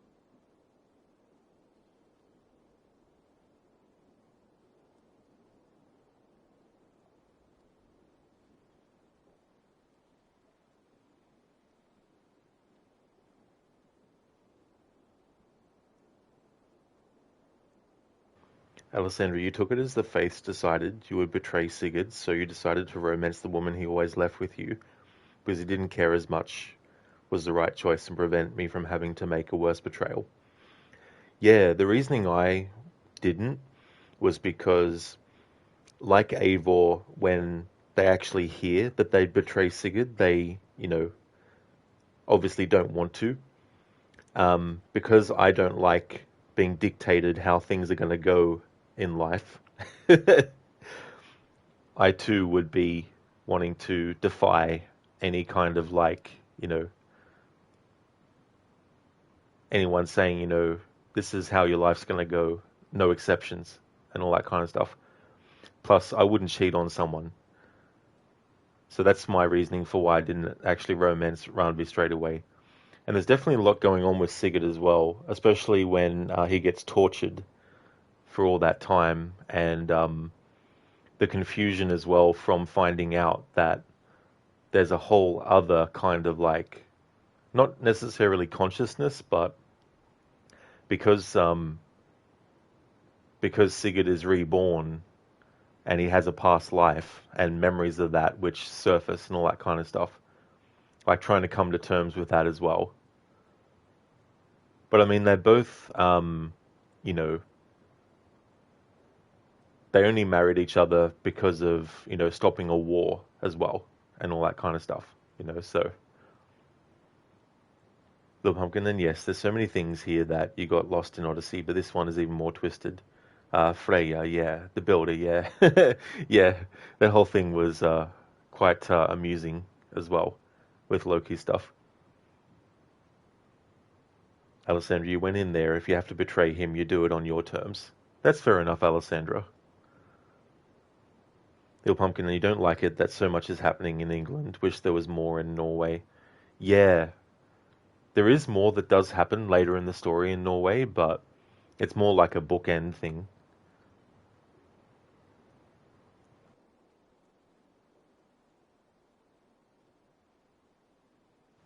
Alessandra, Randvi is a beautiful woman and Eivor is a much better choice for her anyway.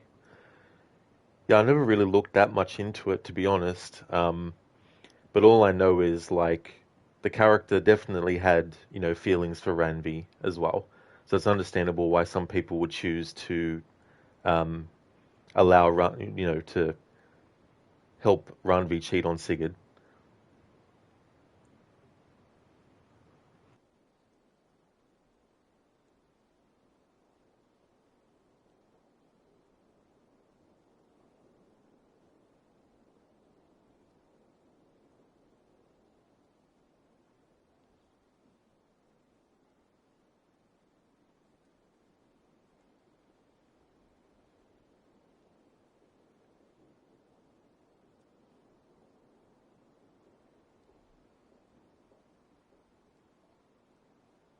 Okay, so there's 4 minutes and 40 seconds left of looking at the Alliance map in photo mode.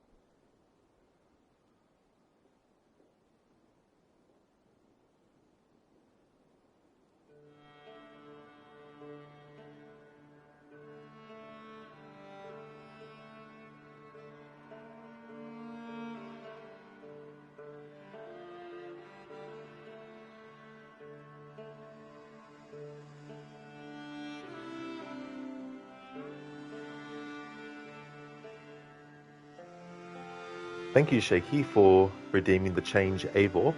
Thank you very much.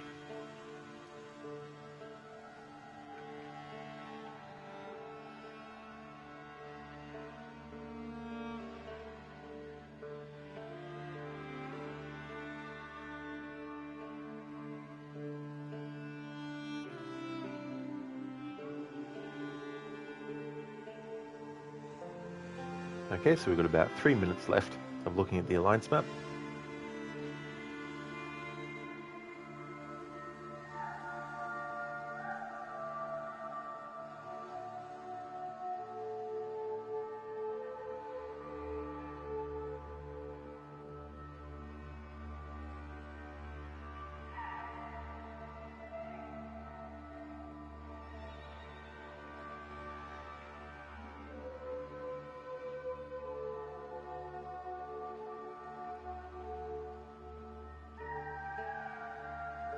Little Pumpkin, which gender do you prefer to play?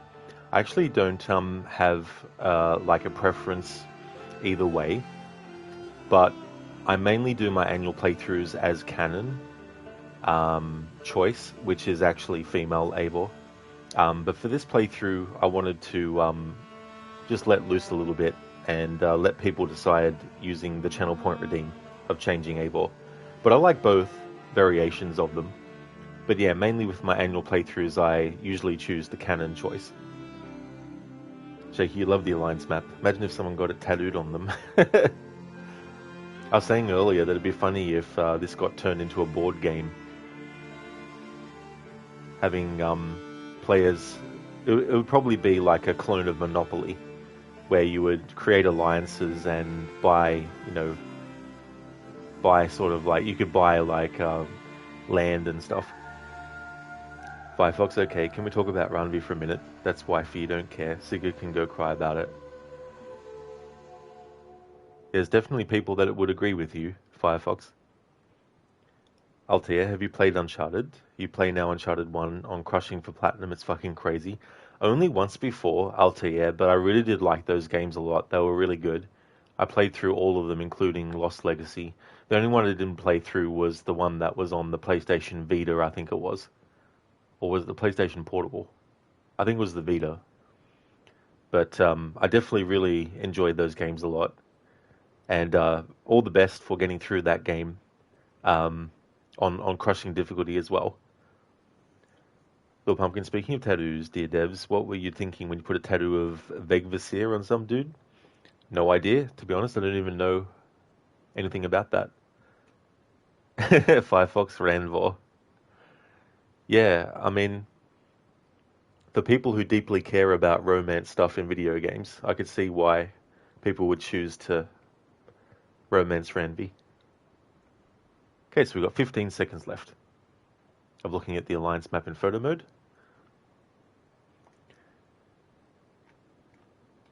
And I'm going to actually retire that for the rest of the stream because I really want to focus on story. So once the time is up, there we go. Time is now up. Thank you, Alessandra, for redeeming that. So I'm now deactivating. I want to see the alliance map for the rest of the stream. Okay, Shaky, so let's change Eivor to male Eivor.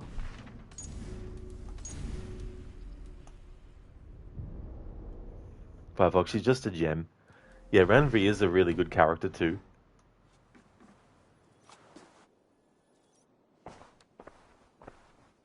Oh, we got skill points, hang on.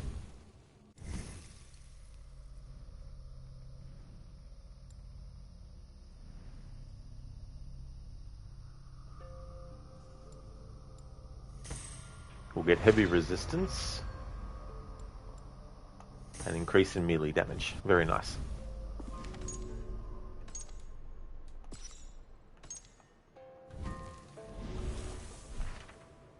Alright.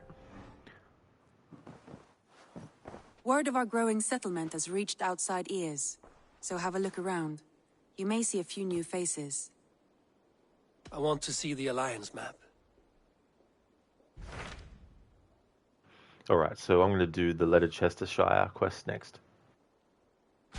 Tell me more about Leicestershire. I should like to join Sigurd soon.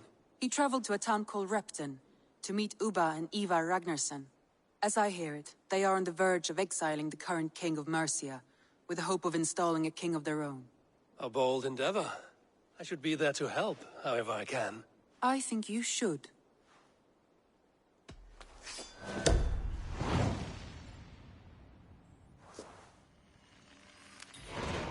I won't keep them waiting. Good. I will send word to Sigurd and the Ragnarssons, pledging your assistance.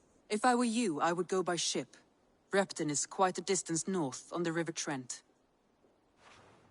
Nope. We're going to fast travel there, Andy.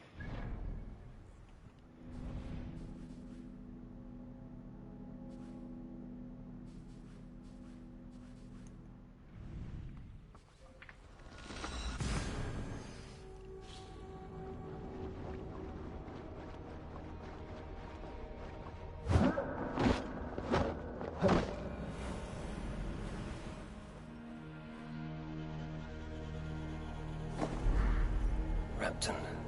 Sigurd should be here with the Ragnarsons.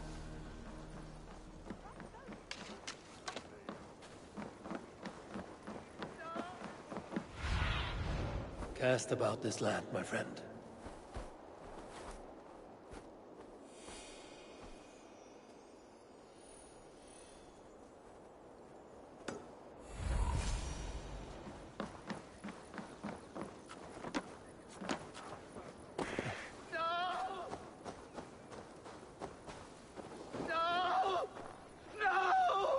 Stay still.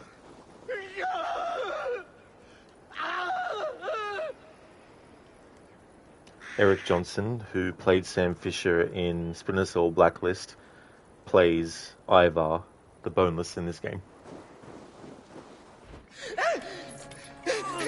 Please!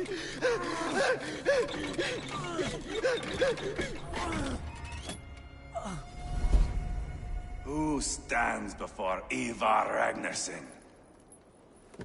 Are you Sigurd Drenger? Igor! Eivor. If you keep that up, we'll stay in the floors. The place could use some color. Who are they? All spies. Dressed to look the part of a peasant. Got feisty. Pitchfork. From this rabid little one. Was a time when you met and slew your enemy on the field before they could dream of things like sending spies! Now we shake hands and make deals. Not my thing. I figured. I love them whipped, weeping, and reeking of piss. Hey!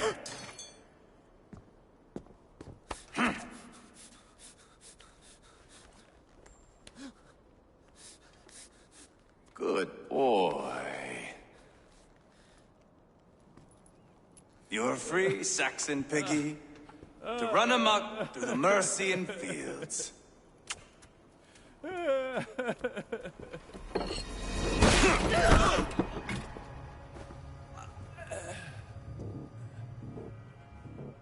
I would have let him down easy.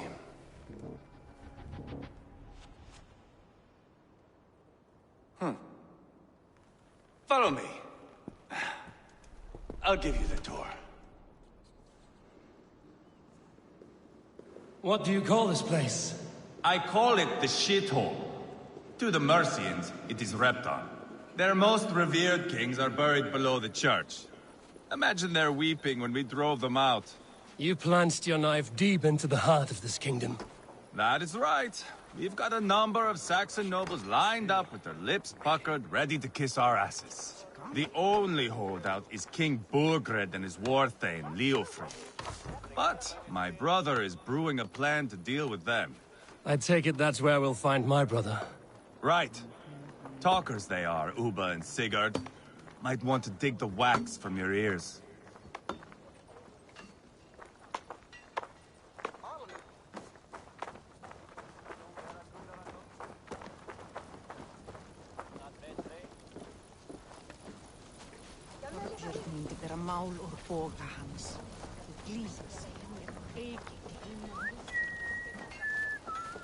Don't play me for a fool, Abba. I know Burgred sent a Vergeld your way. Enough of your noise, Tona. We have plans to devise.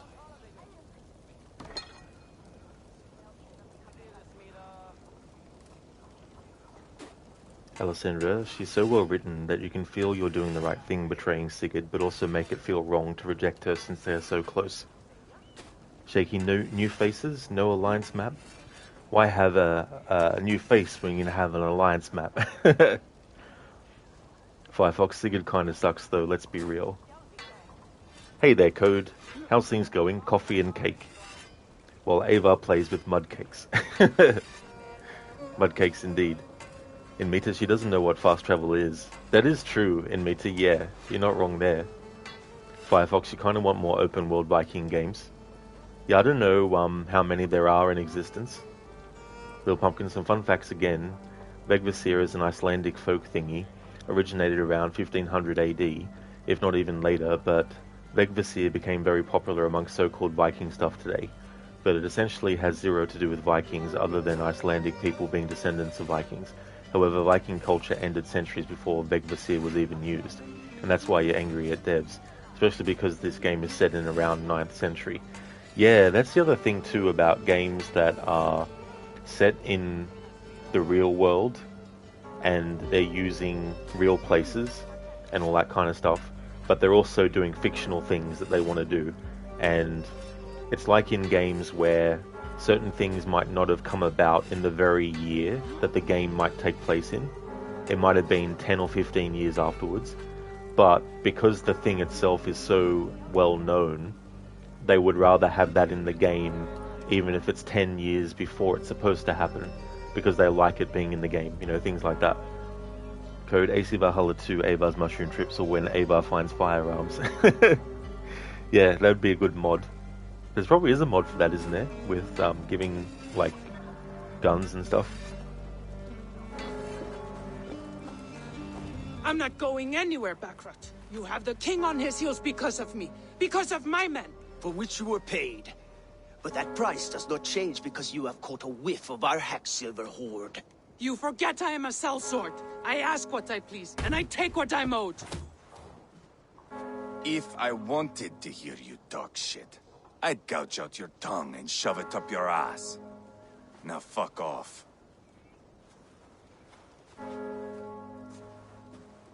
Haggling over silver is a bad look for the son of Ragnar Lothbrok. But worry not, Uba. I have the warriors you need. If this is one of them, my worries have vanished. Eivor, Wolf-Kissed, you have come at just the right time. Uba and Eivor here are hunting a king. And when we've caught him, we mean to crown another. Our dear Thane Ceolwulf here. It's not a role I begged for, but it's what Mercia needs just now. A man to fairly rule both Saxons and Danes.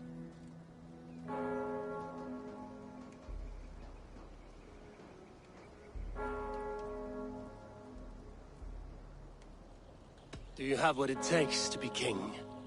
One day, I hope. As it stands, we at least have an understanding. The king has refused our offers of peace. Ceolwulf means to change that. There'll be a new king for a new England. For now, Burgred is holed up in his fortress at Tamworth, making a final stand. Another shithole. Only further south. We've held a siege there for weeks to no effect. So, no more knocking. Now we batter the gate to splinters. If we take Tamworth, remove Burgred and crown Ceolwulf, come morning the Shire is ours. And Mercia soon after. Yes, remove. I cannot stress that enough. Burgred is not to be harmed. My legitimacy as king hangs on this one simple fact. You rob all the joy from war, Saxon. Not every victory needs to be marked by the slaughter of a king. But it is much better. His request is fair, Eivor, and we will honor it.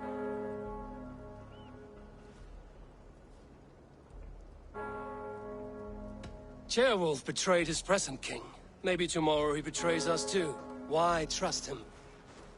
How can I answer that with any hope that you'd believe me? I only want what is best for the people of Mercia. And I want what's best for my son. In Burgred's Mercia, where Danes and Saxons murder one another daily, it's not possible. This is a good plan, brother. I'm ready for the coming fight. Agreed.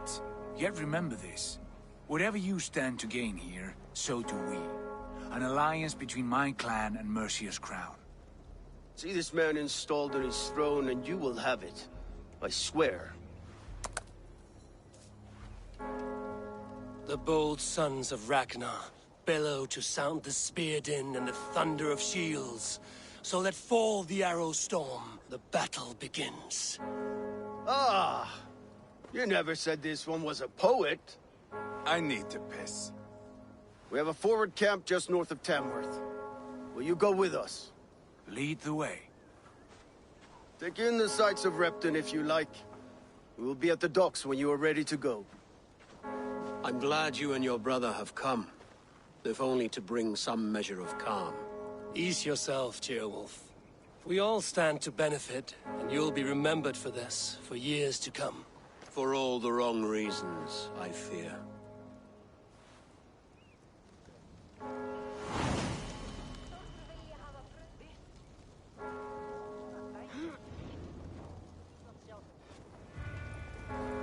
A lively town. Quite a lot to see here.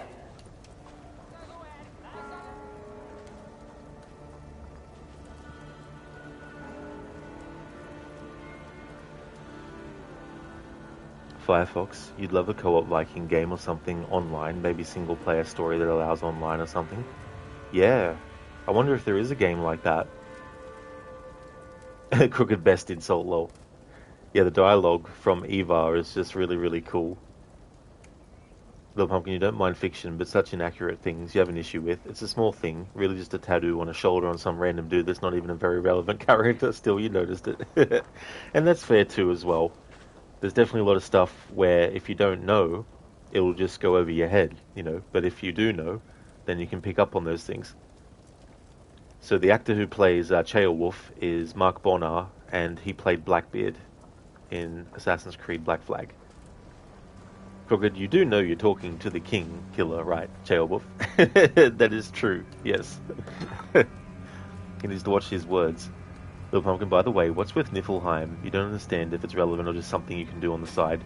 You tried going there, but you didn't like it. Oh, yeah, I think that's related to the Dawn of Ragnarok DLC. Shaky, you just used a teleport mod to get you to a viewpoint, and you died and discovered the viewpoint. It played the music from the desync screen. That's so funny, Shaky. I've never...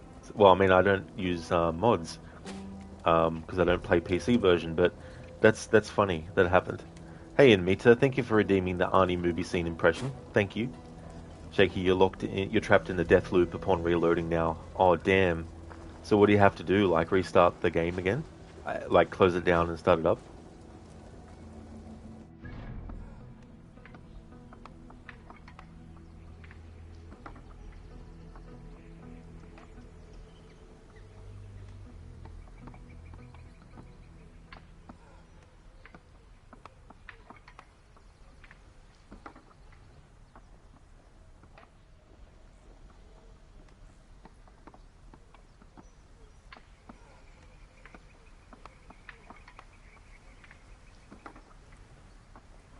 Okay, so I've got a movie scene, but it's not really a scene, but it's from a movie that I don't really do stuff from very often.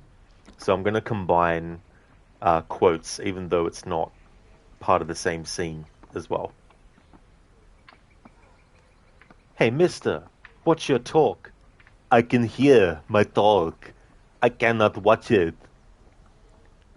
Ha ha ha! You have struck Hercules. Hercules hides from no man. Hercules has no need of money. How dare you touch Hercules? Put that discus down. You could do great harm. Harm to whom? That's from Hercules in New York. Thank you for redeeming that, Amita. That's in the Forgotten Saga. It's a roguelike DLC. Oh, so that's what that is in Meta, yeah. So there you go, Little Pumpkin. That's in the Forgotten Saga roguelike DLC that the game has. Thank you, Little Pumpkin, for redeeming a leap of fail. Thank you. I'll gather my things and meet you in Tamworth as soon as it's over.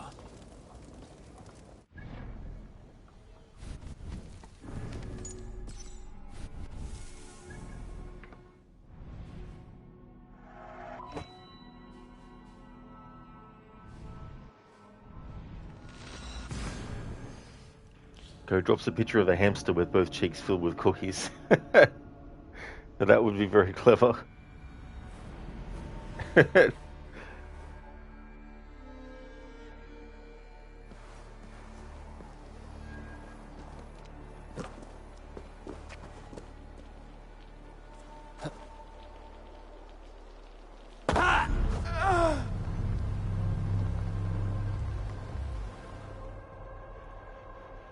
There we go, little pumpkin. Thank you for redeeming the leap of fail.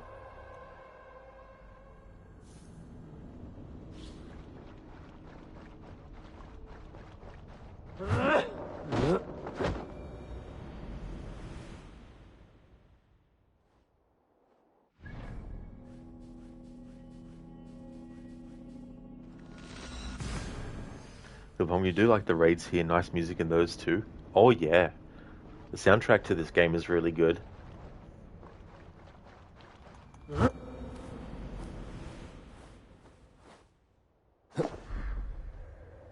Little pumpkin, he dead, absolutely.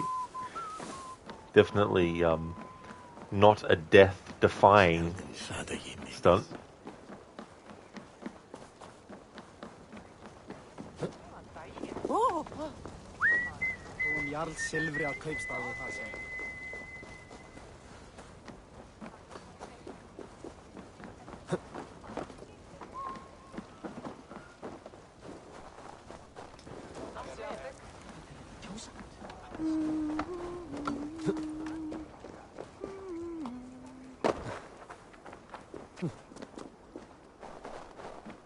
Sail southeast. Bring the men to the gates of Tamworth. We'll flood the fields, and Burgred shall weep at the sight of what the future holds for this kingdom. And remember, Uber, you need to be on guard, and if someone comes to you for help, you need to make sure that you mock them for someone stealing their sweet roll. The pumpkin music is good here indeed. It really, really is. There's one particular track you really like, Out Here for the North, you think is the title. Oh, okay, yeah. I'm not really good at remembering titles for music tracks in the games, in general, unless it's very specific.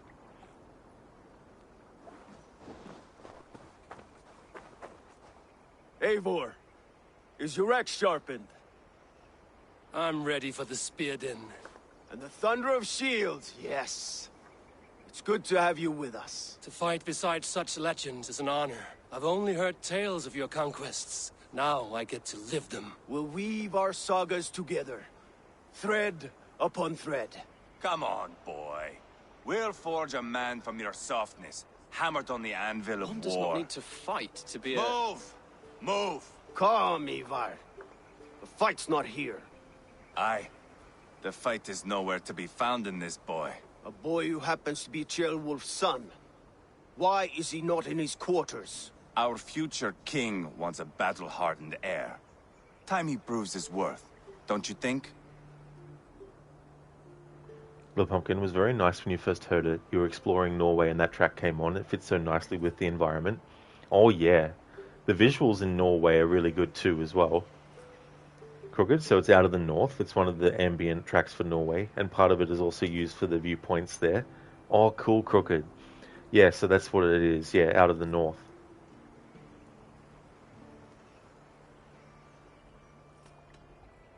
Can't be an heir if he's dead, Eivor. Can he wield a sword? I've had some training. I don't want to kill anyone. These men are my friends. My countrymen. Relax, little king. They won't call you friend now. You can thank your father for that. Eivor! He comes with us. And should anything happen to this little sprout, I will bear the punishment our future king inflicts. He'll want to remove your head. Ha ha, you hear that, boy? You die, and I'll have to kill your father, too.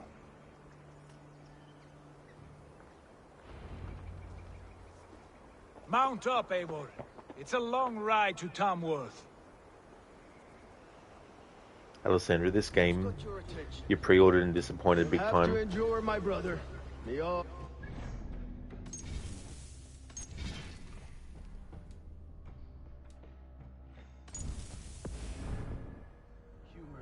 This game you pre-ordered and disappointed big time to you until Paris DLC came out.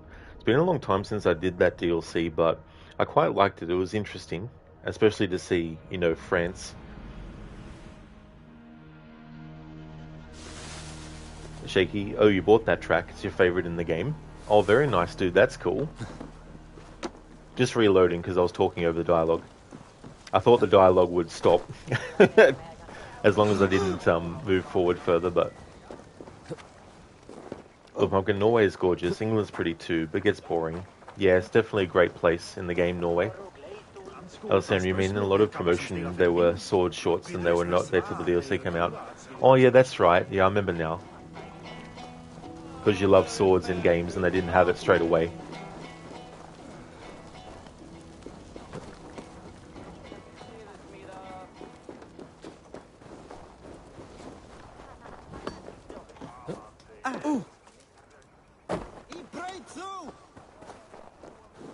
Sail southeast. Bring the men to the gates of Tamworth. We'll flood the fields, and Burgred shall weep at the sight of what the future holds for this kingdom. Eivor. Alright, so we've already heard this dialogue before I reloaded the save, so I'll just skip this stuff. I've had some... Mount up, Eivor. It's a long ride to Tamworth. Don't get distracted now. You'll have to endure, my brother. He always finds new ways to humor himself. I'll keep that in mind. And both eyes open. You smell that, Trailbird? The stink of jealousy, of our budding friendship, I think.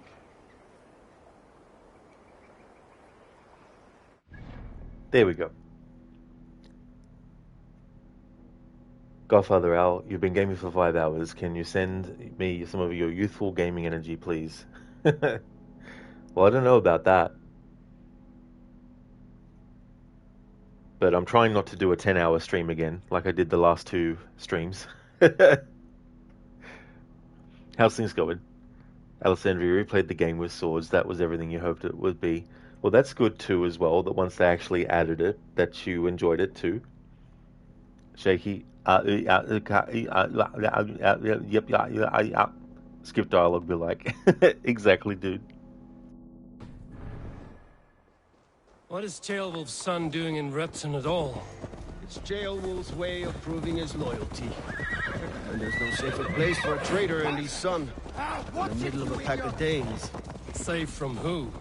You and Eivor seem to have brought this Shire to hell. Fears are with us, the common folk. But Burgred still has his soldiers all over Mercia. They're devoted to him, and they'll die defending him.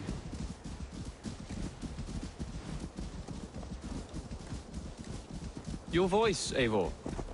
You sound different than the brothers. Good ear, Lord. Most in England cannot tell the difference. Not all Danes are Danes. From where do you come, if I may ask? North of the Danelands. A place called Thornburg, in Norway. I didn't know there was land north of there. What are the people like?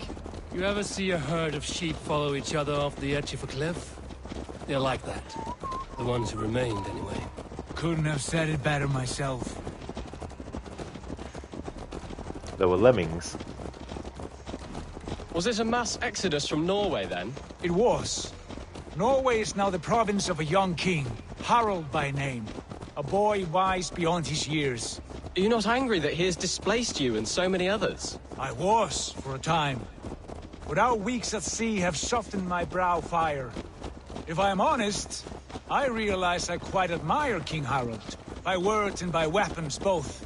He has pacified the country I call home. For the first time in any man's memory, or any skald's song, Norway has one king. Just one. And that is quite a feat. That is impressive, truly. England is half the size of Norway, and yet we have 4 kings for our 4 kingdoms. You see? How could I not be impressed? No, Harold is a good man with grand ideas. I can see that now. I am only 6 years his junior and have yet to see my first battle. I cannot imagine the skill and cunning he has. Your first battle is coming, young Gilbert. From this day on, you may see rapid progress. I'm not sure I want so swift a rise.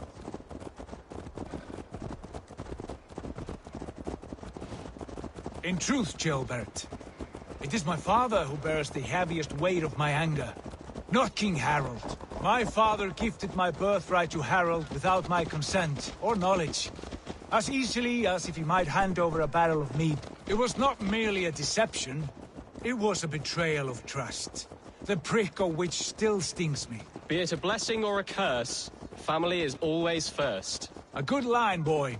Were you not an atheling, I would hire you as my skald. Skald? It sounds something like Scott, our court poets. Is that what you mean? Right again. Fascinating. The harmony between our words and yours is quite something. As if we were distant cousins, separated by an ocean of time as well as space. I like the thought of that. I do.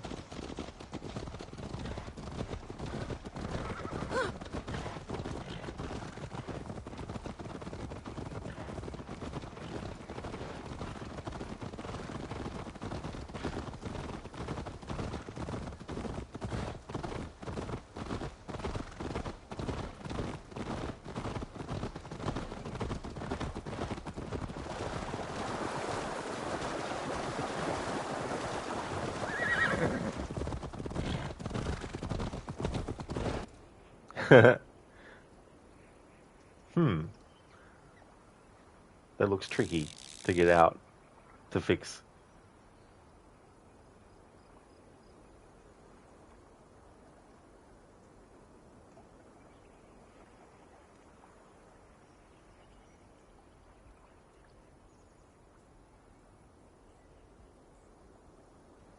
The pumpkin, another fun fact, back then these languages, English and Norwegian, were quite similar, so it wouldn't be strange for them to be able to understand each other somehow.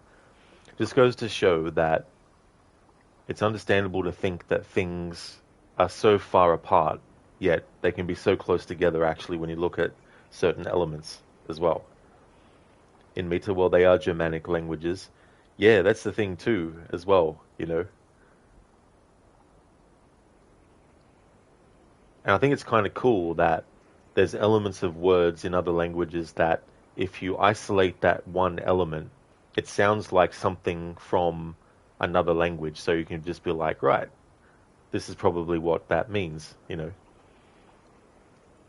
Yeah, Mita. Bit of a glitch, methinks.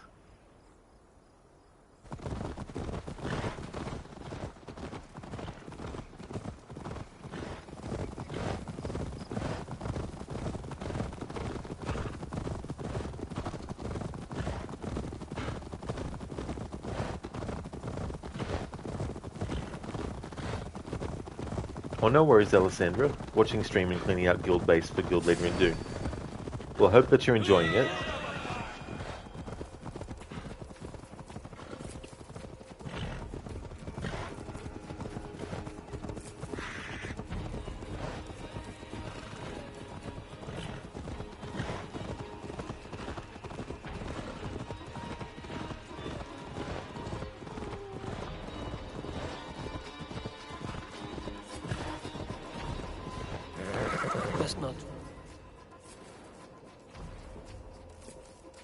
Look at these pagan rats. Ravenous, unseemly beasts teeming over holy ground. Have a care, Lord. These pagan rats outnumber us. I can see that, fool. What do we do about them? I advise we strongly consider their demands, Lord. We won't survive a fight. Is that you, Leofrid? How quickly you recover! I'm beginning to wonder if it is a man or a god beneath all that armor. A man of God stands before you, Eivor. Proud and resolute. That's Burgred's Warthane. Killed a dozen of our men in an ambush along the River Trent. It was Eivor's axe that stopped him. That is a poor description of a perfect 30-yard toss. Enough jawing, heathens! Speak your piece! We've come for your crown, Lord. With or without your head attached. Ha, I admire your ambition, pagan. But what you ask is impossible. No Dane ever has or ever will occupy Mercia's sacred throne.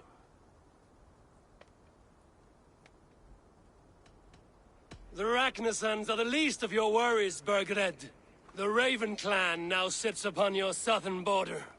Oh, I've heard tales of the Raven clan. I see their leader Sigurd among you. Hey! And you are Eivor, the one who helped the Danes in Grantabridgeshire, destroyed poor Wigmund. Then you see why you should choose your next words very carefully. For here stand 4 of us who wield such power. My king, may I suggest a more measured approach to this? I grow weary of this palaver. You have trampled our lands, toppled our monuments. We've given you silver, fed your people. And yet in spite of all this, your encroachment on my kingdom continues. No more! We will die defending what is ours, whatsoever the cost. If you want my crown, Uber Ragnarsson, you must pry it from the hands of my bloodless corpse. Man the walls! Back to the camp. Round up the men. We're taking Tamworth tonight! Eivor, tell the captain we're ready to march. Eivor and I will round up the men. Watch out, You know your way mad around dog! the battering ram. I've seen them in action. I want you at the helm of ours. You're strong and agile. I'll be there. As will I.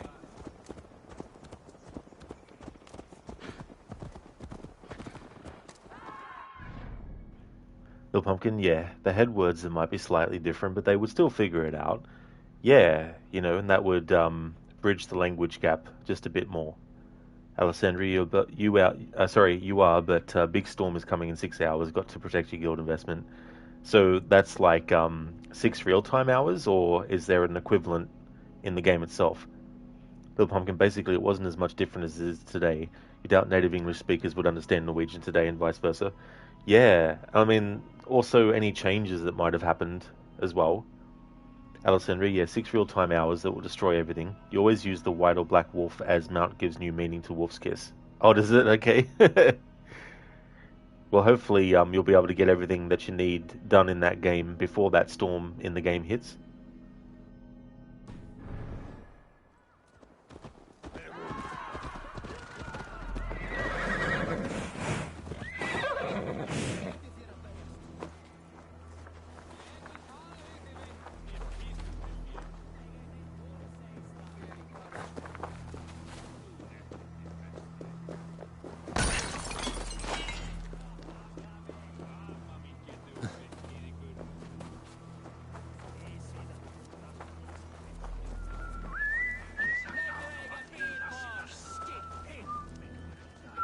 Let's make short work of this, Eivor.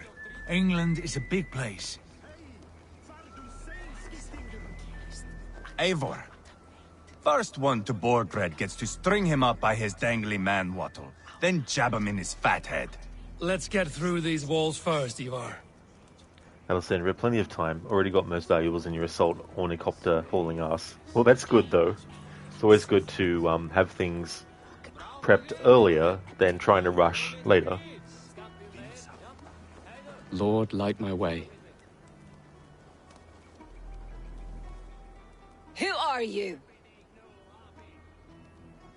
I'm with the Ragnarsons. It's time to roll out the battering ram. Birgrid wanted to fight. Now we'll give him one. Are you ready to march now? Indeed, we've got our fists and our feet ready to enter Viking Kombat. Let's go. It's time to capture a kingdom.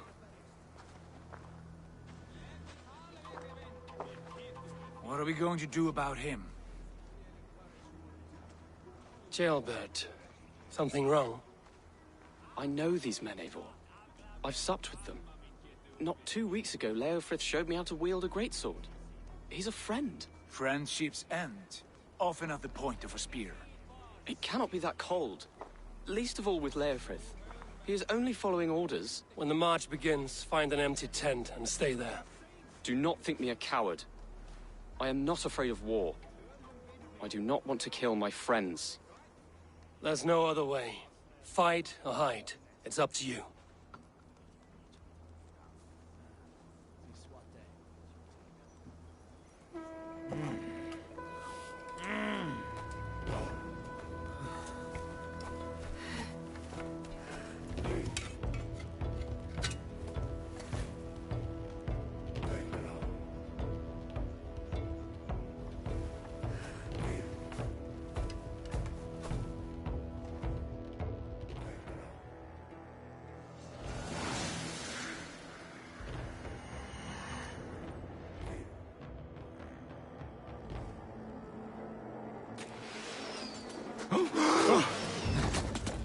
Destroy the gate! Slaughter the soldiers! Leave the king to me! Incoming! Grace! Push forward!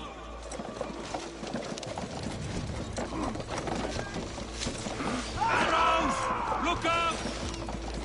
Working! Keep it up! Alison, I'm just worried about a guilty his carrier and sending crawlers out there and he's offline. Oh, really? Well, hopefully that'll be sorted. That's true, little pumpkin, you can. Except, to a point, then you have to actually go to a blacksmith to get the next tier of upgrades unlocked, and then you can continue to upgrade without going to the blacksmith. That's it!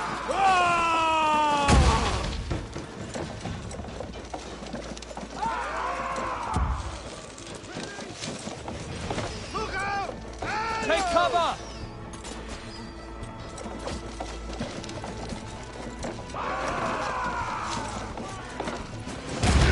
Gates down! Push through! Push through! God is with me. The path is blocked! We must destroy that barricade! Halt is the cinders! Leave them no place to hide! What a tale to weave into our side! No escape! Look at us! Side by side with the Ragnarsons! We're a long way from Fortenberg, Eivor! This is our destiny! God damn you!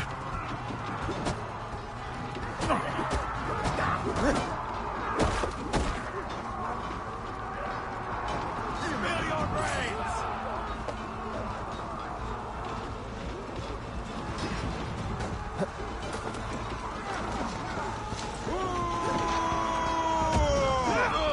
Let's slow this imp down! From the side! Go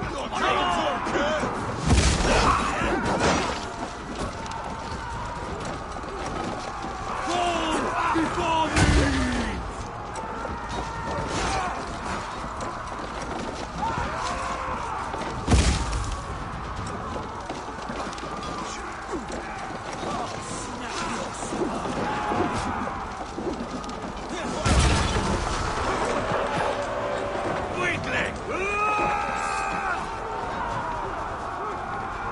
Alright, so because we had to actually destroy that wall, if any enemies died as a result of an explosion, then that's okay. But if there is another way around something and I can destroy it without killing enemies, then we'll use that option. The pumpkin is cool, you can upgrade without him. Yeah, some of the stuff with the blacksmith, including tattoos. Yeah, so for the tattoos you need to build the tattoo parlor, and it'll allow you to also change hairstyles. And oh my god, those things you chase around for a new tattoo, lost your nerves a few times, they can indeed be annoying. Especially because when the character lands on something, it could feel like you're slowing down.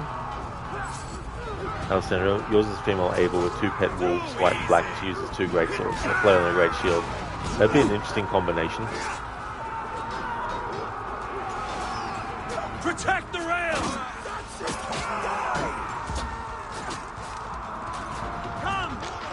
Feed the raven! Work with me! Arrows coming!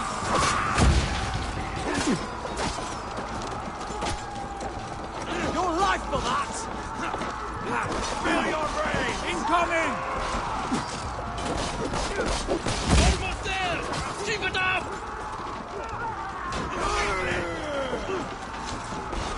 Look out!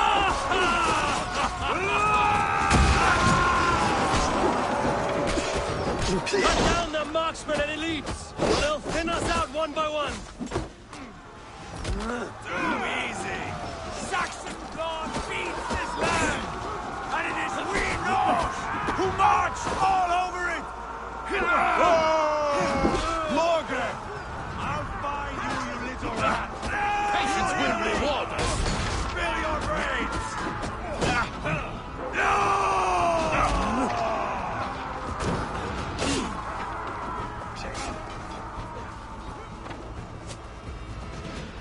That's true, little Pumpkin, yeah. Different hut for the tattoos and hairstyles.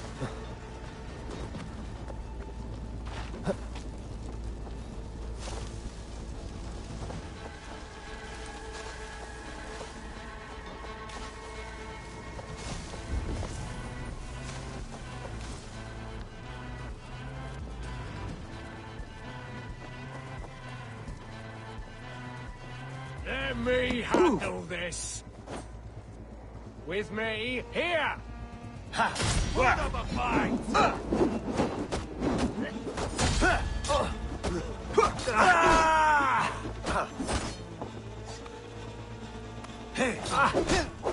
You're 1-2, brother. You're mine! Watch my lead! Spill your brains!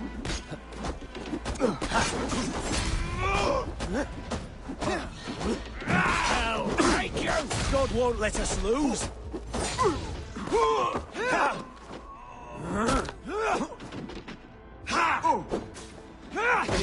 Not much longer!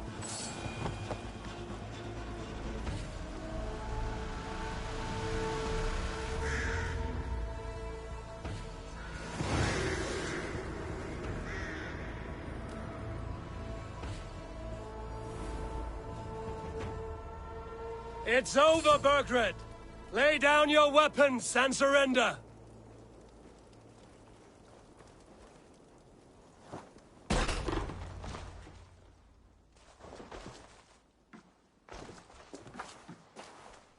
Take 3 men and search the rear. Look around. See what you can find. I'll send for Ceolwulf. Tell him we found a throne.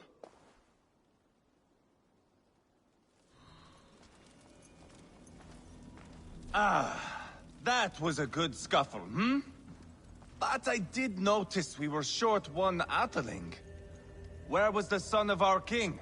Ceolbad was around. Maybe you missed him. Your lies are just like you, Eivor. Big and bold.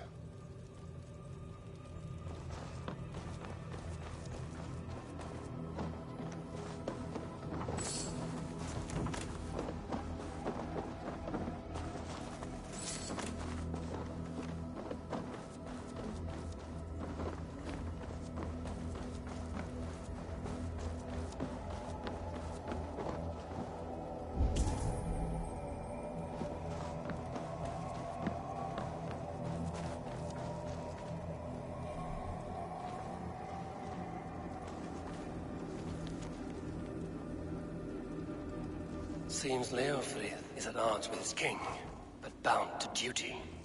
A loyal man.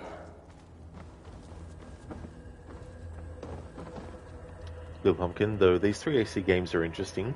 Origins, Odyssey, and Valhalla, mostly it's very chilled if you just walk around and freely explore, but then some parts can be very intense.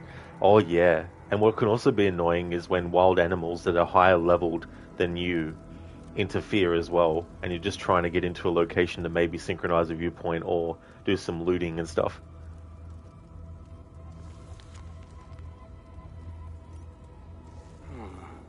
A chronicle of payments made. Like a ledger.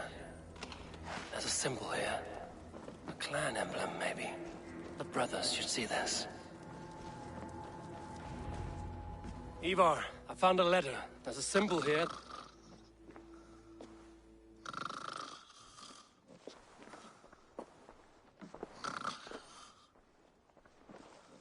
Your men have any luck?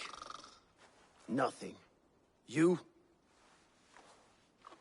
This. Do you know that symbol?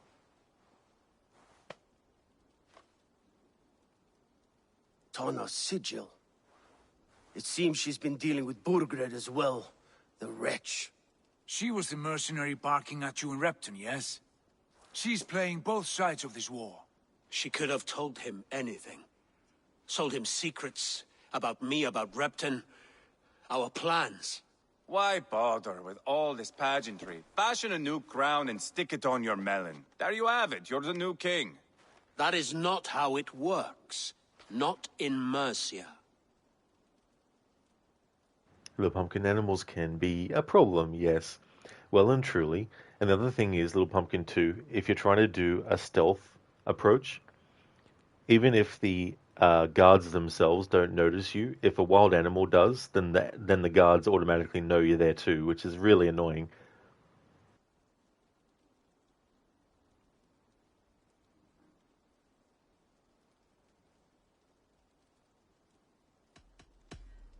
We are wasting time. Tana is our only lead. We talk to her. Find out what she knows. I would sooner launch my face into my axe than face her. That might improve her impression of you. We have the same father, Eivor, but his mother was a sow. Meet us at Tana's camp when you're finished here. And bring your patience. And your axe! Eivor, a word, if you would. Go, I'll catch up. I will join the brothers, Eivor. Meet us at Tana's. My son told me what happened earlier, with Eivor pressuring him to fight. He said you intervened. You would be mourning your son if I hadn't. He's not a fighter. No, but he should be. By trial or by training. He'll come around in time. But keep him from Eivor if you can. He's the furthest thing from a mentor.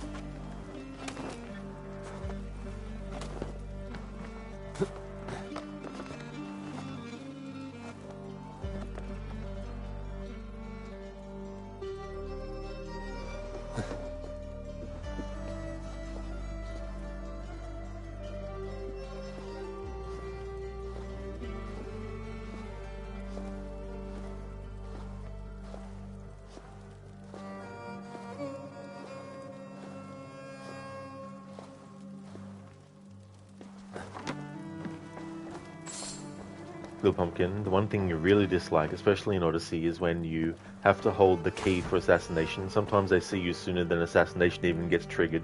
Absolutely, Little Pumpkin, for sure. What I think they should have done instead for that, when you get that upgrade, they should have made it a quick double tap of the button.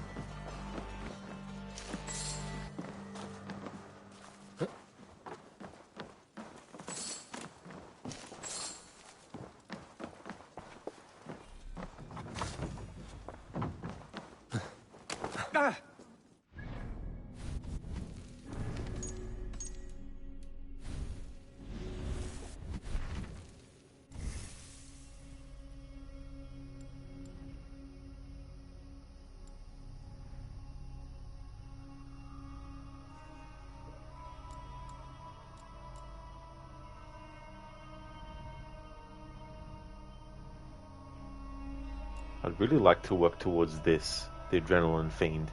When one or more adrenaline slots are filled, you gain a damage boost and attack speed boost. This effect augments with each slot filled. Little Pumpkin, yep, something that actually works. Exactly.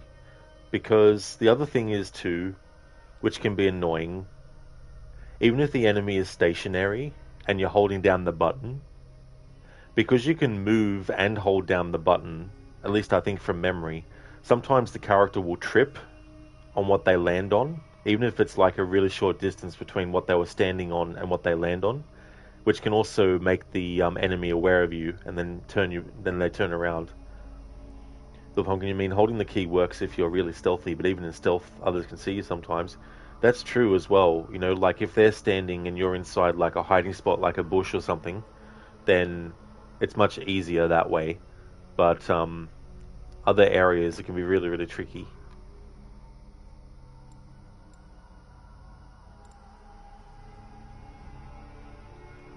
Okay, so we'll get range damage just so we can get the health increase there.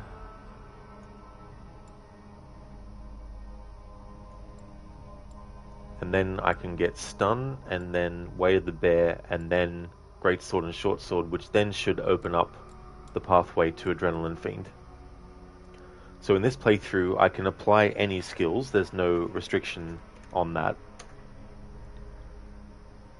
One of the reasons being, to get to other skills, you need to actually apply points in skills that you might not even be worried about. So if you don't really care about stuff related to assassin damage, you know, if you don't want to do like the stealth assassin approach, then you wouldn't worry about getting those skills. But maybe there's a skill locked behind that you do want, so you would have to get the increase in the stealth.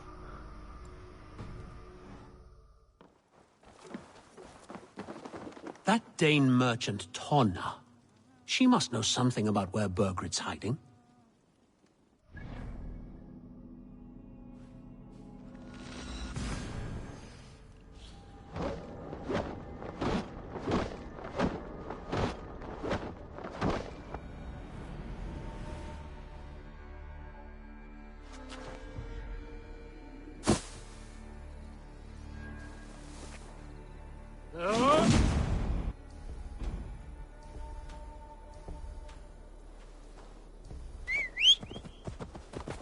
Little Pumpkin skill tree is just odd here. Yeah, I definitely don't think it's a great skill tree. The only thing else I can say is that it is cool that when you fill up your XP meter, you get 2 skill points, which then means you level up by 2 for your power level. Whereas in other games, you would just get 1 increase in level per XP meter fill.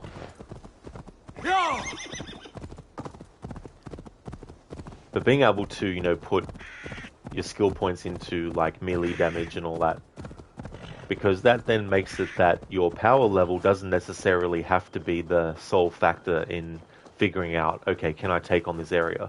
Because depending on what gear pieces you have, what runes you have applied to those gear pieces, and what you've put your skill points into, you could be power level 100 and go into a power level 300 area and still get through it.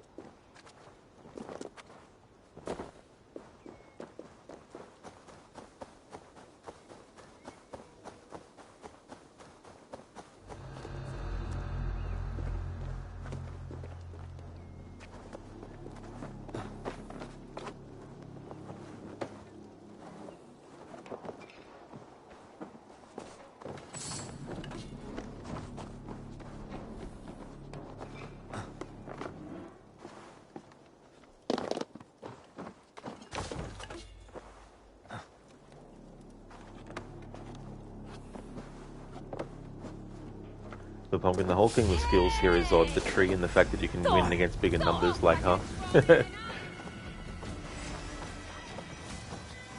Yeah, it still becomes a thing of strategy where it's like, do you put more skill points into melee damage where you can? Or if you're going to do like a stealth approach, do you basically put those points instead into increasing your stealth damage and assassination damage and stuff?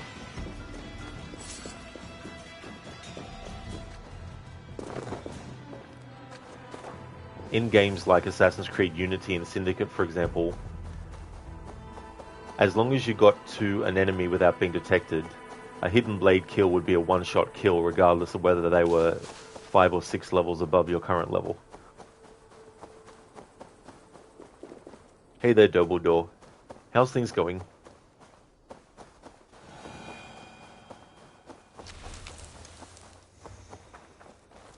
The pumpkin, no, but the simple and small thing when he loops on his own is awesome, including the bird peeking stuff far away. Oh yeah, that can be really cool too. This is not going to end well. Just keep your wits about you. Calm, Ivar. Me and Eivor will take care of this. I know. Oh, nice, Dumbledore. That's good. I'm glad to hear that things are going well. Sigurd, is there a problem? We'll go see Tonna. Just the two of us. Eivor and Ubba will wait here. Better if Tonna thinks we've come alone. The truth is, I don't think any of us can stop Eivor from cleaving her head open. It's all he was spewing the whole way over here. Right. Shall we? We'll return shortly. A small fortune for whoever sent Tona to hell. I'll hold you to that. From what I overheard in Repton, the brothers had an arrangement with Tonna. What happened? She's a mercenary. Ubba used her for man and information. But that relationship soured now that Burgred is all but defeated. From what I heard, Tonna has hunger for two things. Soft silver and a stern hump. Neither of which earns you true loyalty. If she can't be trusted, what use is she? That is for us to find out. We may be able to satisfy her. And if we can't?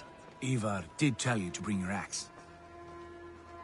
Well, we don't have axe to use, Sigurd, but we've got our fists And and here feet. they are, as expected. If she takes a liking to you, keep talking. She's more your type, I think. No. This is your challenge. Come now, don't drag your feet. Good pumpkin. Loots, not loops. Too many typos always. Yeah, I didn't even catch that myself. I should be cautious. Sigurd, what brings you strolling into my camp this brisk day? I suspect you already know. Yes. The Embers on the air betray you. And yet, if you are here talking to me, King Burgred remains at large. And who are you, lovely dove? Want to perch your ass on my lap?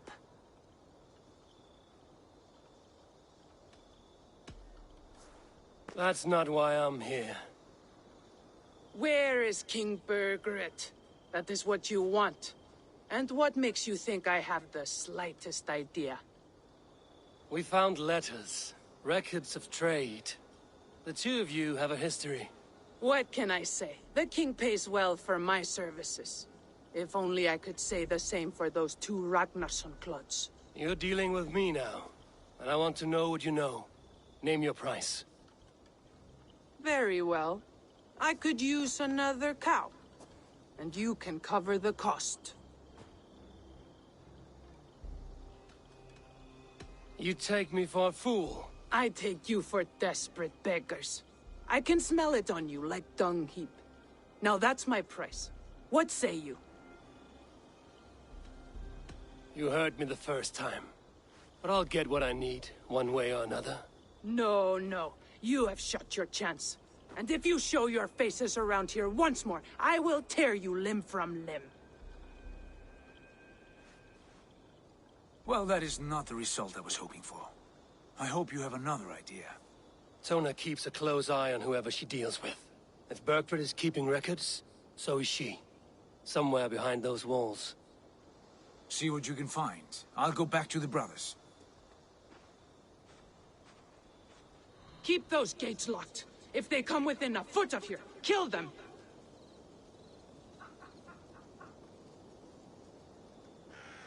All right. Now, it's time to enter combat.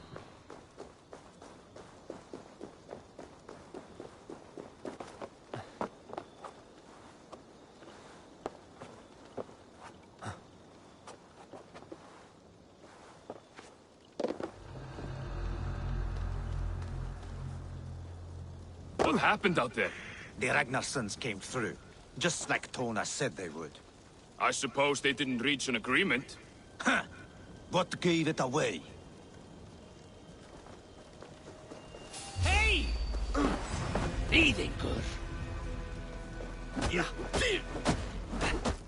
Try to trap any blows! Suffer for that! The gods won't want you.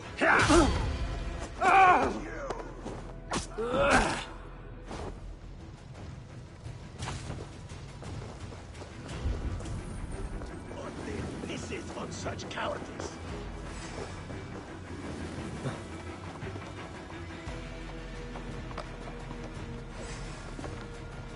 Ah!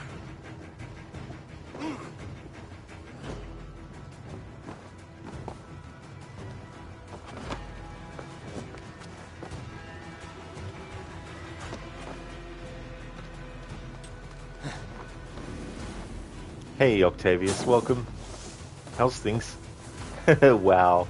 Yeah, I love using that move. Break their arm. I almost got you. Let back the sweat flow.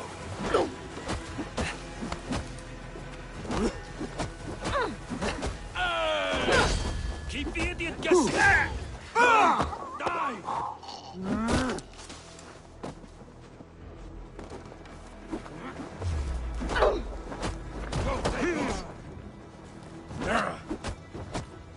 Oh, then don't shoot sheep.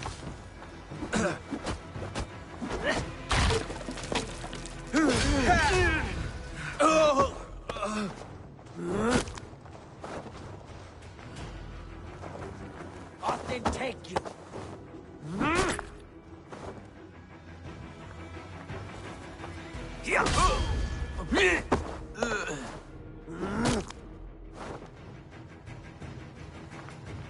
Oh, nice, Octavius. That's good.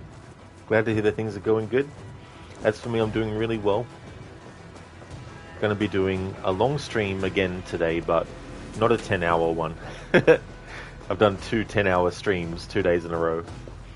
But I definitely wanted to do more story in this stream than I did in the previous 2. So we're working on the Leicester Shire story arc at the moment, where we first meet the Ragnarsson brothers.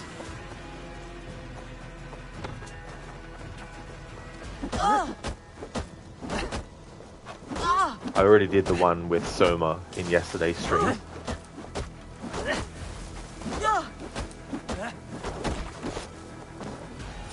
Tona's house. I might find something useful there. Oh, thank you, Nofry. Yeah, it's good to get the skill too, where you do damage, extra damage for getting a parry, doing a parry. Octavius, nice to see you already streaming for 5 and almost half hours. Nice, nice. That is true, yeah, almost 5 hours and 30 minutes.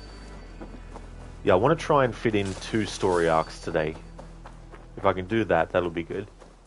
Alessandra, swords were experienced for Vikings, but as a second in command, you should be able to afford them. Oh, yeah. Then you have, like, the... Bad idea.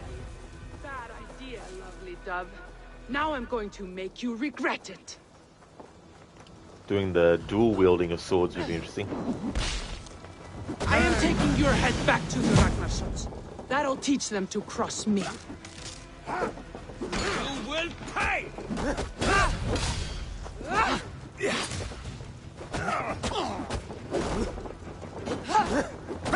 Now you bleed!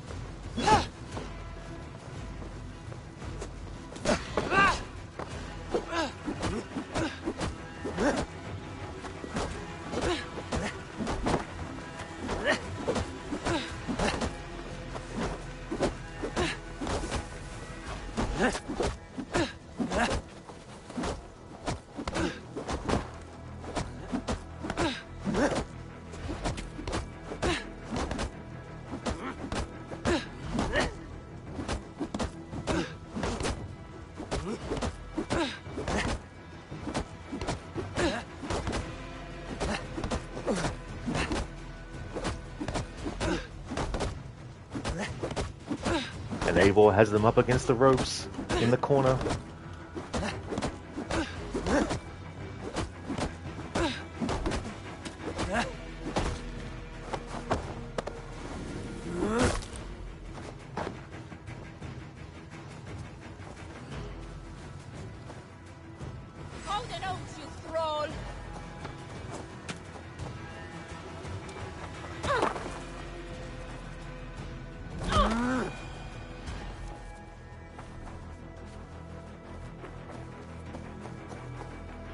Hey Lucinda, good morning. Welcome to you. Valhalla combat is coming along nicely. Got a lot more synchronized viewpoints. I did the quest where we learn the leap of faith. And I'm now working on the story arc where you first meet the Ragnarsson brothers, Uber and Eivor. So making good progress now. I wanted to do more story in this stream than I have in the previous two, so if I can get 2 story arcs done in this stream, that'll be really, really good. And then tomorrow, when I do my Tuesday streams, I'll just focus solely on story, so if I can get 1 story arc in each stream, then that'll be good too. How's your morning going? Octavius, you know what you believe is happening with AC titles. You believe that they get hate at the beginning and after years people praise them and give you to the new, and it's a loop that is happening in your opinion? Yeah, like, titles for something can be chosen well, and there can be some that are a little bit generic or bland. But there's never really been a title for one of these games that I've thought was bad.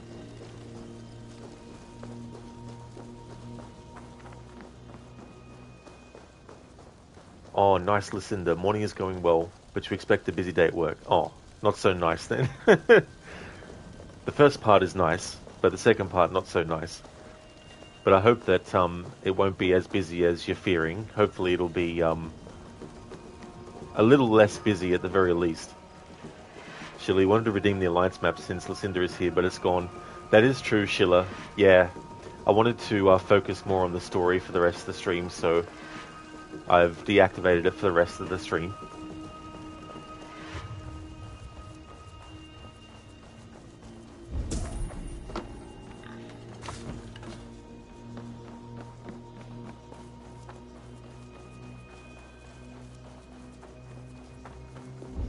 Tona's longhouse.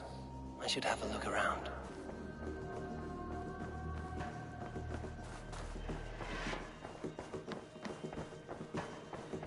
Hey! Time!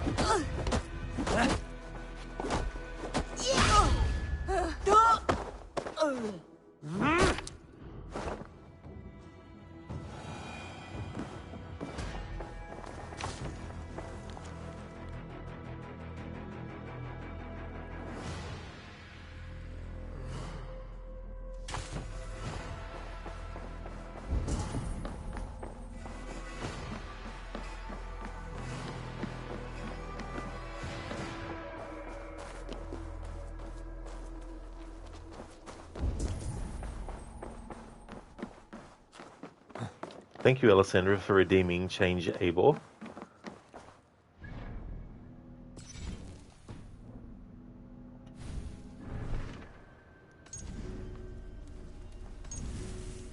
So you wanted to change it to female Eivor? Just wanted to double check for clarification.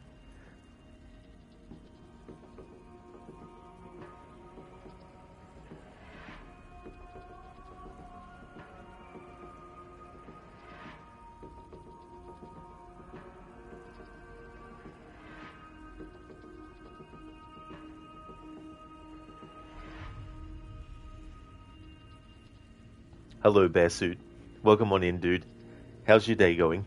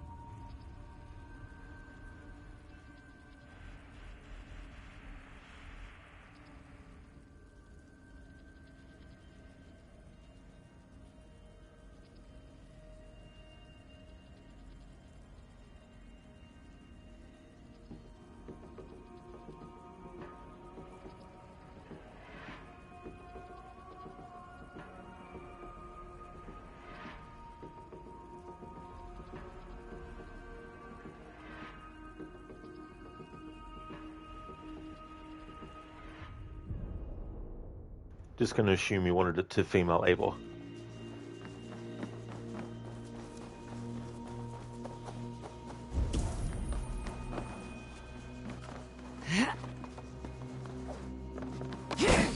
You're dead! Wake up.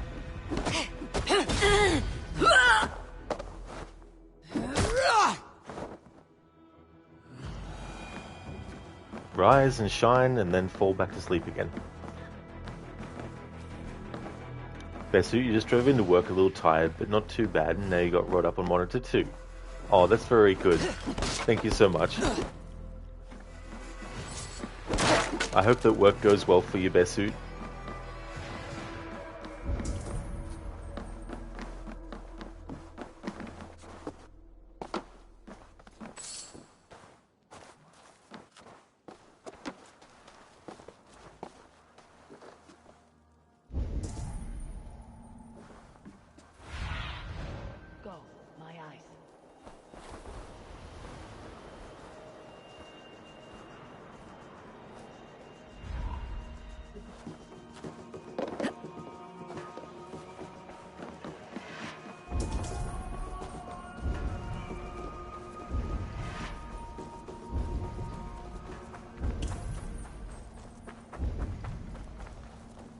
Hey now! Wait a second. Ergoku.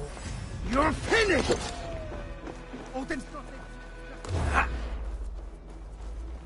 Get back here, you coward!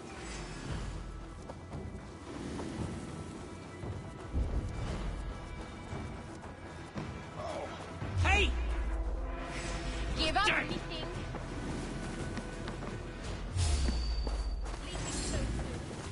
Shoot! Hey now! Work with me.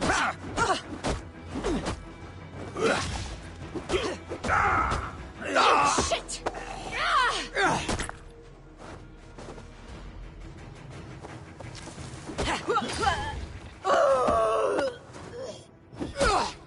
Alessandra, the Vikings who do get a sword usually were vicious with them. You would hope so.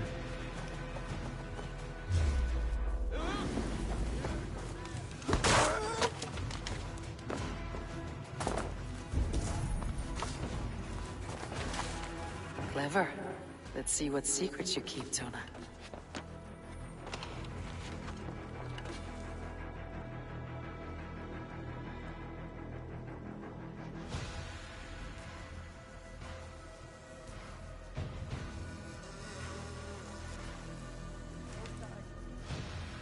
This might be something. Looks like Burgred once paid Tona to steer the Ragnarsons away from 2 areas. Burgred's private hunts, perhaps. He could be at either one. Shouldn't have been so greedy, Tona. Right, back to the brothers.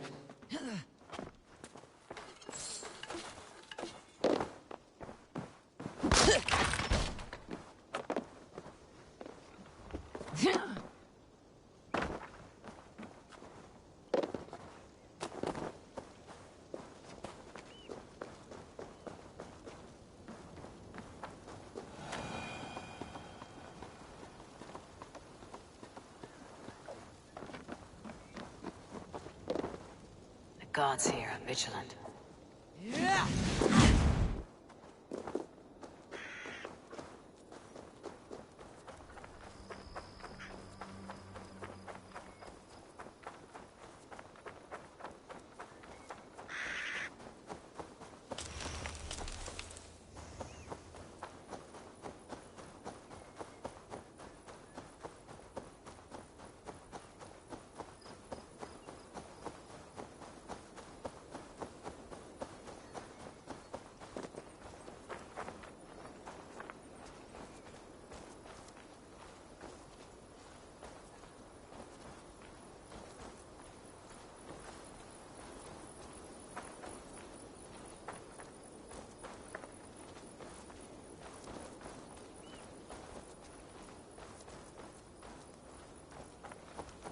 Eivor, tell us you learned something.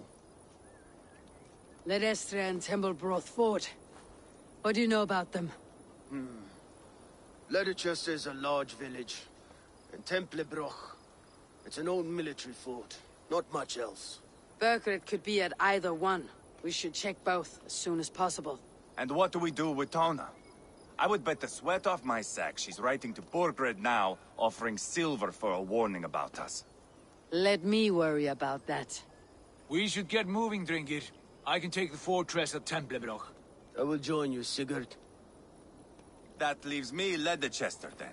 All by my fucking lonesome. Bring a friend, brother. Maybe Eivor dares to be called that. Go on ahead. I'll catch up with all of you soon.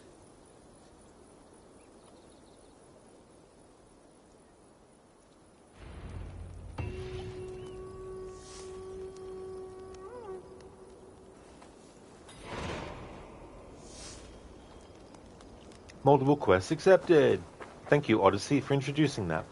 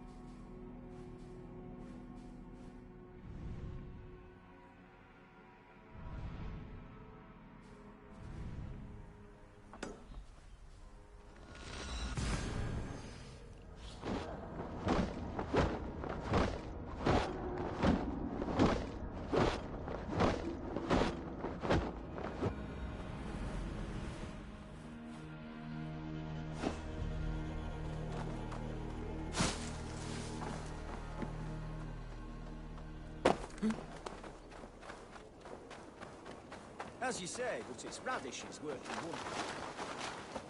wonders. The toll is off toll.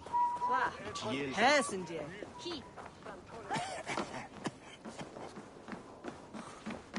Hello there. Always good to have. I'm only buying these because I like you.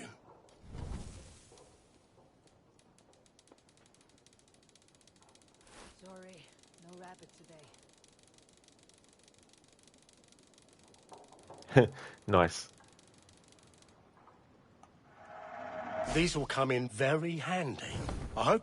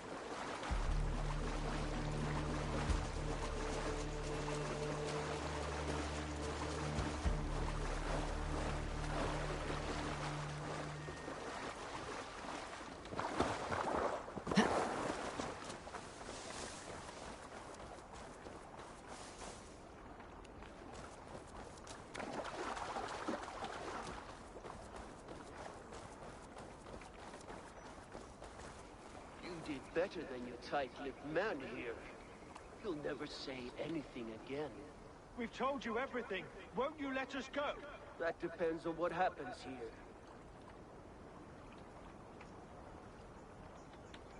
Little Pumpkin, have you seen Hell Is Us, a new game? Looks interesting. Haven't really seen much about it. I've heard a lot about it, though. I did see a trailer for it, I think when they first announced it, but I haven't really seen any gameplay and stuff of it. But I know that one of my favourite actors, Elias Defexis, plays the main character in it, so that was pretty cool. And some people who also worked on Deus Ex, Mankind Divided, which Elias also plays Adam Jensen in, worked on that game too as well. What do you think?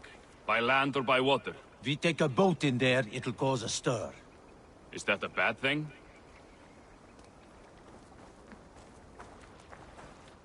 Eivor, there you are! What's with the prisoners? Man from the fortress, out on patrol. We squeezed them. Berger's not here.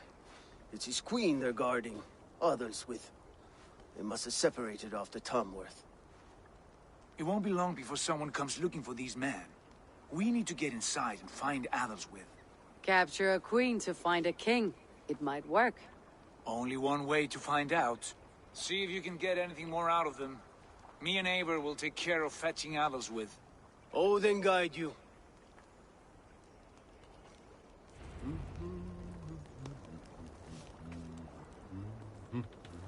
The Saxons won't welcome us through the front door.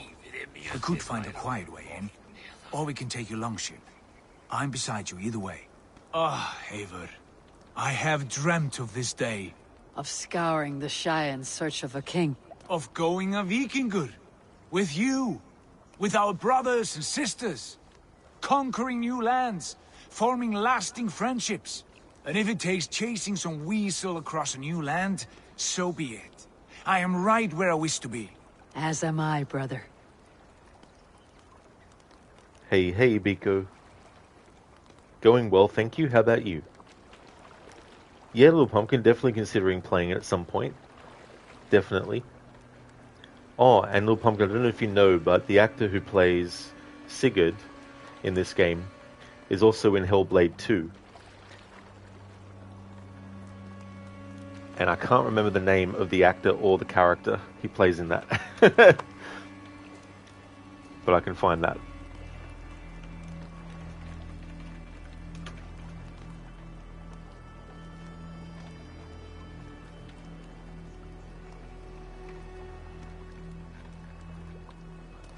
Ah, yes, so the actor's name is Gudmundur Thorvaldsson, and in Hellblade 2 he played Fargrimr, And in this game he plays Sigurd.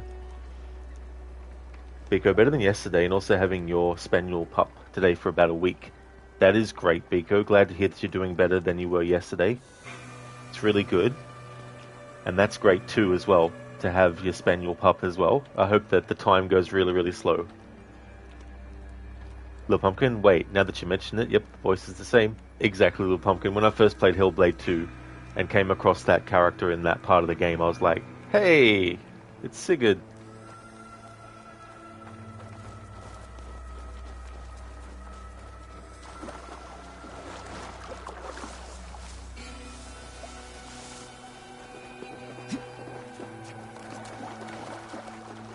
Biko, oh, you're going to time what you normally do for enjoying things? Oh, that's nice. Yeah. Pumpkin, it's the one that's, what were those called? Some spiritual guy? Yeah, I can't remember what... Like, I don't know if he was like, not a priest, but what do they call it? Like a shaman or something, I'm not too sure.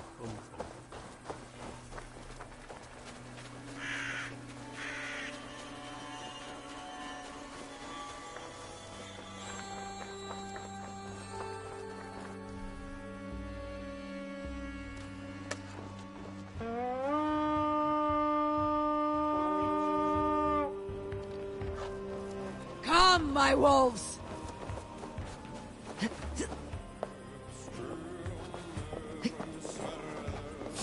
We'll do this the Viking way then. We marching to the spots! I'll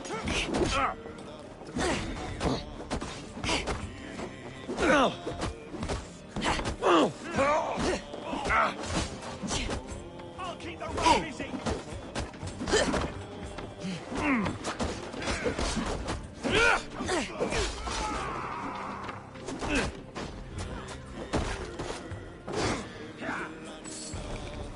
We have this.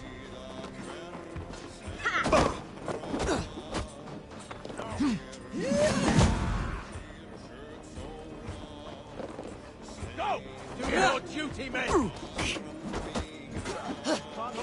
Say you!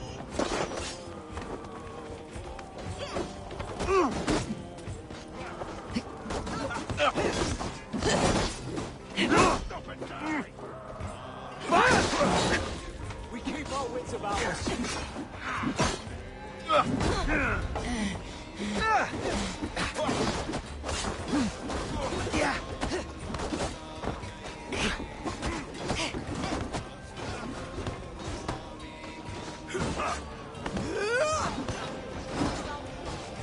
You'll suffer for that!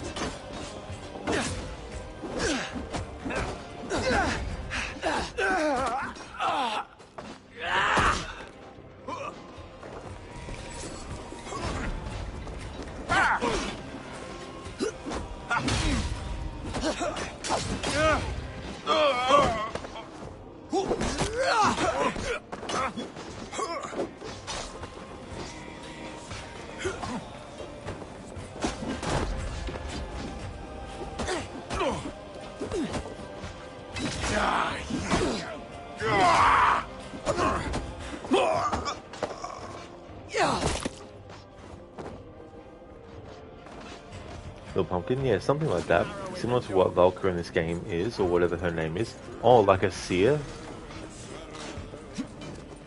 Heyo, Gorky. How's things?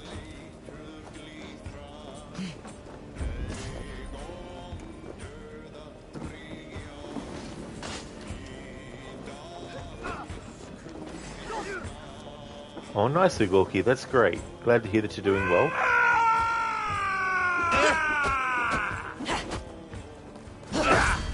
With me! Watch for my lead!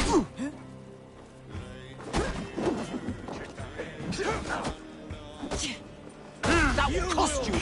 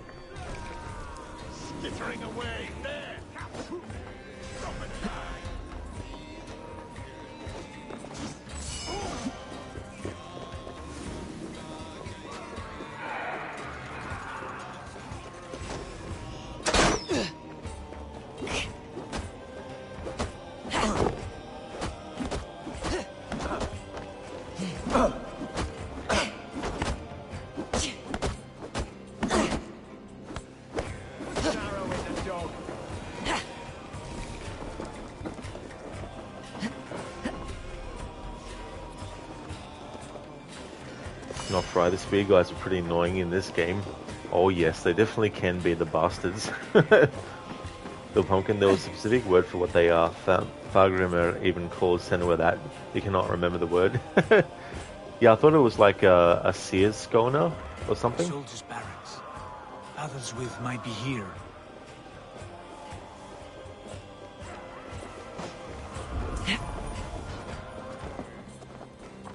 Ah! Now you live! We bring Christ's mercy! There's the target! Shoot it!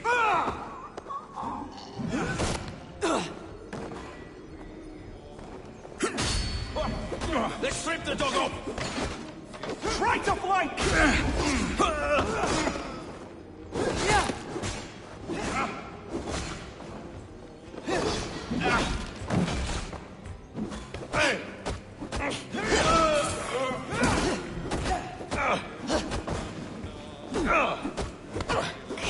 Oh, Little Pumpkin, I forgot to actually ask you. Did you hear about the live-action Tomb Raider series and who has been cast as Lara Croft? Forgot to ask you that earlier, actually. Little Pumpkin, something like that. Something like a seer, yes, but very particular role in Viking culture. You even Googled it, you didn't find it. Oh, yeah. Yeah. So it'll be interesting to see what approach they take, because they haven't actually revealed any story details on it yet.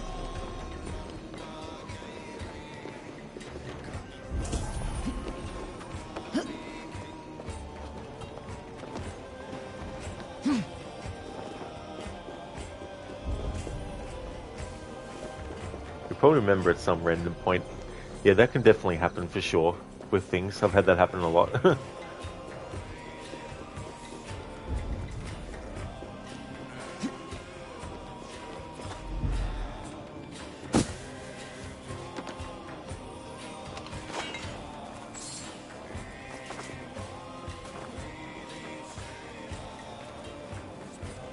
The Vulcan, yep, you saw the role for Tomb Raider, the one from Game of Thrones. That's true, yeah, Sophie Turner has been cast as Lara.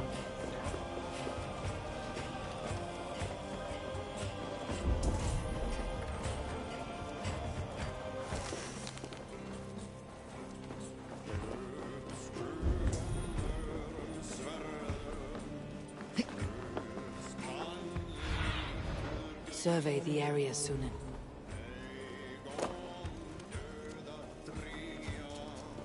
I wish they finally said something about a new Tomb Raider though. Been so long and still no info. That is true, yeah, the Tomb Raider game has been in development for a very long time now. Well, I can say one thing, Little Pumpkin, that I don't think it's going to be the same Lara that was in Shadow of the Tomb Raider.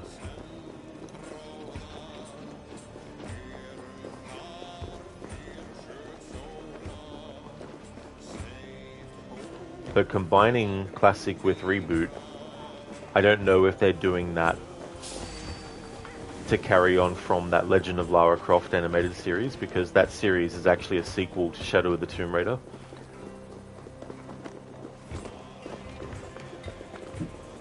Well, it is cool that she gets her dual pistols in that animated series. Players who had been wanting to see a new Tomb Raider game where we actually get to use those, unfortunately have been robbed of being able to experience Lara actually picking those pistols up. Now that she has in animated form, kind of robs players of the games of having that cool feeling of Lara using those again for the whole game.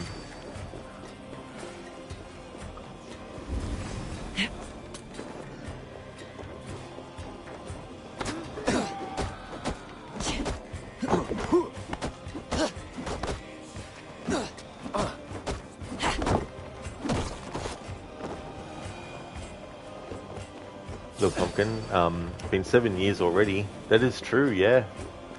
Their time's definitely getting away.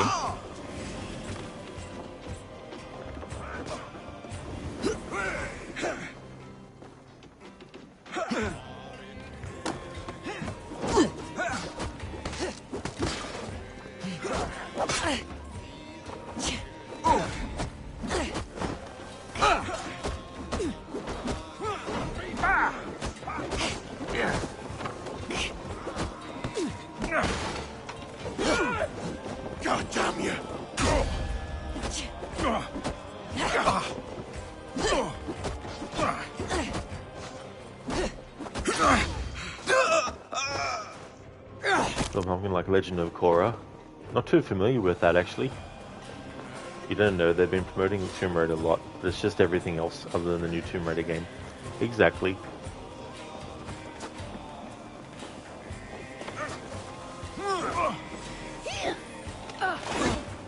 Follow my lead.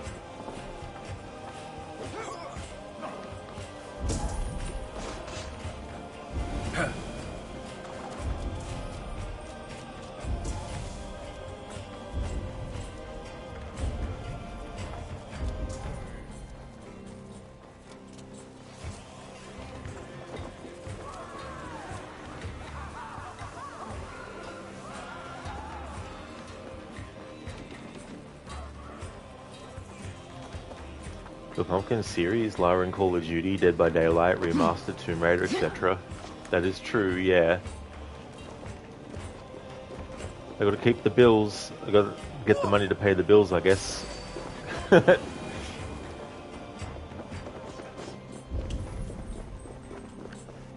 Well, I don't mind seeing characters from franchises being used by other franchises unrelated. It can get to a point where it gets done too many times and it starts to actually ruin the integrity of the actual franchise the character's from.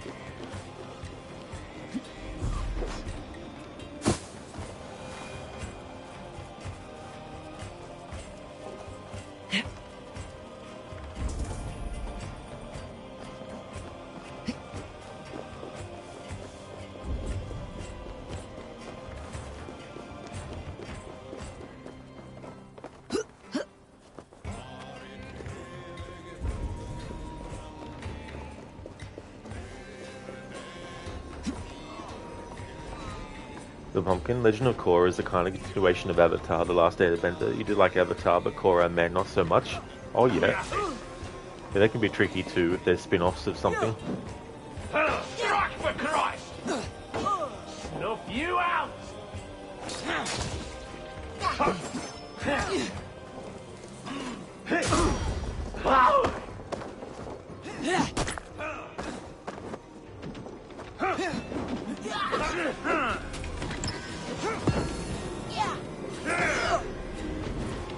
What have we here?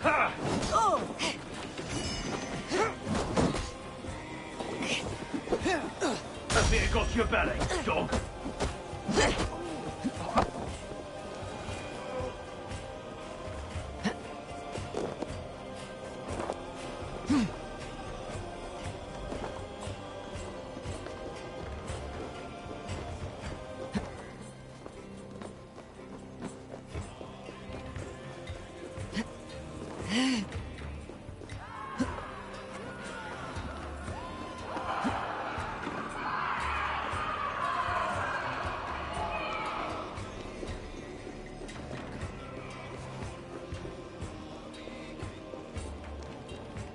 Octavius, do I have any descendants from Europe?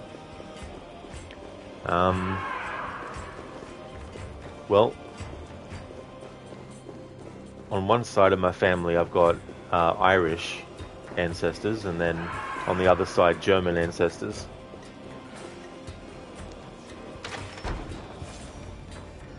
You three, scurry. Lady Athelstwith, I see Burgred has done his best to hide you away. But what is lost must always be found. Let my handmaidens walk free of this place. They have nothing to do with our quarrel. You hear that, Eivor? Noble, selfless. This is the sword you must strike a bargain with. A woman of quality. We seek only your king, lady. Tell us where Burgred hides, and we will leave without an ounce of blood spilled. Please, I don't know. Effective, Sigurd. She is only naive to her present danger, but she will soon understand. Wait. Those are the hands of one who washes linens. A servant. She is a decoy.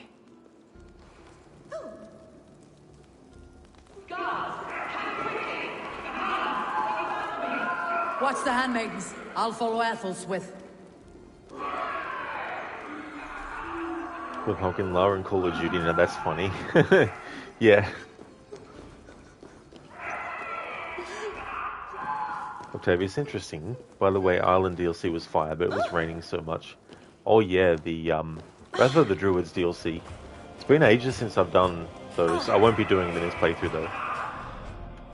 But it has been a long time.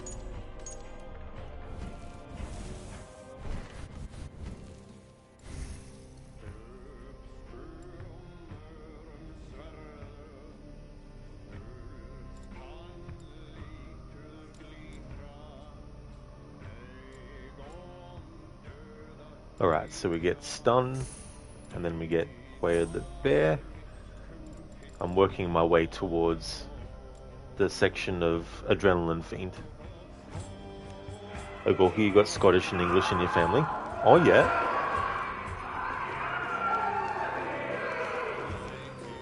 I mean, personally, I haven't done like a... I haven't gotten like a family tree done or anything like that. And I haven't done anything like, you know, the DNA testing or whatever. So Pumpkin, how many DLCs are there for Valhalla? Well, technically too many. But in terms of major ones, I'd say 3. But there's definitely a lot of other DLC that was included, that was released, sorry. Because they kept releasing content 2 years after release.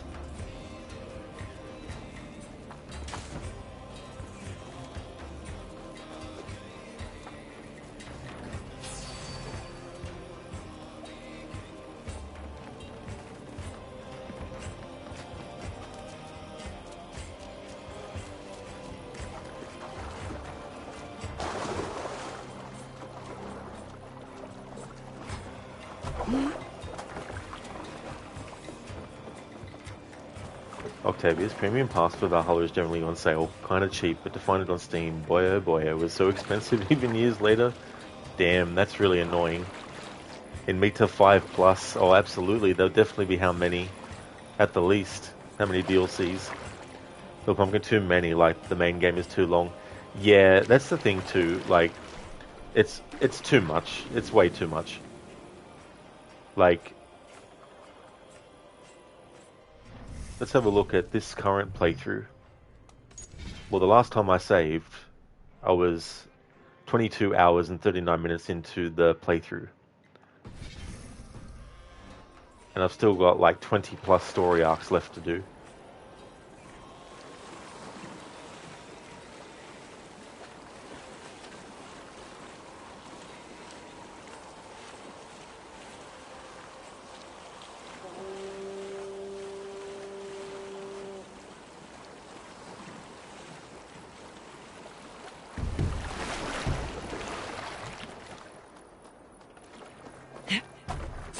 From me.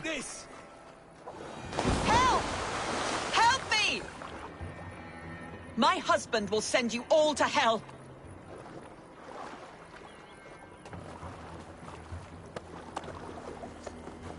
Stop what you are doing at once. Time to die. Stay away from me. Don't you dare put your hands on me.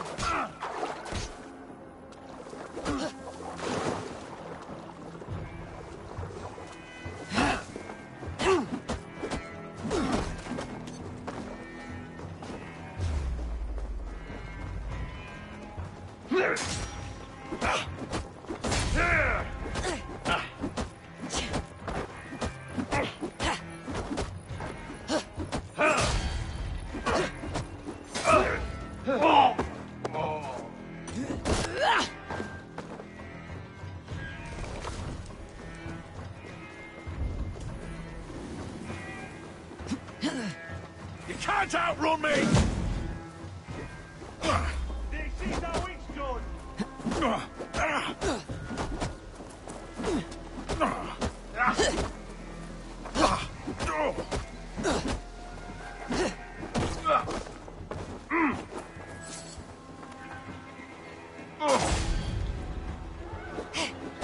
God loves me!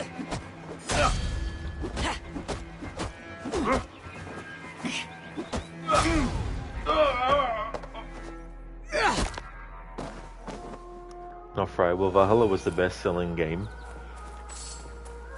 Especially too if you were to consider like what versions people bought as well. Octavius really enjoyed Sky, by the way. Truly amazing island. Oh yeah, in Wrath of the Druids. That's cool. Gavongan, why did they make it so big? Then you have Hellblade, just an enhanced version with some additional content and all for free.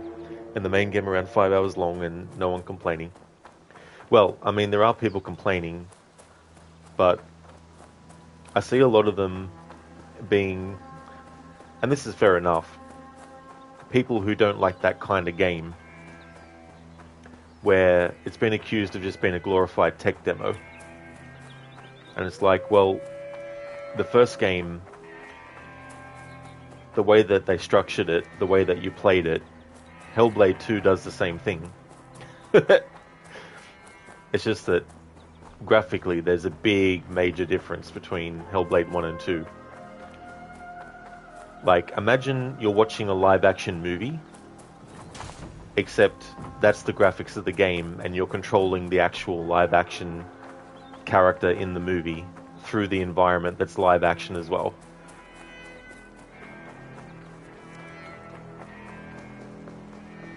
This is one of the zealots. A lone berserker roaming these lands. What is it you're in search of? Not you, Dane. Now go, before that changes. Oh no, it's not. Maybe it is. It is, yeah. Thought so.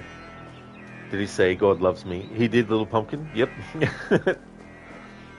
But as to why they made this game so long, because they want to be like The Witcher 3, Ubisoft decided that they needed to make their games 500 hours long and give it years worth of updates and content after release.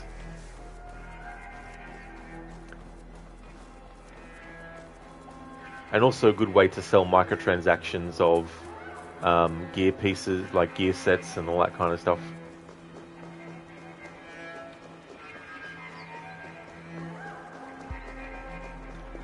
But yeah, ever since Witcher 3 came out and was such a big hit, they have been trying to emulate it ever since.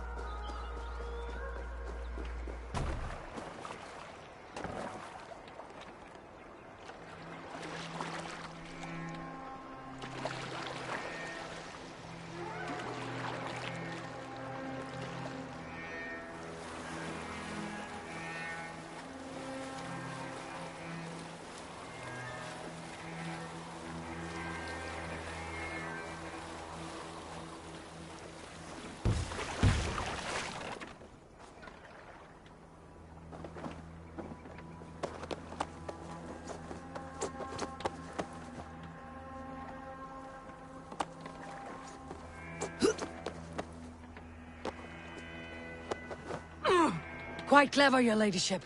You're certainly making us work for it. Keep your hands off me, pagan! Have you lost your sense of hospitality? I regret asking. Let me go! I demand it! After what you put me through, I would have to be mad. Do you understand what you're doing, pagan? I am the Lady of Mercia.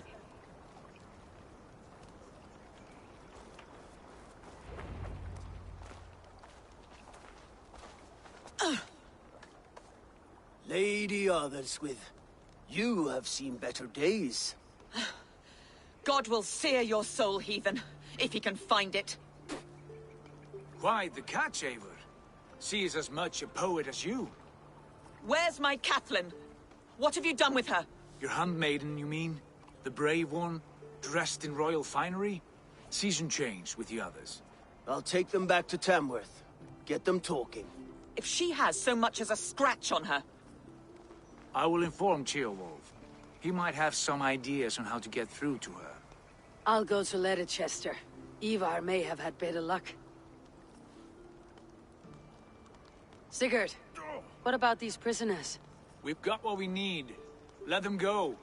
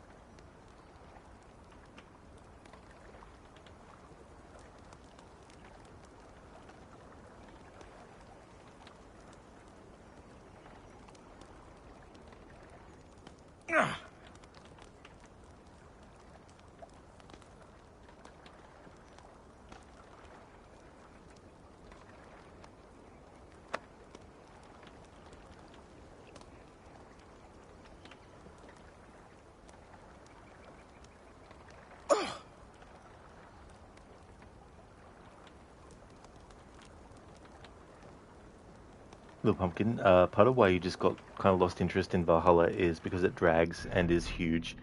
Yeah, that's the other problem too, because they also wanted people to be able to decide when they did certain parts of the game's story and DLC content without necessarily having to dedicate to stick to one or the other, you know, and jump around as well. And a byproduct of that, of course, is that it just makes things go all over the place. Lucinda, okay, Rod, it's time for you to head off to work. I hope you have a great rest of your stream. Thank you so very much, Lucinda. I definitely will. Would like to highly recommend people check out Lucinda's channel if you haven't before. Lucinda has been doing a playthrough of Dishonored 2, is doing a playthrough in the lead up to Dying Light the Beast releasing, is also a big fan of the Dying Light series as well. So when that game releases, she'll be doing a playthrough of that game too. Also a fan of The Last of Us series as well. And Lucinda, that's absolutely no worries at all for the shout out. And before you go too, happy birthday! I hope that you have a great day today. And if you go to your channel, you will see a birthday gift. I hope that you have a great day today and that you enjoy your birthday as much as you can. I know you have to go to work, of course, but hopefully work will go quickly so you can enjoy the rest of your birthday.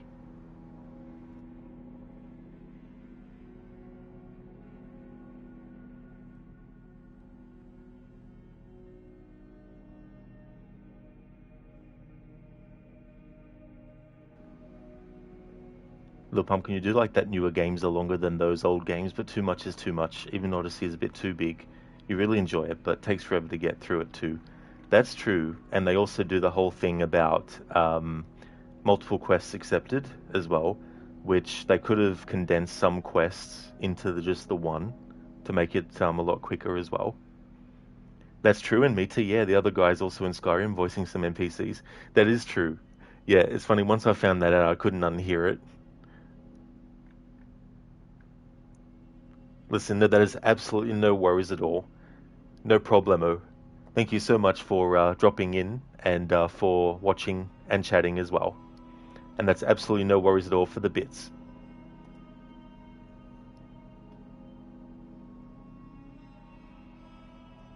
Biko, blimey, that feels quick. Remember her birthday last year, lol. Time definitely does fly. It's just crazy how quickly it can go.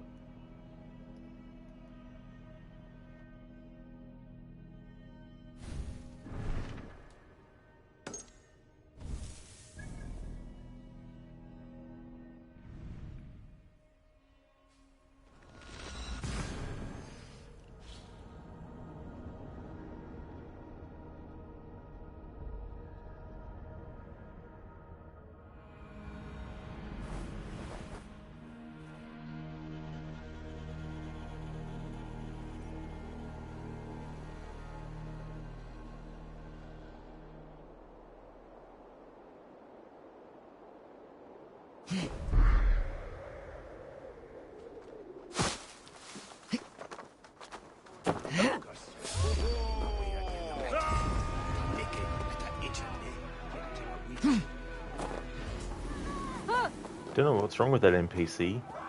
Don't people like jump off the top of buildings in this time period every day?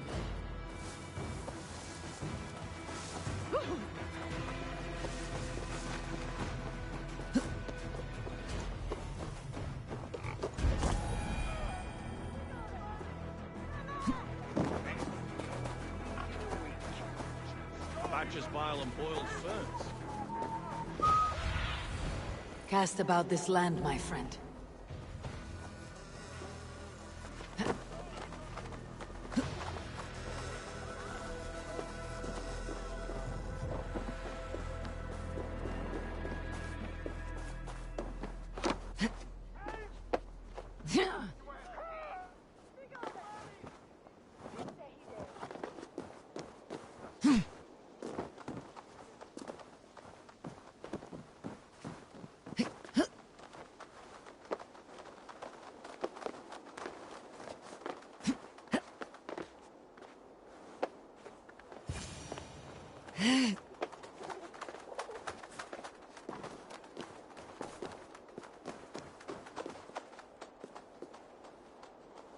Good timing. We would have stormed the place without you. What have you seen? Soldiers aplenty, wagons going in and out. That weasel Borgred is here, I'm sure of it. The bathhouse there and that church, see? I sent a scout to check them both. Should be back at any moment now. Did you see Uba and Sigurd in Templebrach?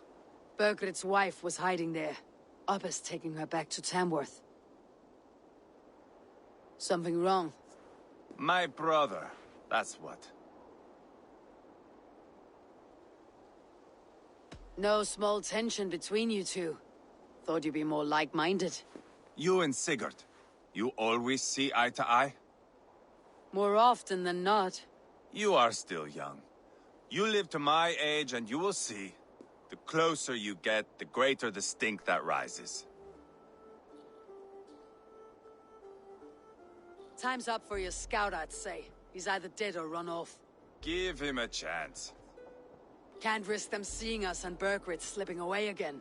You stay here and wait for your scout. I'm going in.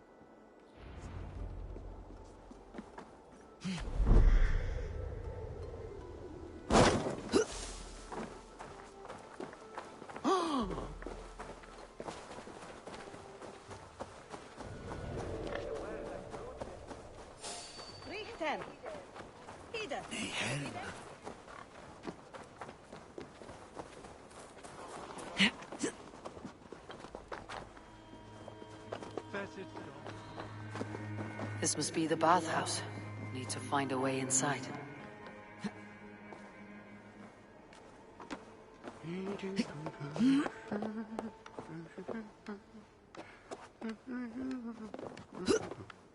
This place is heavily guarded.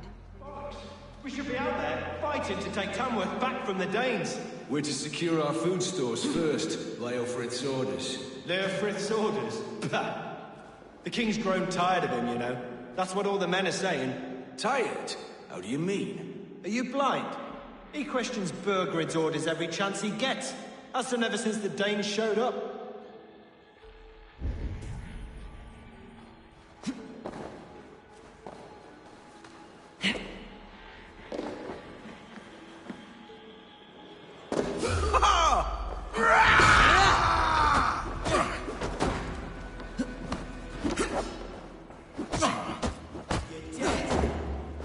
Spread out! We have this!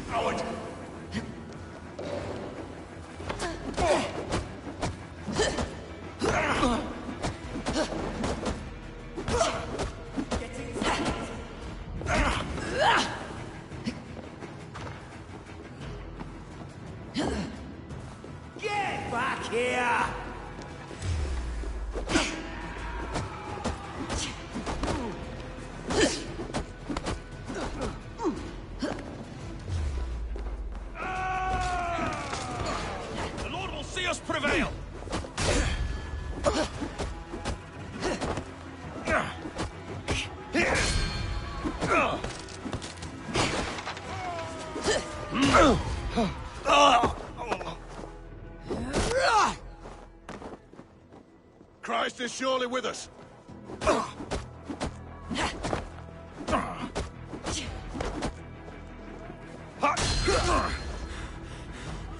Hey!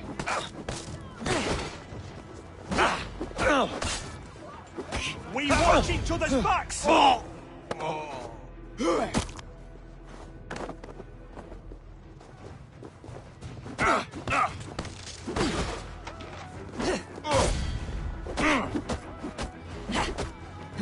Try to flank!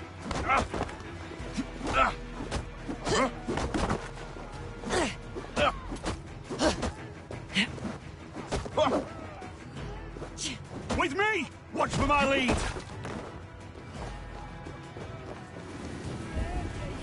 Dog!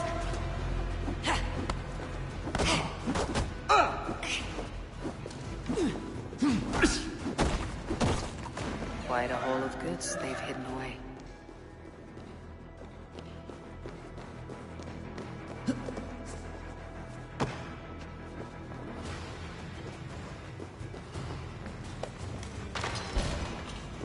Jailbird. Eivor!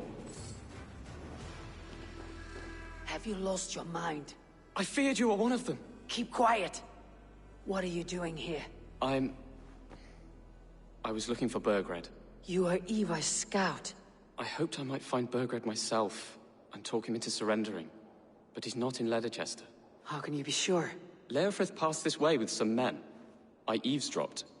It seems they're only stockpiling food here, but he did say something of interest. Gave orders to send more men to Burgred's wife, the Lady Arvel's with. She's in Templebroch. Not anymore. We stormed the fortress and took the lady back to Tamworth. She would know where Burgred's hiding. Do you hear that? The sounds of battle. Eivor! Let's get you out of here now. Where are you going? I know my way around. We'll go through the market. This way.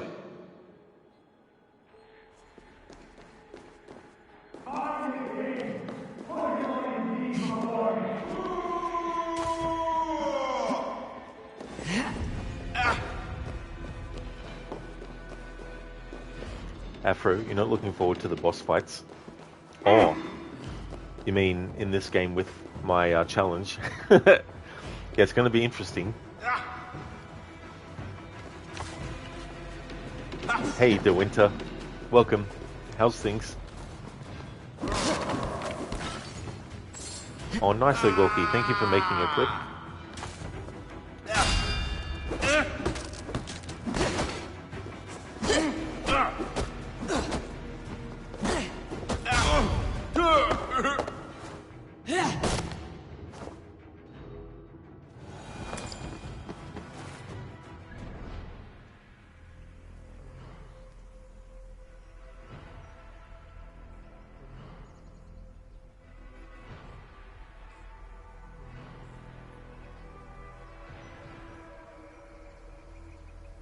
Very nice, Gorky.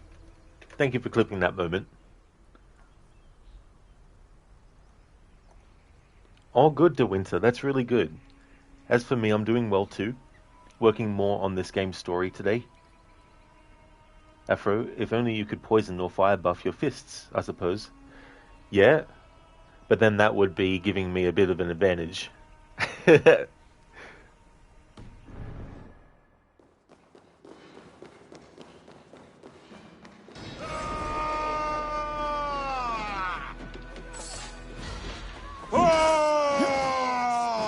We watch each other's backs!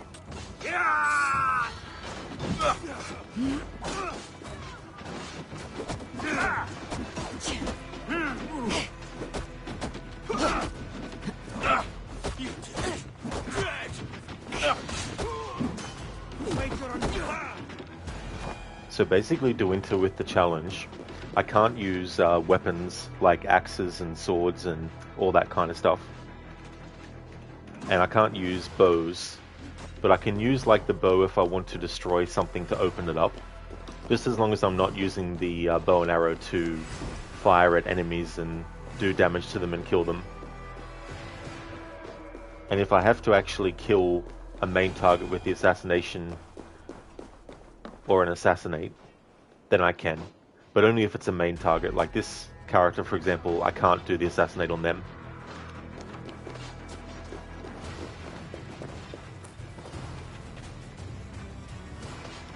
Cheers, Ogorky, thank you. Afro, wait, so they don't die unless you finish them off with the stun attack? You never noticed that, to be honest. Yeah, that's interesting too, as well. But yeah, like, some enemies will just... they'll be knocked out, essentially, but the game will still treat them as dead. But then, like, this guy is now coming up as not able to assassinate, so they must just, you know, die after a while. Me to imagine doing this with Witcher 3. Oh, damn, dude. Like, I don't know how that would go. Yeah, the winter, so that's the challenge for this playthrough for this year.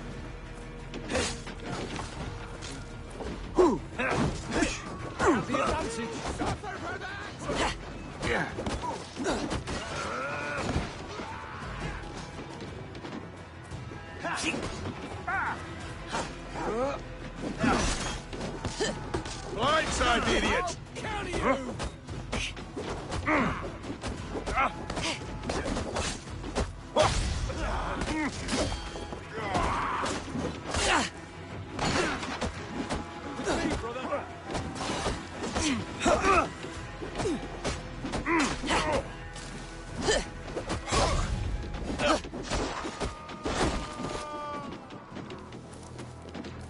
Coming for you! Christ mercy! You'll suffer!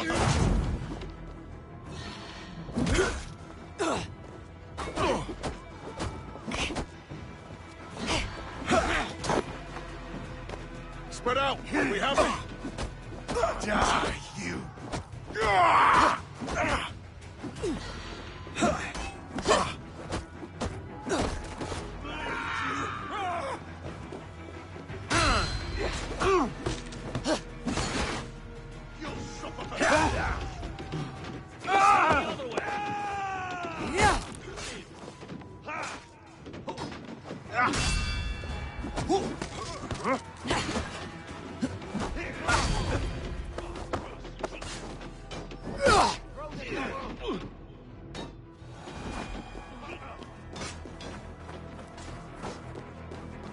Afro, so they don't wake up. Good. That's true. They forever sleep. Not right. Technically, some Mortal Kombat characters have special abilities. Well, basically most all of them do, but you still see the point of the challenge. Exactly, not Fry, yeah. Yeah, naming it the way I have, with the spelling I have, to reference Mortal Kombat, definitely doesn't match every facet of the Mortal Kombat games. And it's ironic too, because one of the abilities, of course, is the harpoon. Get over here!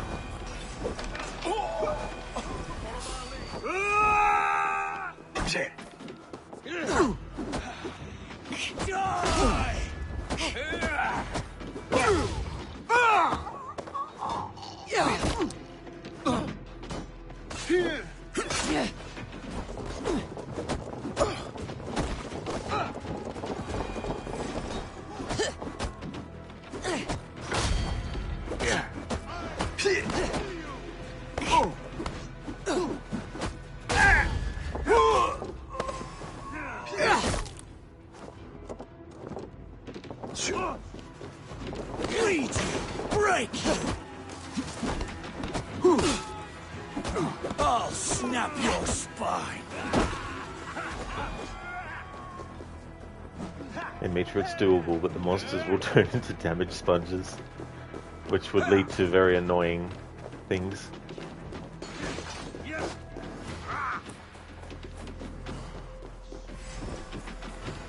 They're everywhere! Stay close to me. What do I do? Fight, man, fight! Borgred! Where are you, you little shit? Borgred!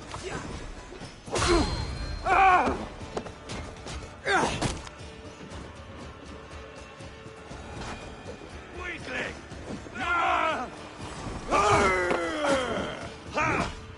Keep the bastard idiot busy! Face me, Lord!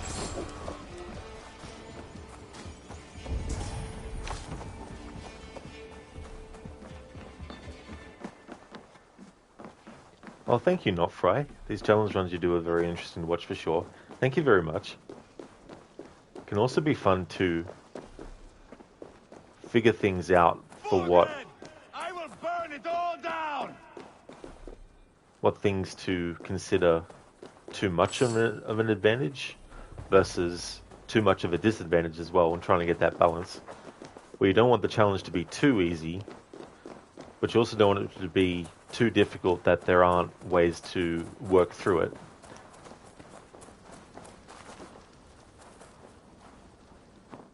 Are you hurt? Speak up. I think so. My God. I didn't want it to come to this. They would have killed you, Chilbert. You had no choice. Now don't move. Where is your king, Saxon? Where is he? Lord our Father, grant me salvation. When does their god find the time to answer so much mumbling and whimpering? You're reckless, Eivor. Chilbert could have been killed. Who am I to stand in the light of a boy searching for his balls? Don't excuse yourself. You enjoy this too much. Stop. It wasn't Eivor who sent me. I sent myself. Have caution, boy. Until your father's crowned your Mercia's enemy, not its champion. You understand? I understand. Good. Now return to Repton and remain there until we call. Will you not stay, Wolf-Kissed? There is no king, but we have corpses to loot. I'm off to Tamworth. The Lady Athelthwith may be singing a sweeter song.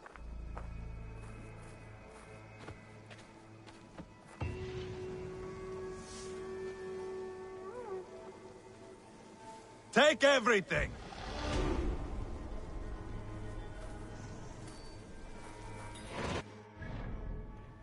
The other thing too, there are some challenge runs I've done where I've actually played through the whole game off stream first to work out the ins and outs of it. Like for example, with Origins one time, in the spirit of the games in the series that used to have optional objectives, I came up with my own ones for each main quest. So I had to play through the game and do those quests and test out what I was working out for optional objectives to see if they were doable. But then there's a lot of challenges where I might do some testing here and there and have a look at, things like what skills does the game offer you, what abilities are there, and all that kind of stuff. And then I get to a point where I'm like, all right, this is the challenge I'm going to do. And then I find that you get to some points where you get tested, where it's like, okay, so these are the rules that I've come up with. The game is being like this in this particular spot. How do I work around it? What are some tactics that could be better to use to get around something? What are things that I don't normally use that I could try and just to see things? So then in that way, for me, it also becomes a bit of a puzzle. And on the stream itself, it becomes a bit unpredictable because I'm working things out as I go along. And some things you don't really know until you're actually in the thick of a challenge, how to actually navigate through it and all that kind of stuff. So that can definitely be fun. There's also been challenges where it doesn't really make the game too difficult, or the game doesn't really force you too much into a scenario. Like an example I can do is I did a bomb challenge with Assassin's Creed Revelations once. But what I found myself falling into the trap of, I'll just go around the enemies. And so it felt a bit hollow. So the next time I do a challenge like that with that game, I'll also add a stealth requirement to it too. So where it'll be like, right, I can't be detected at all in this section. What bombs can I use in this scenario that will actually help? So that's what I'll do for a future version of that playthrough. But yeah, sometimes you just don't really know until you actually get in the thick of it. And it also makes it a little bit like interesting for the stream, where it's like, okay, so how is he going to get out of this one? Or what's going to be the trick here? Offray, yeah, that's going to take a lot of effort. Yeah, and then there's the endurance of it, because like there's some challenges that you come up with where it's like, this is going to take hours. Should I come up with an exception? And that's the other thing too. Sometimes you just have to come up with compromises and all that kind of stuff with certain things as well.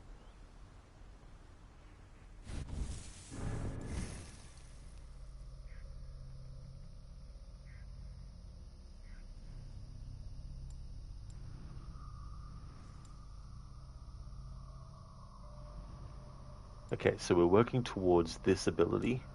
Well, it's really a skill, but the difference between the abilities and the skills is that the abilities are what you find in the game world with the books and stuff. So I can't do any of those, but when it comes to skills, there's no limit to what skills I can do. So we're going to go towards the Adrenaline Fiend. So we'll get the Great Sword and Short Sword increase, even though it's not something that I can take advantage of. But I need to go this way to open up the opportunity to get to what I want. Same with the Bearded Axe.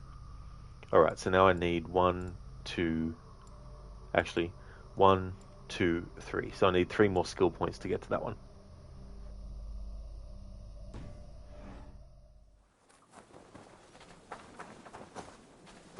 Pile the soldiers here. Let these people bear witness to the carnage that awaits their kingdom.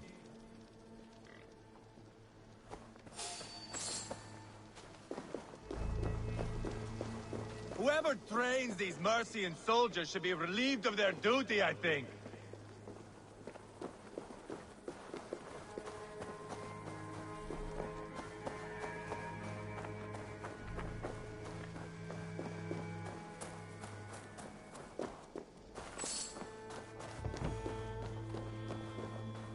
Thank you, Dr. Darling, for redeeming the Leap of Fail. You've got a work break. Oh, very good. Well, I hope you enjoy the break. I don't think Eivor will enjoy the break that's going to happen.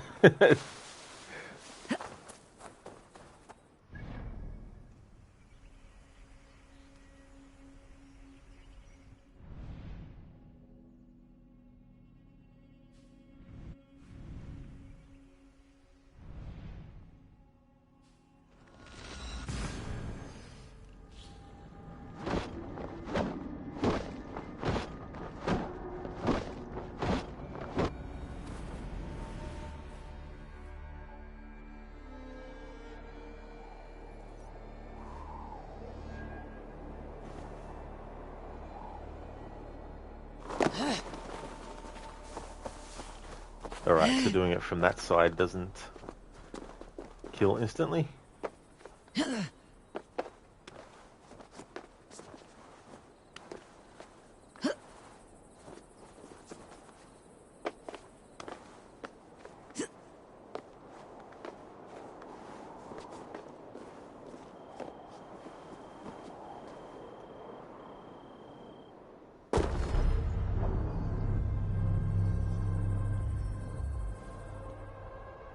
There we go, Dr. Darling, thank you for redeeming the Leap of Fail. Ogorki, thank you for redeeming the random Red Dead 102 quote. Not for a leap of fail fail. That is true.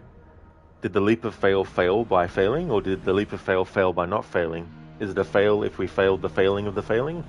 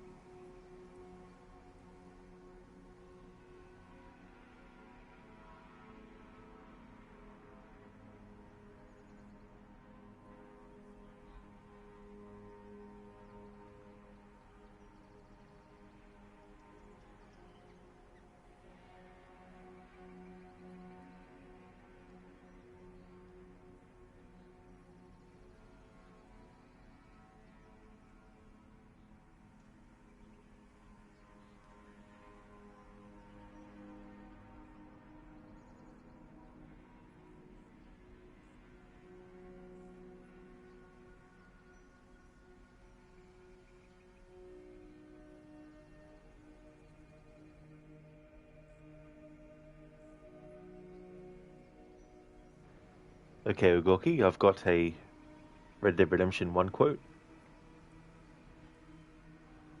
Not only do people now have motor cars, Father, but I heard pretty soon we will be able to fly. No, only angels can fly, Jenny. No, apparently people can fly. Didn't you hear? Out in Kansas, a man even got a car to fly. I hardly think so. That's the conversation, or part of it, between Jenny and the preacher on the train at the start of Red Dead Redemption 1.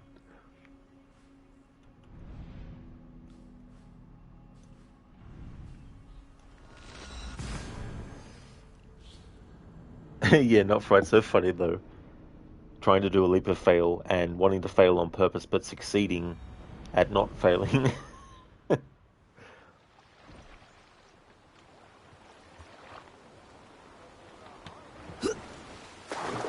Fiku, you get that with the word then. Are you going to the shop then, or then? It's like, is it more than the then? Or is it more than then? Bok, what? You thought that was a dad joke? Oh no. No, that's from Red Dead Redemption 1. It's actually funny, the conversation that Jenny and the preacher have on the train. And John Marston is just, sitting on the train listening to these conversations. And Jenny is actually one of the strangers that you can do a stranger mission for, where she basically thinks that divine intervention is going to stop her from dying out in the wilderness. Piccolo, of course, there's also then, just to make then even more confusing. Definitely. Oh, Little Pumpkin, definitely will have fun. Thank you so much for being here. I really hope that you have a good rest of your day. Thank you for stopping by.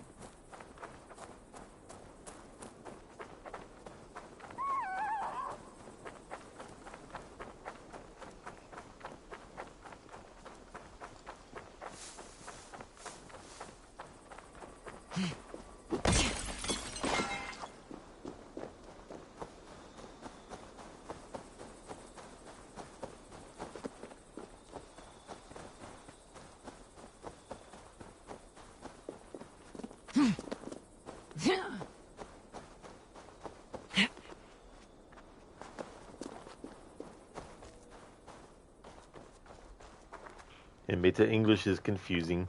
It definitely can be, for sure.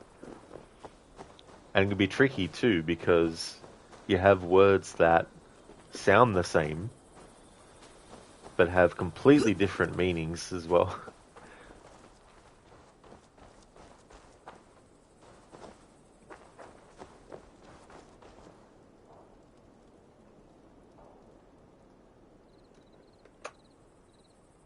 Speaking of Red Dead Redemption, actually, the actor who plays John Marston, Rob Wiedoff, actually has a Twitch channel as well, and he's doing a playthrough of Red Dead Redemption 1, which is really cool too, because it's the 15th anniversary of the game this year.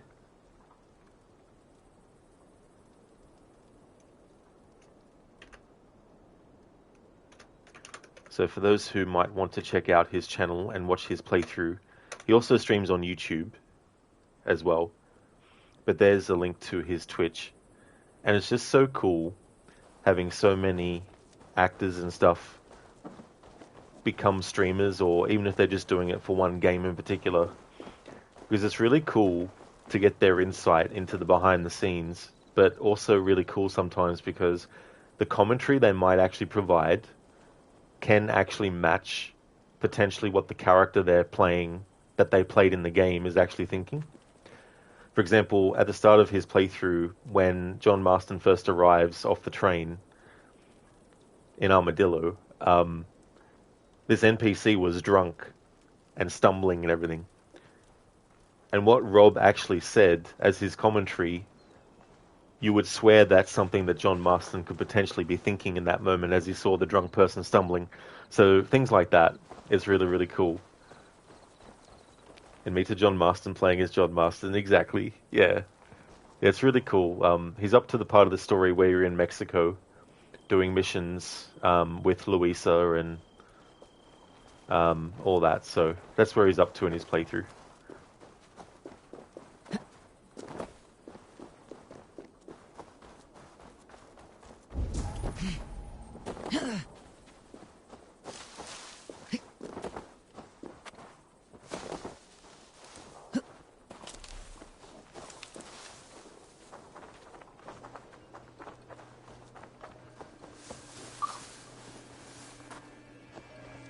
Your turn.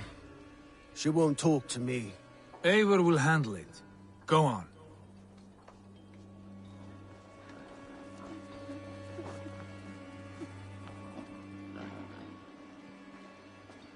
You've exhausted my friend Abba here, but I'm wide awake. Maybe tell me where Birgit's hiding and let him rest happy. Never. Stone-faced and tight-lipped, all for a king who hides like a cowardly vole. Too scared to protect his family and his people. Thirsty? My husband does what he must for Mercia. How could he do otherwise, knowing that even his closest friends could betray him? Give that traitor Ceolwulf my message. He may win this earthly battle, but the devil has won the war for his soul.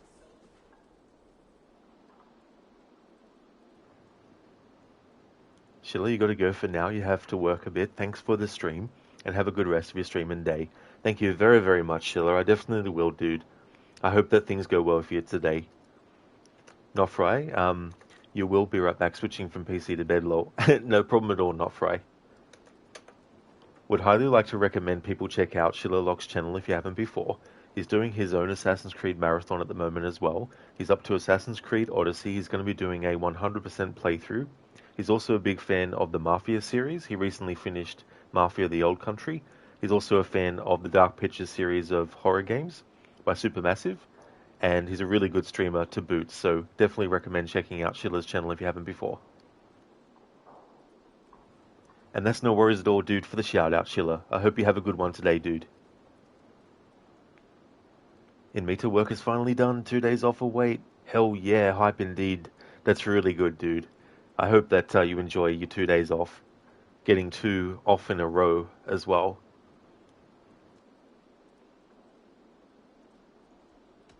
I don't care how you feel about Ceolwulf, but he will be king.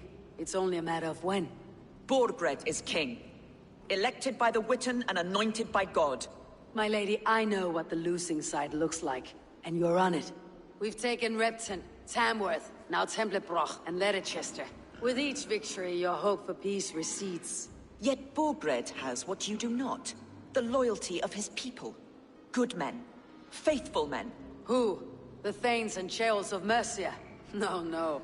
Only Leofrith remains loyal, and he too will fall. Yes, goodly Leofrith. He will die defending his king. And win or lose, he will send 100 more of you to hell. Eivor, your ladyship? Do not mind me. Only here to count my spoils. Oh, God!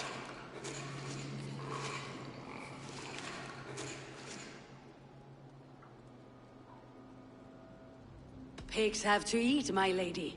The trouble is, it takes a lot to sate their hunger.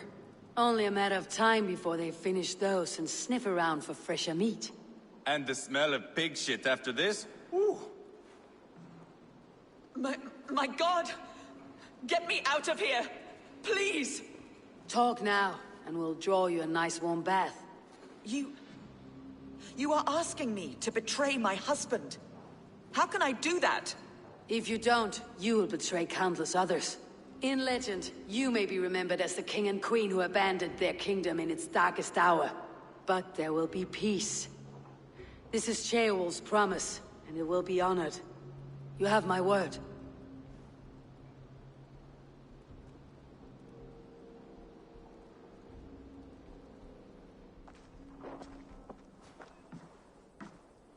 Does the caged bird sing?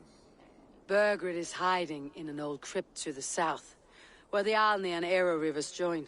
A crypt? Now tell me this is not a sign from the gods. It's a long way to carry a king. The three of you must clear a path back to Tamworth. Where can we meet? Bring him to the bridge at Venonus. It's a straight line through. We'll deal with any trouble there.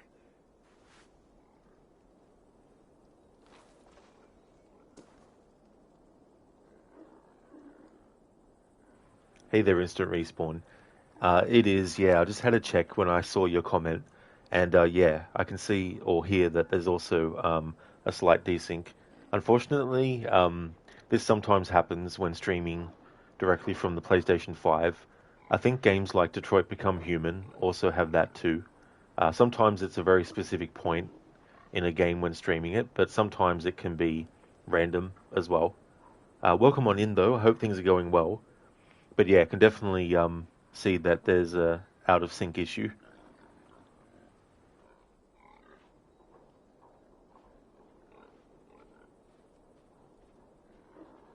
The heads were a nice touch. I'm not one for spectacle, but it got her talking. Spectacle? That's just me.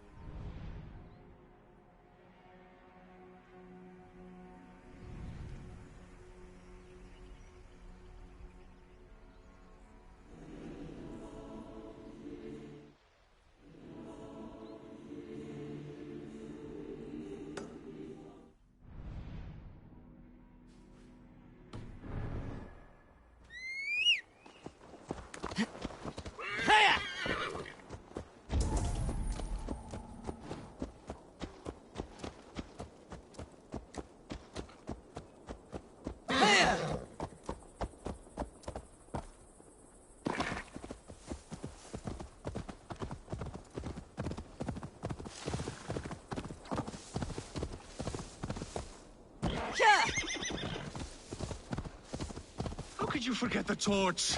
I told you we need to set fire to the house so the...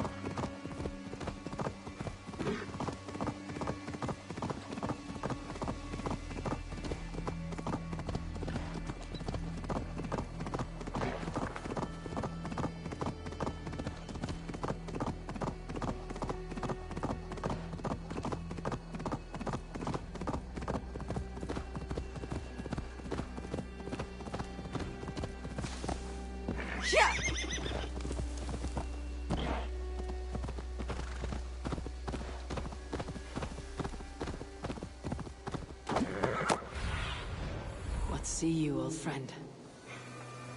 Maybe God for a musty crypt. It cannot be the dead they're protecting. I should not be seen in this area. Hey! Mongrel! Blindside the idiot!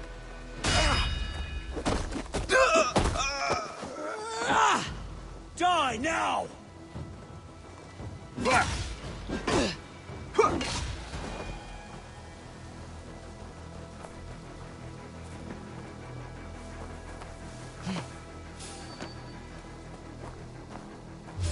What? Why did Leofrid ride Finish out in a her! hurry like that? What's going on? His lordship wouldn't say. Strictest confidence. With me, brother. Was it the king's orders? And the rest of us are just supposed to stay here, like sitting ducks? You've got your wailing. That's exactly what you'll be. So keep your voice down. But I don't like this. Not one bit. Keep our wits about us.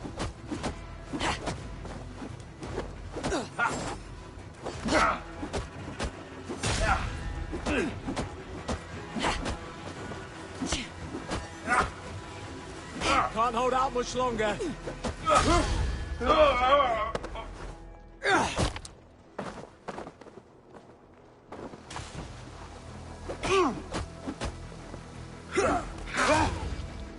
suffer for that!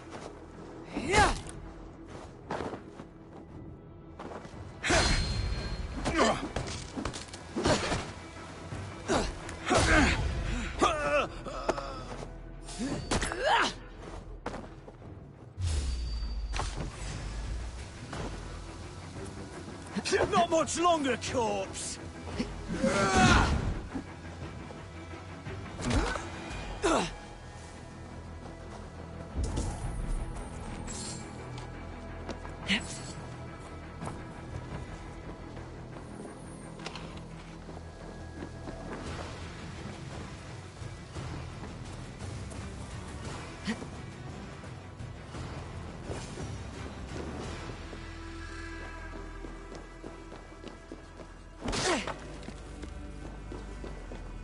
He's got to be down here.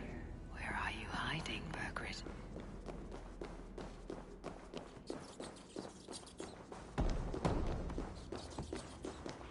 Burgard King, where are you?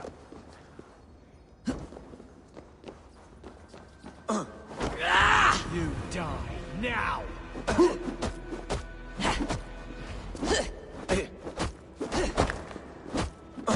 Won't survive!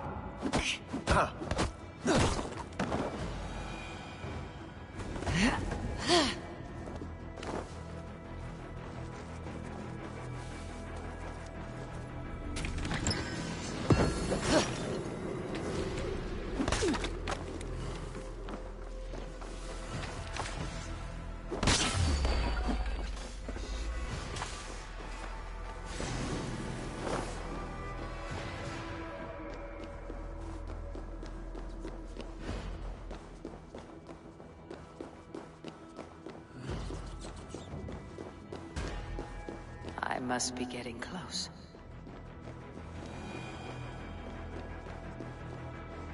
Bloody crypt sends chills up my spine.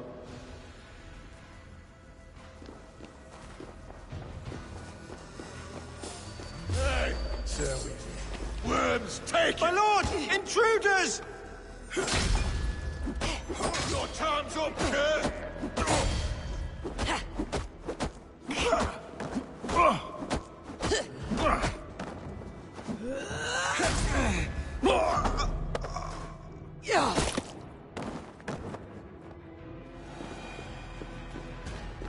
Admitted corpses don't fight. That is true. So, he didn't get the memo though.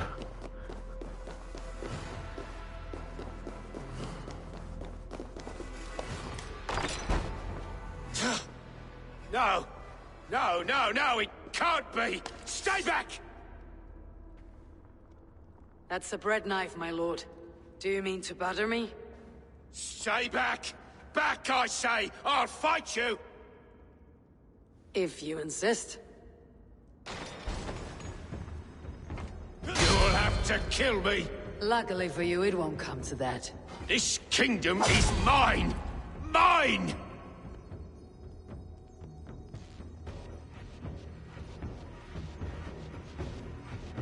I will not yield!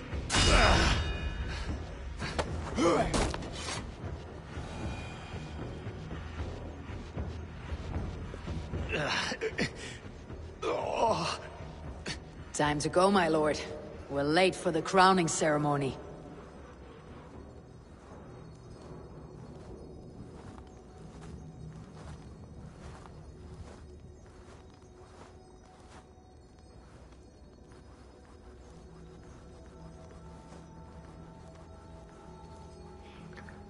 This isn't a glitch, by the way. I'm doing this on purpose. Ogorki, thank you so very much for the 8 days and 13 hours of watch time.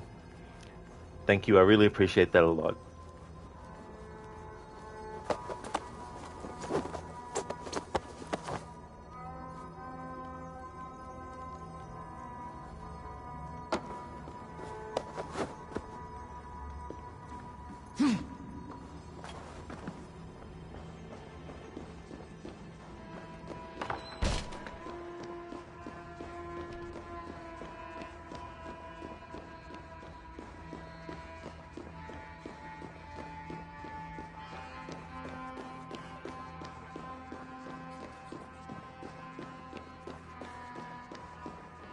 Now! Time has come for you! Together, lad! Ha! Feel my breath on your neck!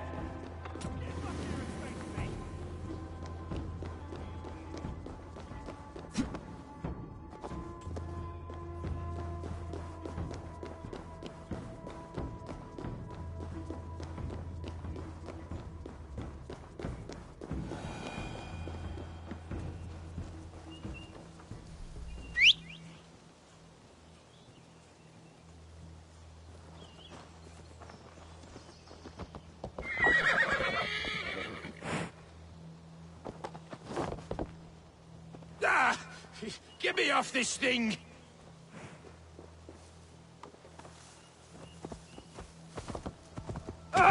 You think you've won? You haven't. Leofrith. I sent him away with orders to destroy you. Quiet. The mess you're in, you don't know the half of it.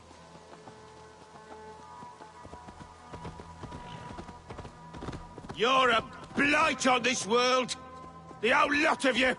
A rancid disease. You don't deserve Mercia. To the victor the spoils, my lord. You must win Mercia.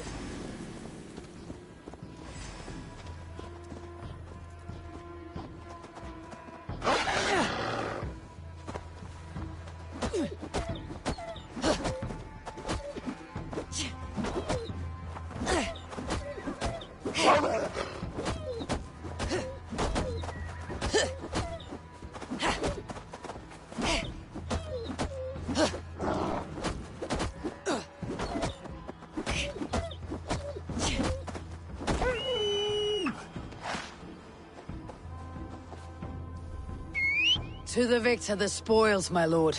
You must win Mercia to deserve her.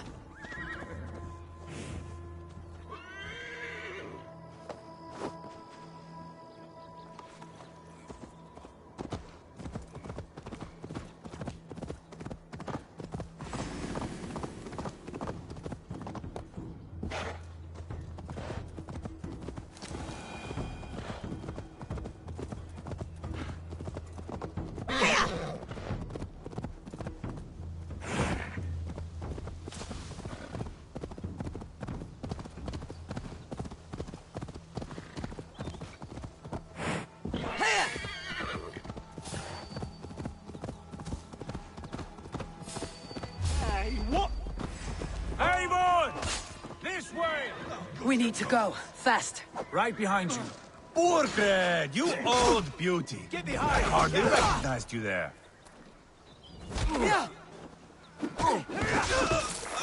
Only way you go down is with a rope around your neck. They'll be coming for him. Stay alert. Put up a fight!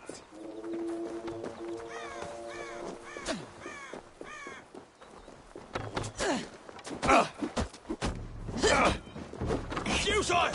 You're doomed! You shot! Too easy!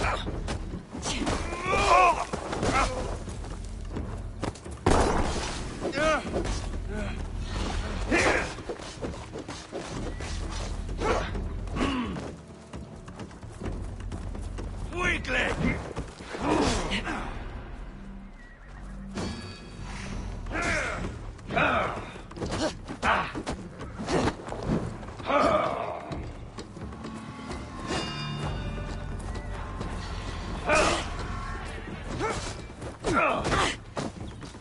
Spill your brains!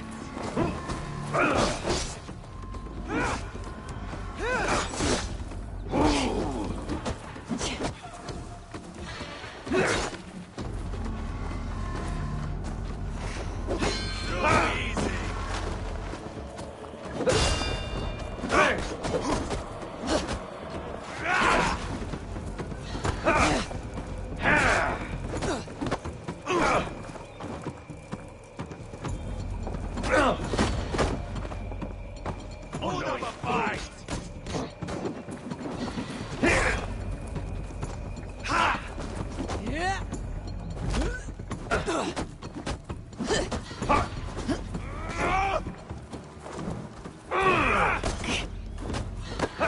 Too easy!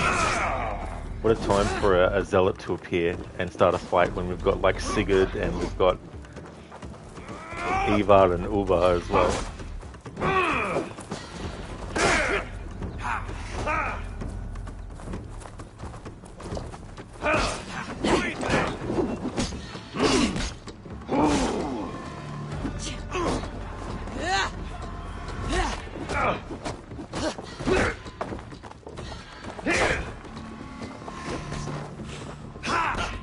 Hold up a fight!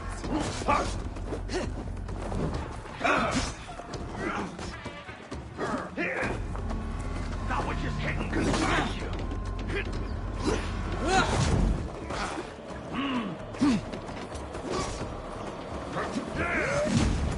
Spill your brains! Get back here! I'll stage your welcome.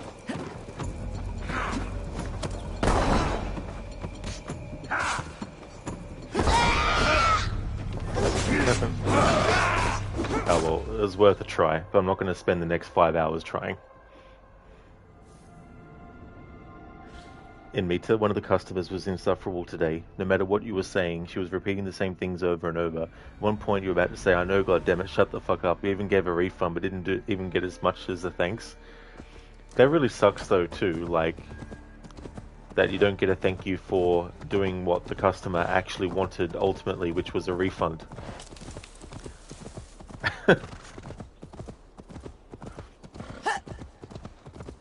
At least you had some help, damn.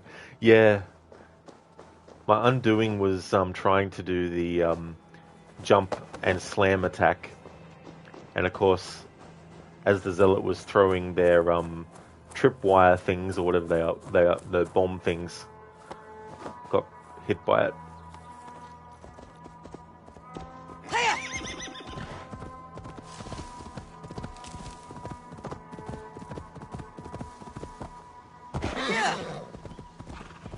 But it just goes to show that I need to definitely wait a bit in the playthrough before taking on the zealots.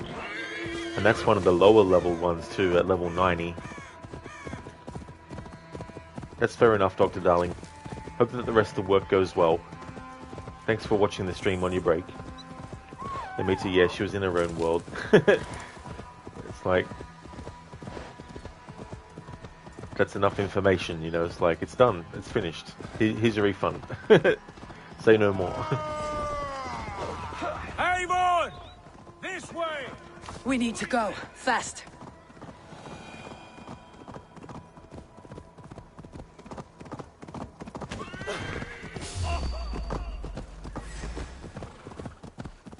Not that it would take 5 hours, but I would have liked to do 2 story arcs in this stream, but I'm not going to worry, because this one's taking a while. And I don't want to do another 10-hour stream. I've done 2 10-hour ones twice in a row.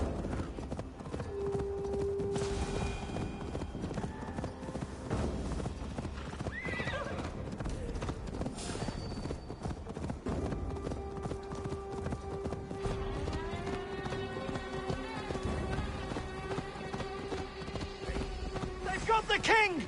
Don't let them get past us! Move! Move! Inside! We will fight them off! You bleeding dunghill! You bleeding Here down we here. are. Look familiar? No! No, you godless slugs! You won't get away with this! I like this music, especially the rin, the kind of vocals in it. Ho, rin. You! Ren!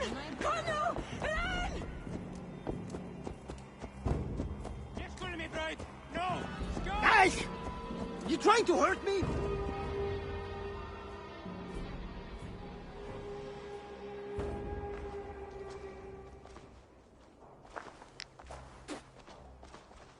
Change has come, Burgred. All that remains is a coronation. A Witan with the Lords of Mercia. Burgred, my love! My lady, are you injured? Did they hurt you? No, no. I'm fine. Move along, Lord. Your king awaits.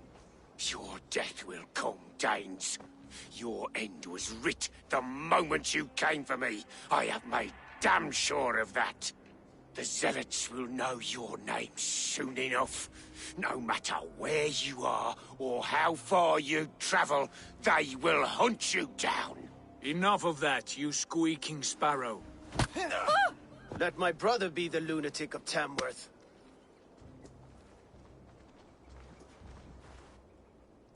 Zealots? Who does he mean? Ignore him. Desperate pleas and prophecies, nothing more. Walk with me, Wolfkist. We have some time before the ceremony. Where to?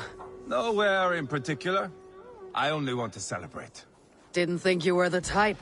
You have drawn a dark conclusion about me, haven't you? That is all well and good. I've drawn some about you as well. Are you leading a land to slaughter? See what I mean? Dark. Too dark. Oh, nice talk, darling. That's cool. You've been listening since the start. You just can't watch. That's totally fair, for sure.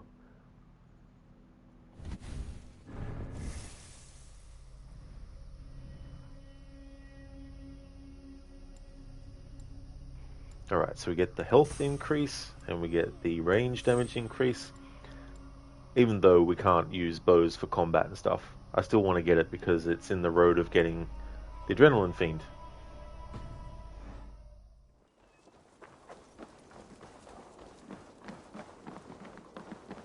You there! Get lost!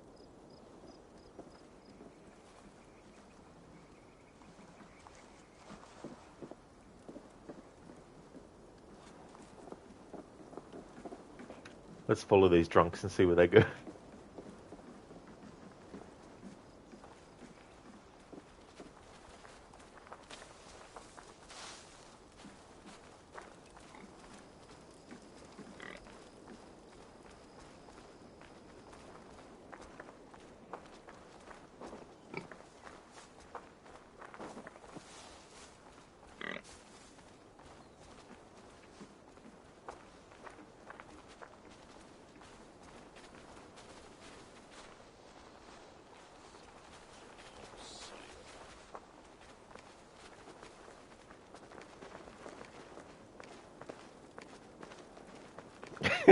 In meat of the way that they look. The animation for them, like... I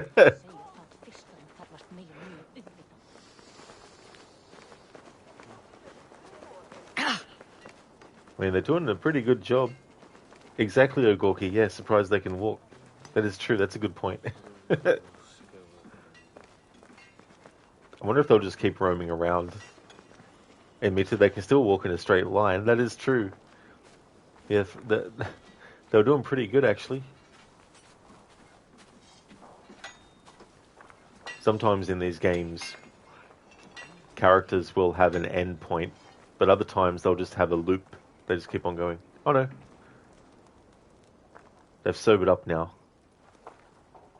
Vaderuser kun fiskar jävlig åsäk och lärdi, han har bygga hus. Du läser att vara att fiska bygga eget hus. Ik weet daarvan de vidfång till färda. En ik daarvan att alfa fjär eining. Aldrig leta egeljärra eller langsframshärda. Vi nästan vill att jag ska fära med naglar från smådjurnars. Då slår jag han med botvansa frottliga i rassen om han värlös lutat dök inom. Ik moet alla mit jarlinum och få han att sätta karlarna apte. Deiger eigigerathat. Eif ver bender svälta i hel. Ver man affära lidandens framda eide sinni. Mer.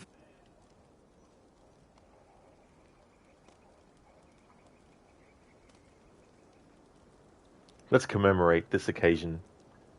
The once were drunk but now are sober.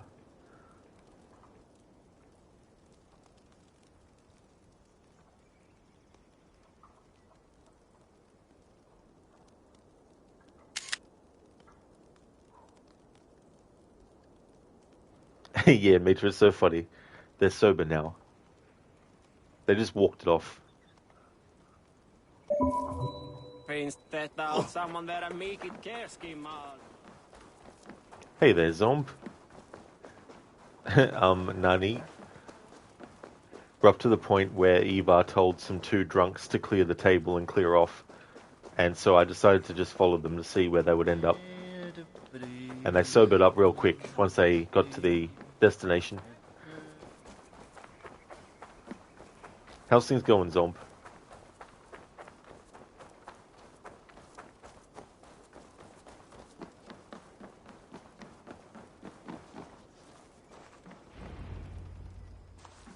Sit down.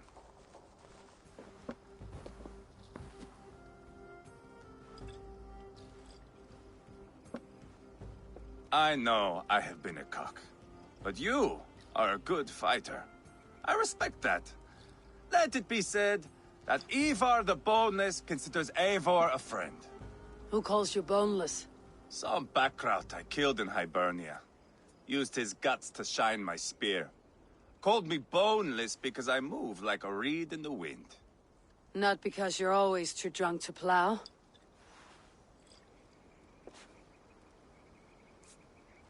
Valhalla. That is where I am bound. I can smell the blood and taste the mead. I will sit beside the High One with my axe in hand. A fitting end for Ragnarsson. You would think, eh? Me, Halfdan, we will be there. But Uba... no. I do not think we are chasing the same victory. Not anymore. What does Abba want? To grow old and fat on the farm somewhere with little Ubas to chase about. He wants an heir. It's a common dream. Not for a warrior. Not for Drengir like us. He was different before. But this place, England, it softened him.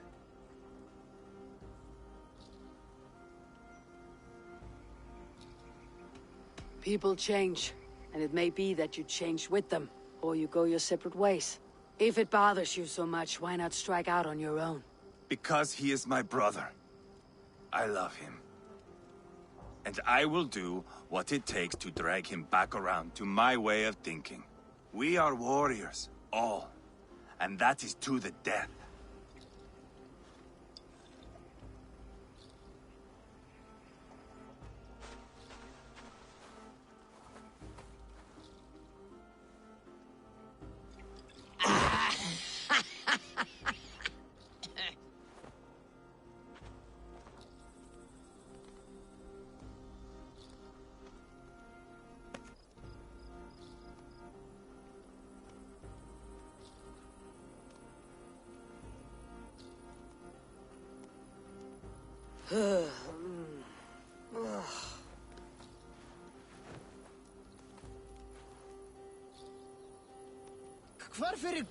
Outdid myself again.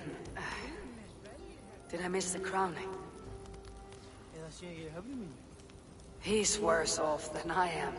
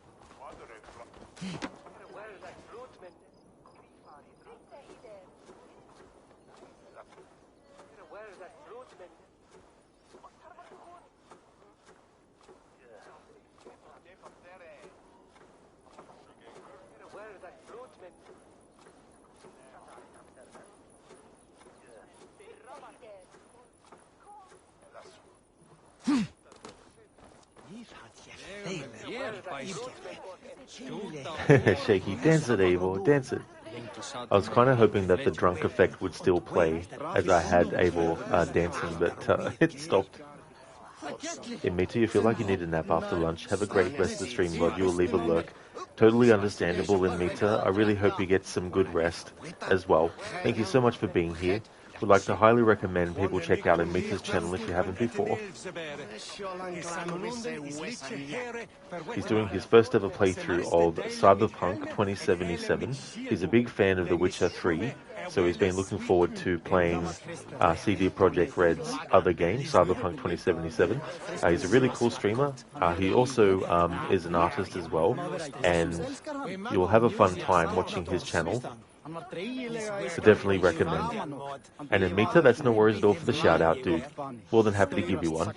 Thank you for leaving the lurk too, as well. Zombo the other day found out a dungeon called Frozen Hearts in Clair Obscure that is both ridiculously fun and OP'd at getting both farming XP and getting better gear as rewards. Was even more OP'd at farming XP than you previously realized. As for the first time ever in the game, you farmed 31.5 million XP from a single random encounter fight. 31,588,132 XP to be exact. Holy shit, Zom, that's a friggin' lot. Like, I wonder how many levels you would level up in a game like Assassin's Creed Odyssey with that much XP. That's a hell of a lot.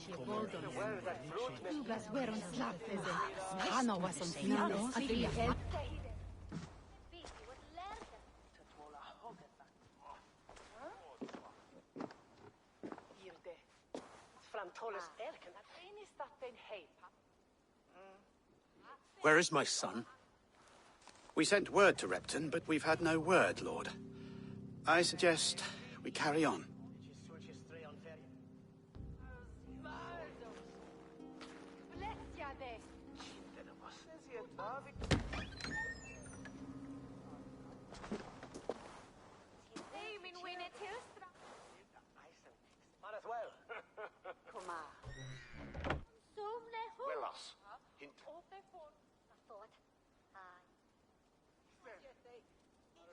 You sought me out, old friend. And here I am, standing before the throne from which I reigned not long ago. You stand before us to accept this Witten's unanimous decision. That you are unfit to rule, and are hereby deposed. We demand the abdication of your kingdom and your crown to Thane Chairwolf.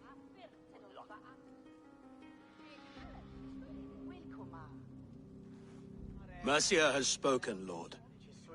The crown. Is that you, old friend? Ah, yes, I see it now. Forgive me. The robes of righteousness sit so loosely upon your shoulders. If the heavens mismark me as king, forgive its obscuring light. Amen. Now, where is my crown?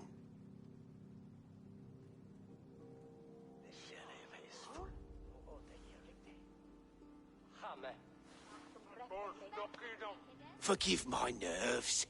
Here I am, an upright man who never once learned how to bend the knee. And yet, I shall try. Ah, how simple it is. How easy to kneel without fear and feeling. He's mocking you, man. I'd kill the fucker. Worry not, Dane. I shall resign this crown, and this pagan-infested kingdom, and the favors of these two-faced men. but I will do so on my terms. My demands are simple. Firstly, you must... You fool. Look around you. You have no leverage here. Plead for your life, for it is the only thing these men will grant you.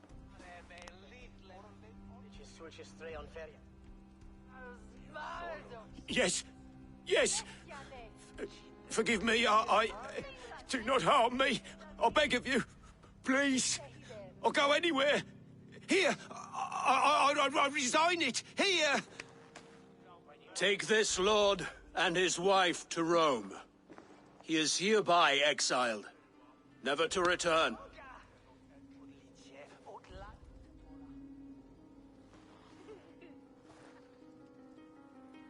The Witan recognizes King Chairwolf of Mercia, second of his name. A just king, a merciful king. God save the king! It better be worth all this trouble. Mercian soldiers, marching on Repton! Leofrid. Loyal to the ugly and the bastard. Gather what men you have and split them between the north and south gates. That should divide his forces. Ceolbert is there. Eivor, you must save my son. You'll come through this, I promise. I will stay here with Ceolwulf. Go.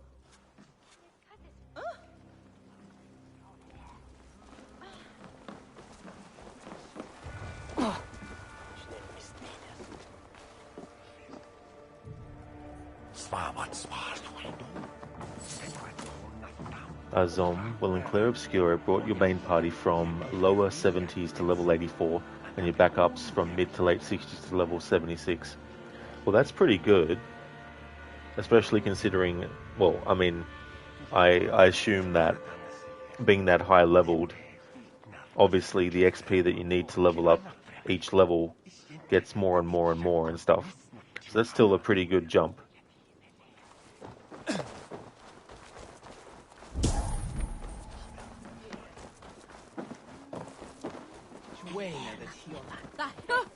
Nee, door dat is beter wisdom on thing.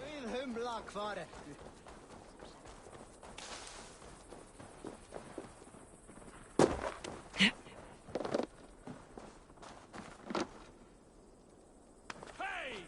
Control the damn beast! Here!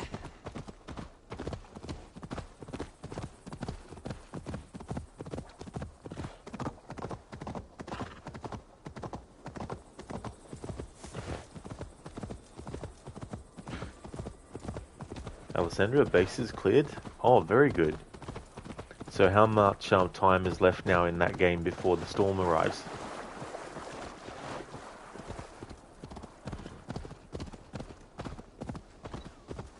I don't know why I'm actually travelling to Repton by horseback when I can just fast travel there. I've already got the fast travel point. Alessandria will take the walls and one power generator and is free to do so. Everything of value is gone. Oh. Yeah, well that's definitely good to sort out then, for sure.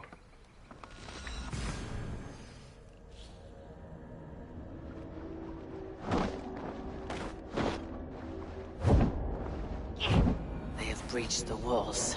I must find Ceolbert.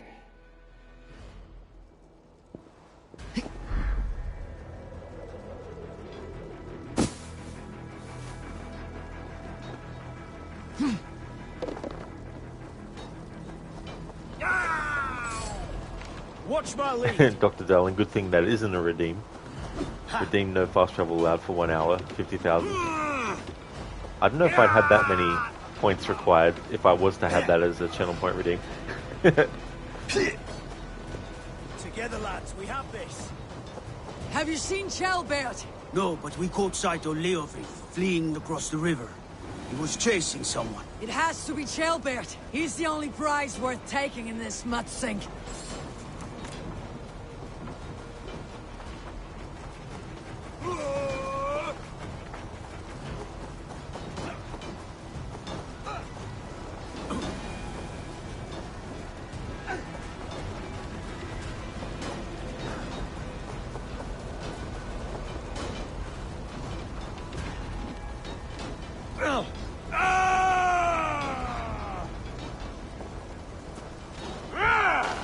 will see us prevail!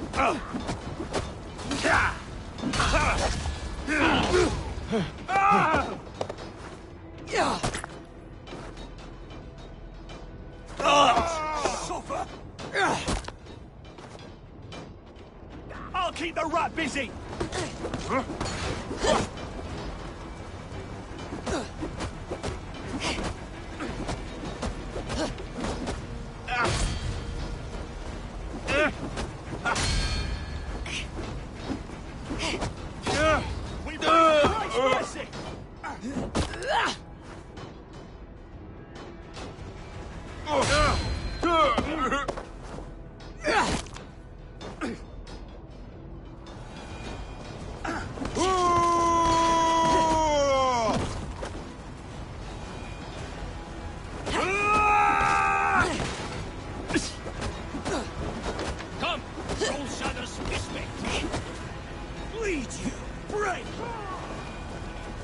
Bleed you, break.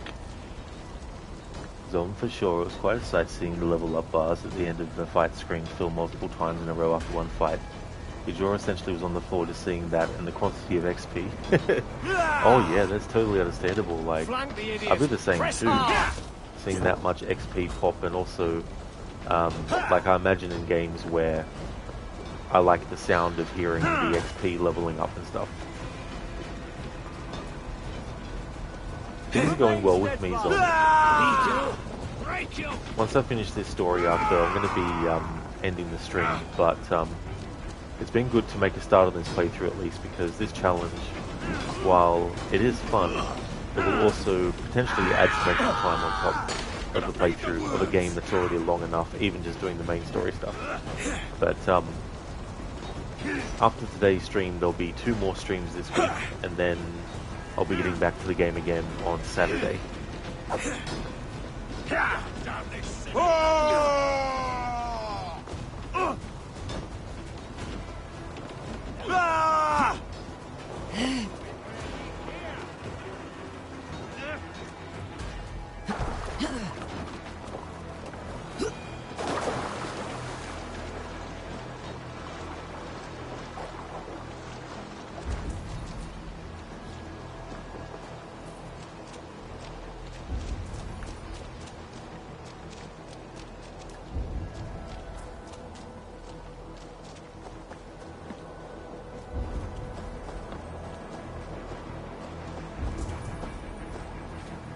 Jailbird, he's in trouble. Won't back down, Leofrith. I will not. Don't make this harder than it has to be, boy.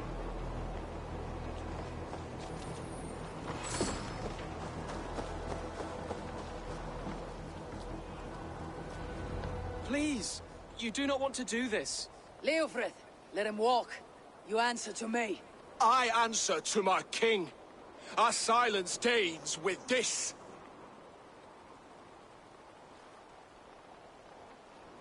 Lay it by, Leofrith. There's nothing left to fight for. We've stormed Repton. Only a matter of time. I cannot do that. Then you will die. Someone will. You can't win this, Leofrith. Even if you defeat me, the Ragnarsons have won the day. I have fought many a Dane in my time. I'm still standing.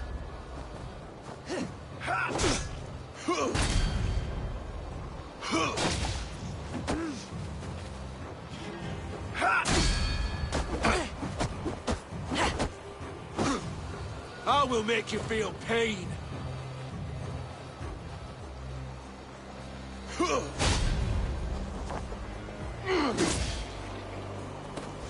How does it feel?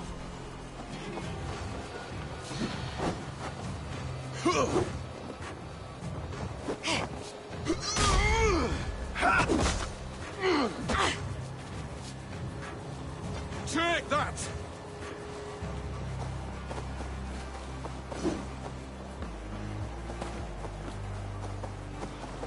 My slide wouldn't work. No, it won't let me do this slide.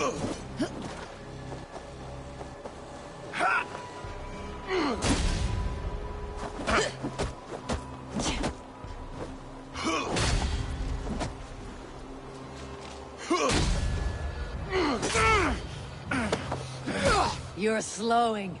Bah! You're a strong-willed Thane. Burgred was lucky. To stand in the way of you and Mercia is my duty. I will die before I yield.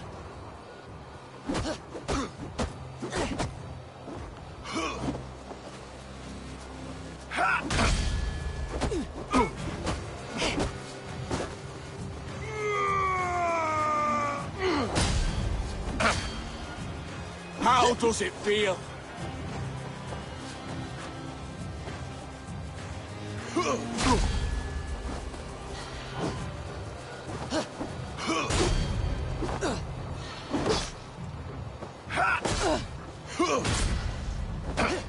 You're finished.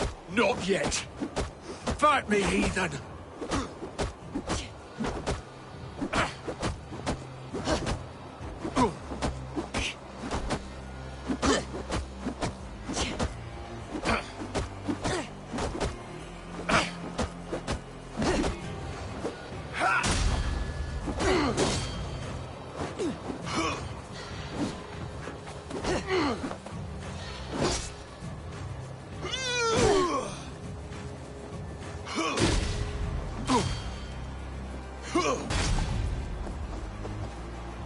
I will make you feel pain.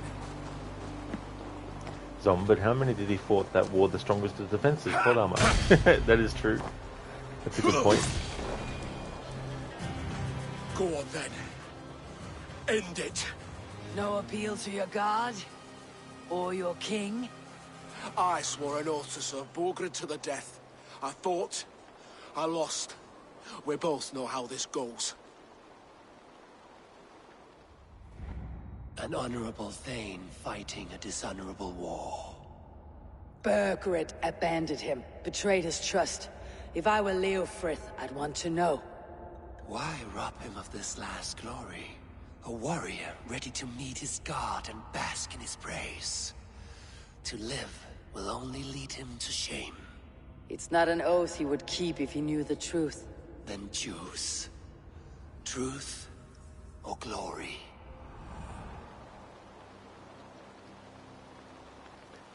Zom, also, how doesn't he die of humiliation? You're beating him unarmed while he tries his hardest with a longsword. Yeah. That's a good point too, as well. Normally when I do my annual playthroughs, I like to choose the options in these situations that go against what Odin is saying. So for this playthrough, instead of sparing Leofrith, I'm going to kill him. I'm well aware of the repercussions, but for this playthrough, I want to also have Eivor be kind of almost uncaring about things, even though the dialogue scripted will go against that. But if there's ever an option to kill someone in a choice, then I'm going to do that for this playthrough. You fought well, Leofrith. With honor. You will go to your god, as you are now. I am ready. We Norse have a name for men and women with courage like yours. Drenger. I name you one now. He didn't deserve this. He chose this. Come, we should get back. Careful, you're injured. I'm all right, really. A few nicks and cuts from the battle, that's all.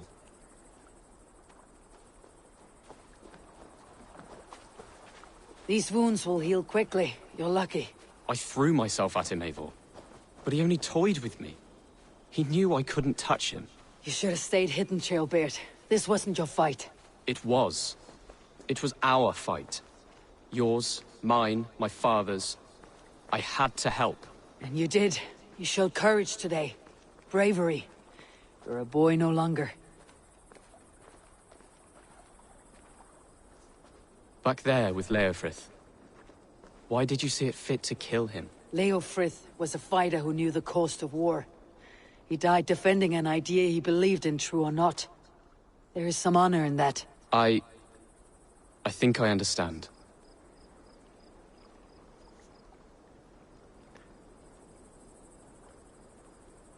Hey there, Lidus.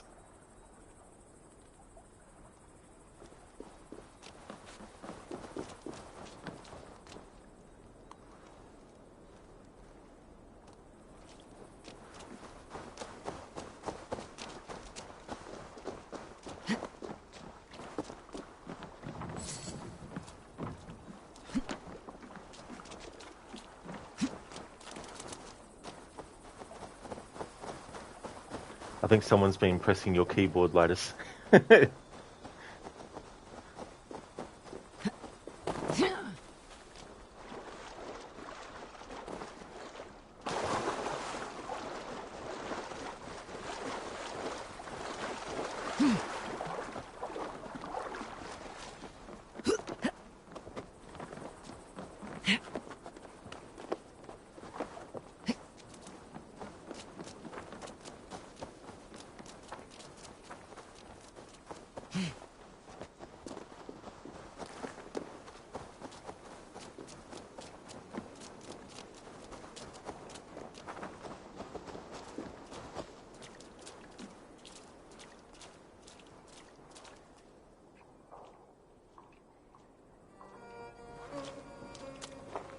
Jailbird! Look at you! Bloody and battle-worn. Could be chieftain of your own clan with courage like that. No less than the King of Mercia, brother. One of these days. And how is my father taking to his new role? See for yourself. You're an Oatlinger now. Or Aethling, I think you'd say. Next in line for the throne. It's an honorable title. One that demands good judgment. Be careful who you trust. My son. Are you well? Yes, father. Well enough. He honored you today. Fought bravely against many stalwart foes. You have my thanks. All of you. And my blessing. Abba and Eivor lost countless men in this fight. You want to show your thanks? Hold to your end of the bargain. Of course. All of England will soon know that the Kingdom of Mercia has a new and powerful king. The remaining kingdoms of England won't respect your path to power. Nor will many in my kingdom. Burgred's soldiers will stand tall in the face of this turmoil, all across Mercia, against us.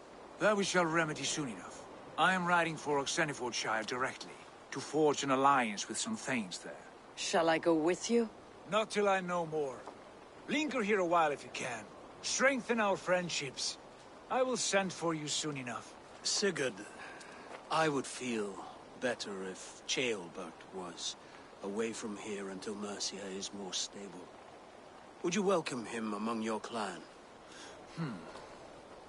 Do you have a horse, young Atheling? I do. A young steed called Theobald. Good. I can ride with you as far as the River Nene. You may find your way from there. Thank you, Sigurd.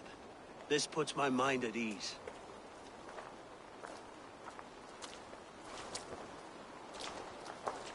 Be ready for my call, Eivor. It will come. You and Sigurd make a good pair. The future of England will be pagan from top to bottom. Take this, Wolf-Kissed, as a sign of friendship.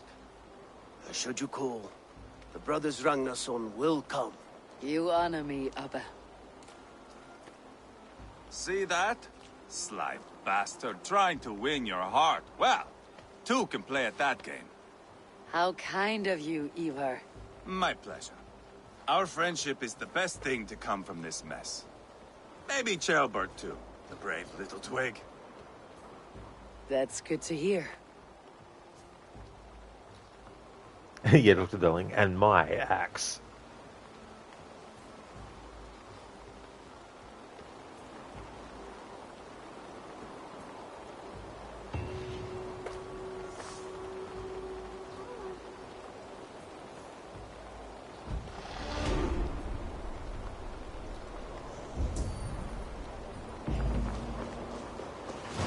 Now it seems the wind calls me back to Randi. Best tell her the good news.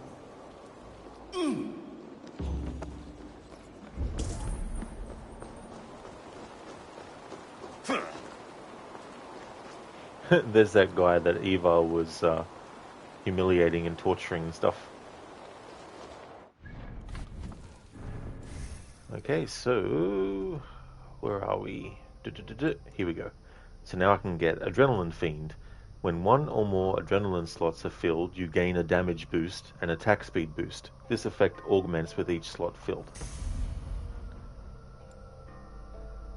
Nice.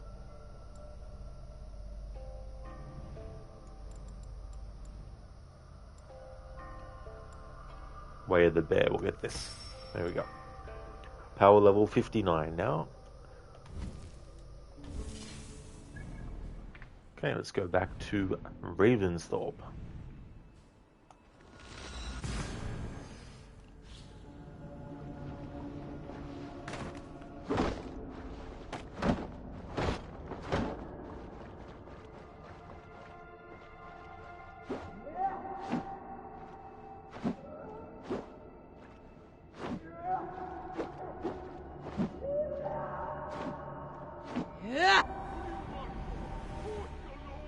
Who's your lord?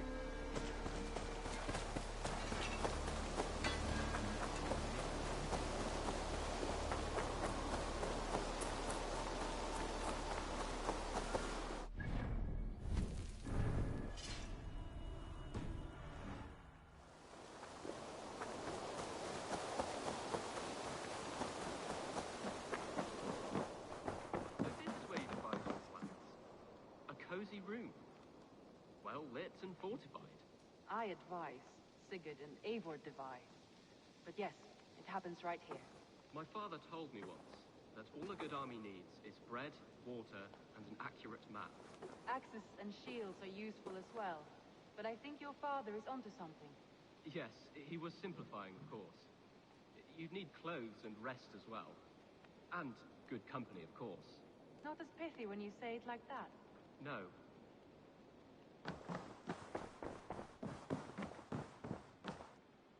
Ah, glad to see you made it, Shelbert.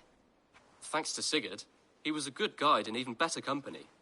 He told me some incredible stories. The best ones were about you. Hopefully nothing too embarrassing.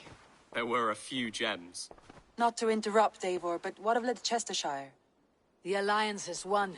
The Sons of Ragnar are friends to our clan. Glad to hear it. Well done to you both.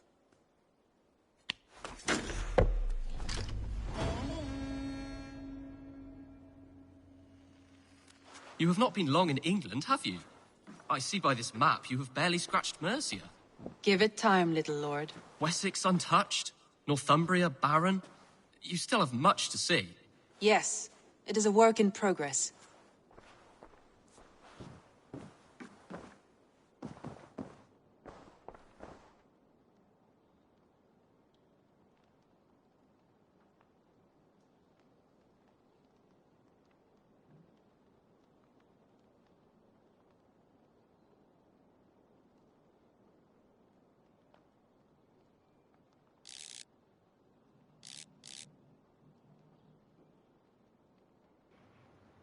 Imagine Sigurd just walking in and seeing Eivor chilling on the chair there.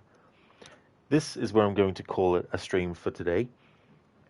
I want to thank everyone so much for watching. I really appreciate it. Before I end, I'd like to give a shout out to the following streamers. The next stream of this that you'll see from me is when it's Tuesday for me. It'll be a split stream day. So I'll be doing one stream and then a long break and then another stream after that. I'm going to focus just on doing the story for those streams. So the hope is that I get one story arc done per stream for tomorrow. And then the next stream of Assassin's Creed Valhalla after Tuesday would then be Saturday. Thank you, I'm in a bear suit. I definitely will have a good one, dude. No problem at all for the stream either. Hope you have a good one too. Not Fry, hope you have a good rest of your day, bro. W stream. Thank you very much, Not Fry. I absolutely will. I hope you do too. Zom, thanks for the stream. Have a great rest of your day. You too as well, Zom. Thank you very, very much. No worries at all, Altair, for the stream either. Thank you very much. And De Winter, thank you for the W stream too. Muchly appreciated.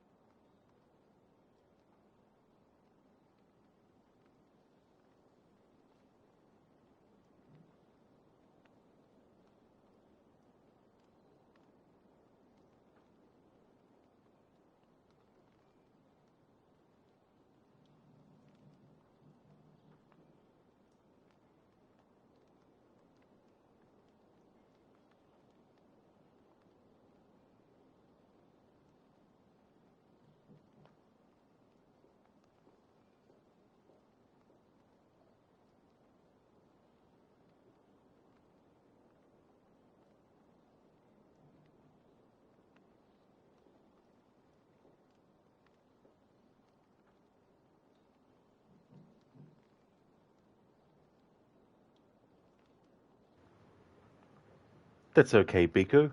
Thank you very much too. I hope that you have a great rest of your day as well. Ogorki, no problem at all for the stream. Hope you have a good day. Would definitely like to recommend people check out AC, who's been doing some Ark Survival Ascended, Daniel, who is doing some just chatting, Enmita, his first playthrough of Cyberpunk 2077, I'm in a bear suit, first full playthrough of the Resident Evil 1 remake. He's actually playing the Nintendo GameCube version as well on original hardware. Crocodiles is doing a playthrough of Banishers Ghost in New Eden. He's doing a historical order run, and that's one of the games as part of that huge marathon series across different games in different franchises, playing them in timeline order. Lidus is a streamer of retro games, especially the Mortal Kombat series. Lucinda is doing a playthrough of Dishonored 2. We'll be doing Dying Light the Beast when that game comes out. Mr. Gote is a streamer of Banishers Ghost in New Eden. Shillalok is doing a Assassin's Creed Odyssey 100% playthrough. Shaky has been doing Far Cry 6, and Shin the Ninja Penguin has been doing Assassin's Creed Valhalla as well. So definitely recommend checking out those streamers if you haven't checked out their content before. Current schedule, Saturday through to Tuesdays, is Assassin's Creed Valhalla. Wednesday and Thursday will be Tomb Raider Anniversary, and Friday will be the original Until Dawn. I hope that everyone has a great rest of your day. Thank you so much for watching the stream. If you see me streaming this again, then you know it's become Tuesday.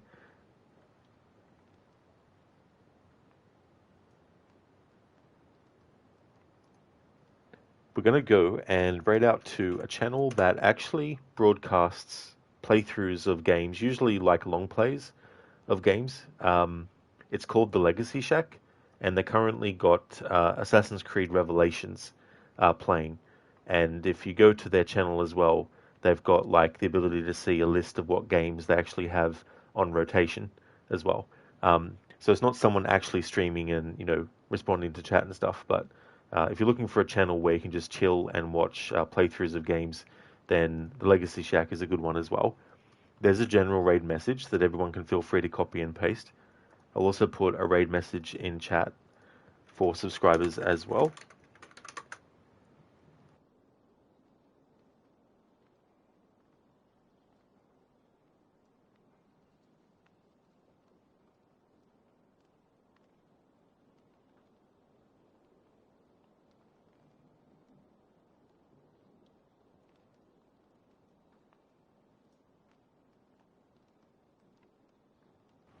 Thank you, Zomb. I definitely will. I hope you take care as well. And definitely, Biko, see you tomorrow for sure. Hope you have a good one. Thank you, everyone, once again for watching.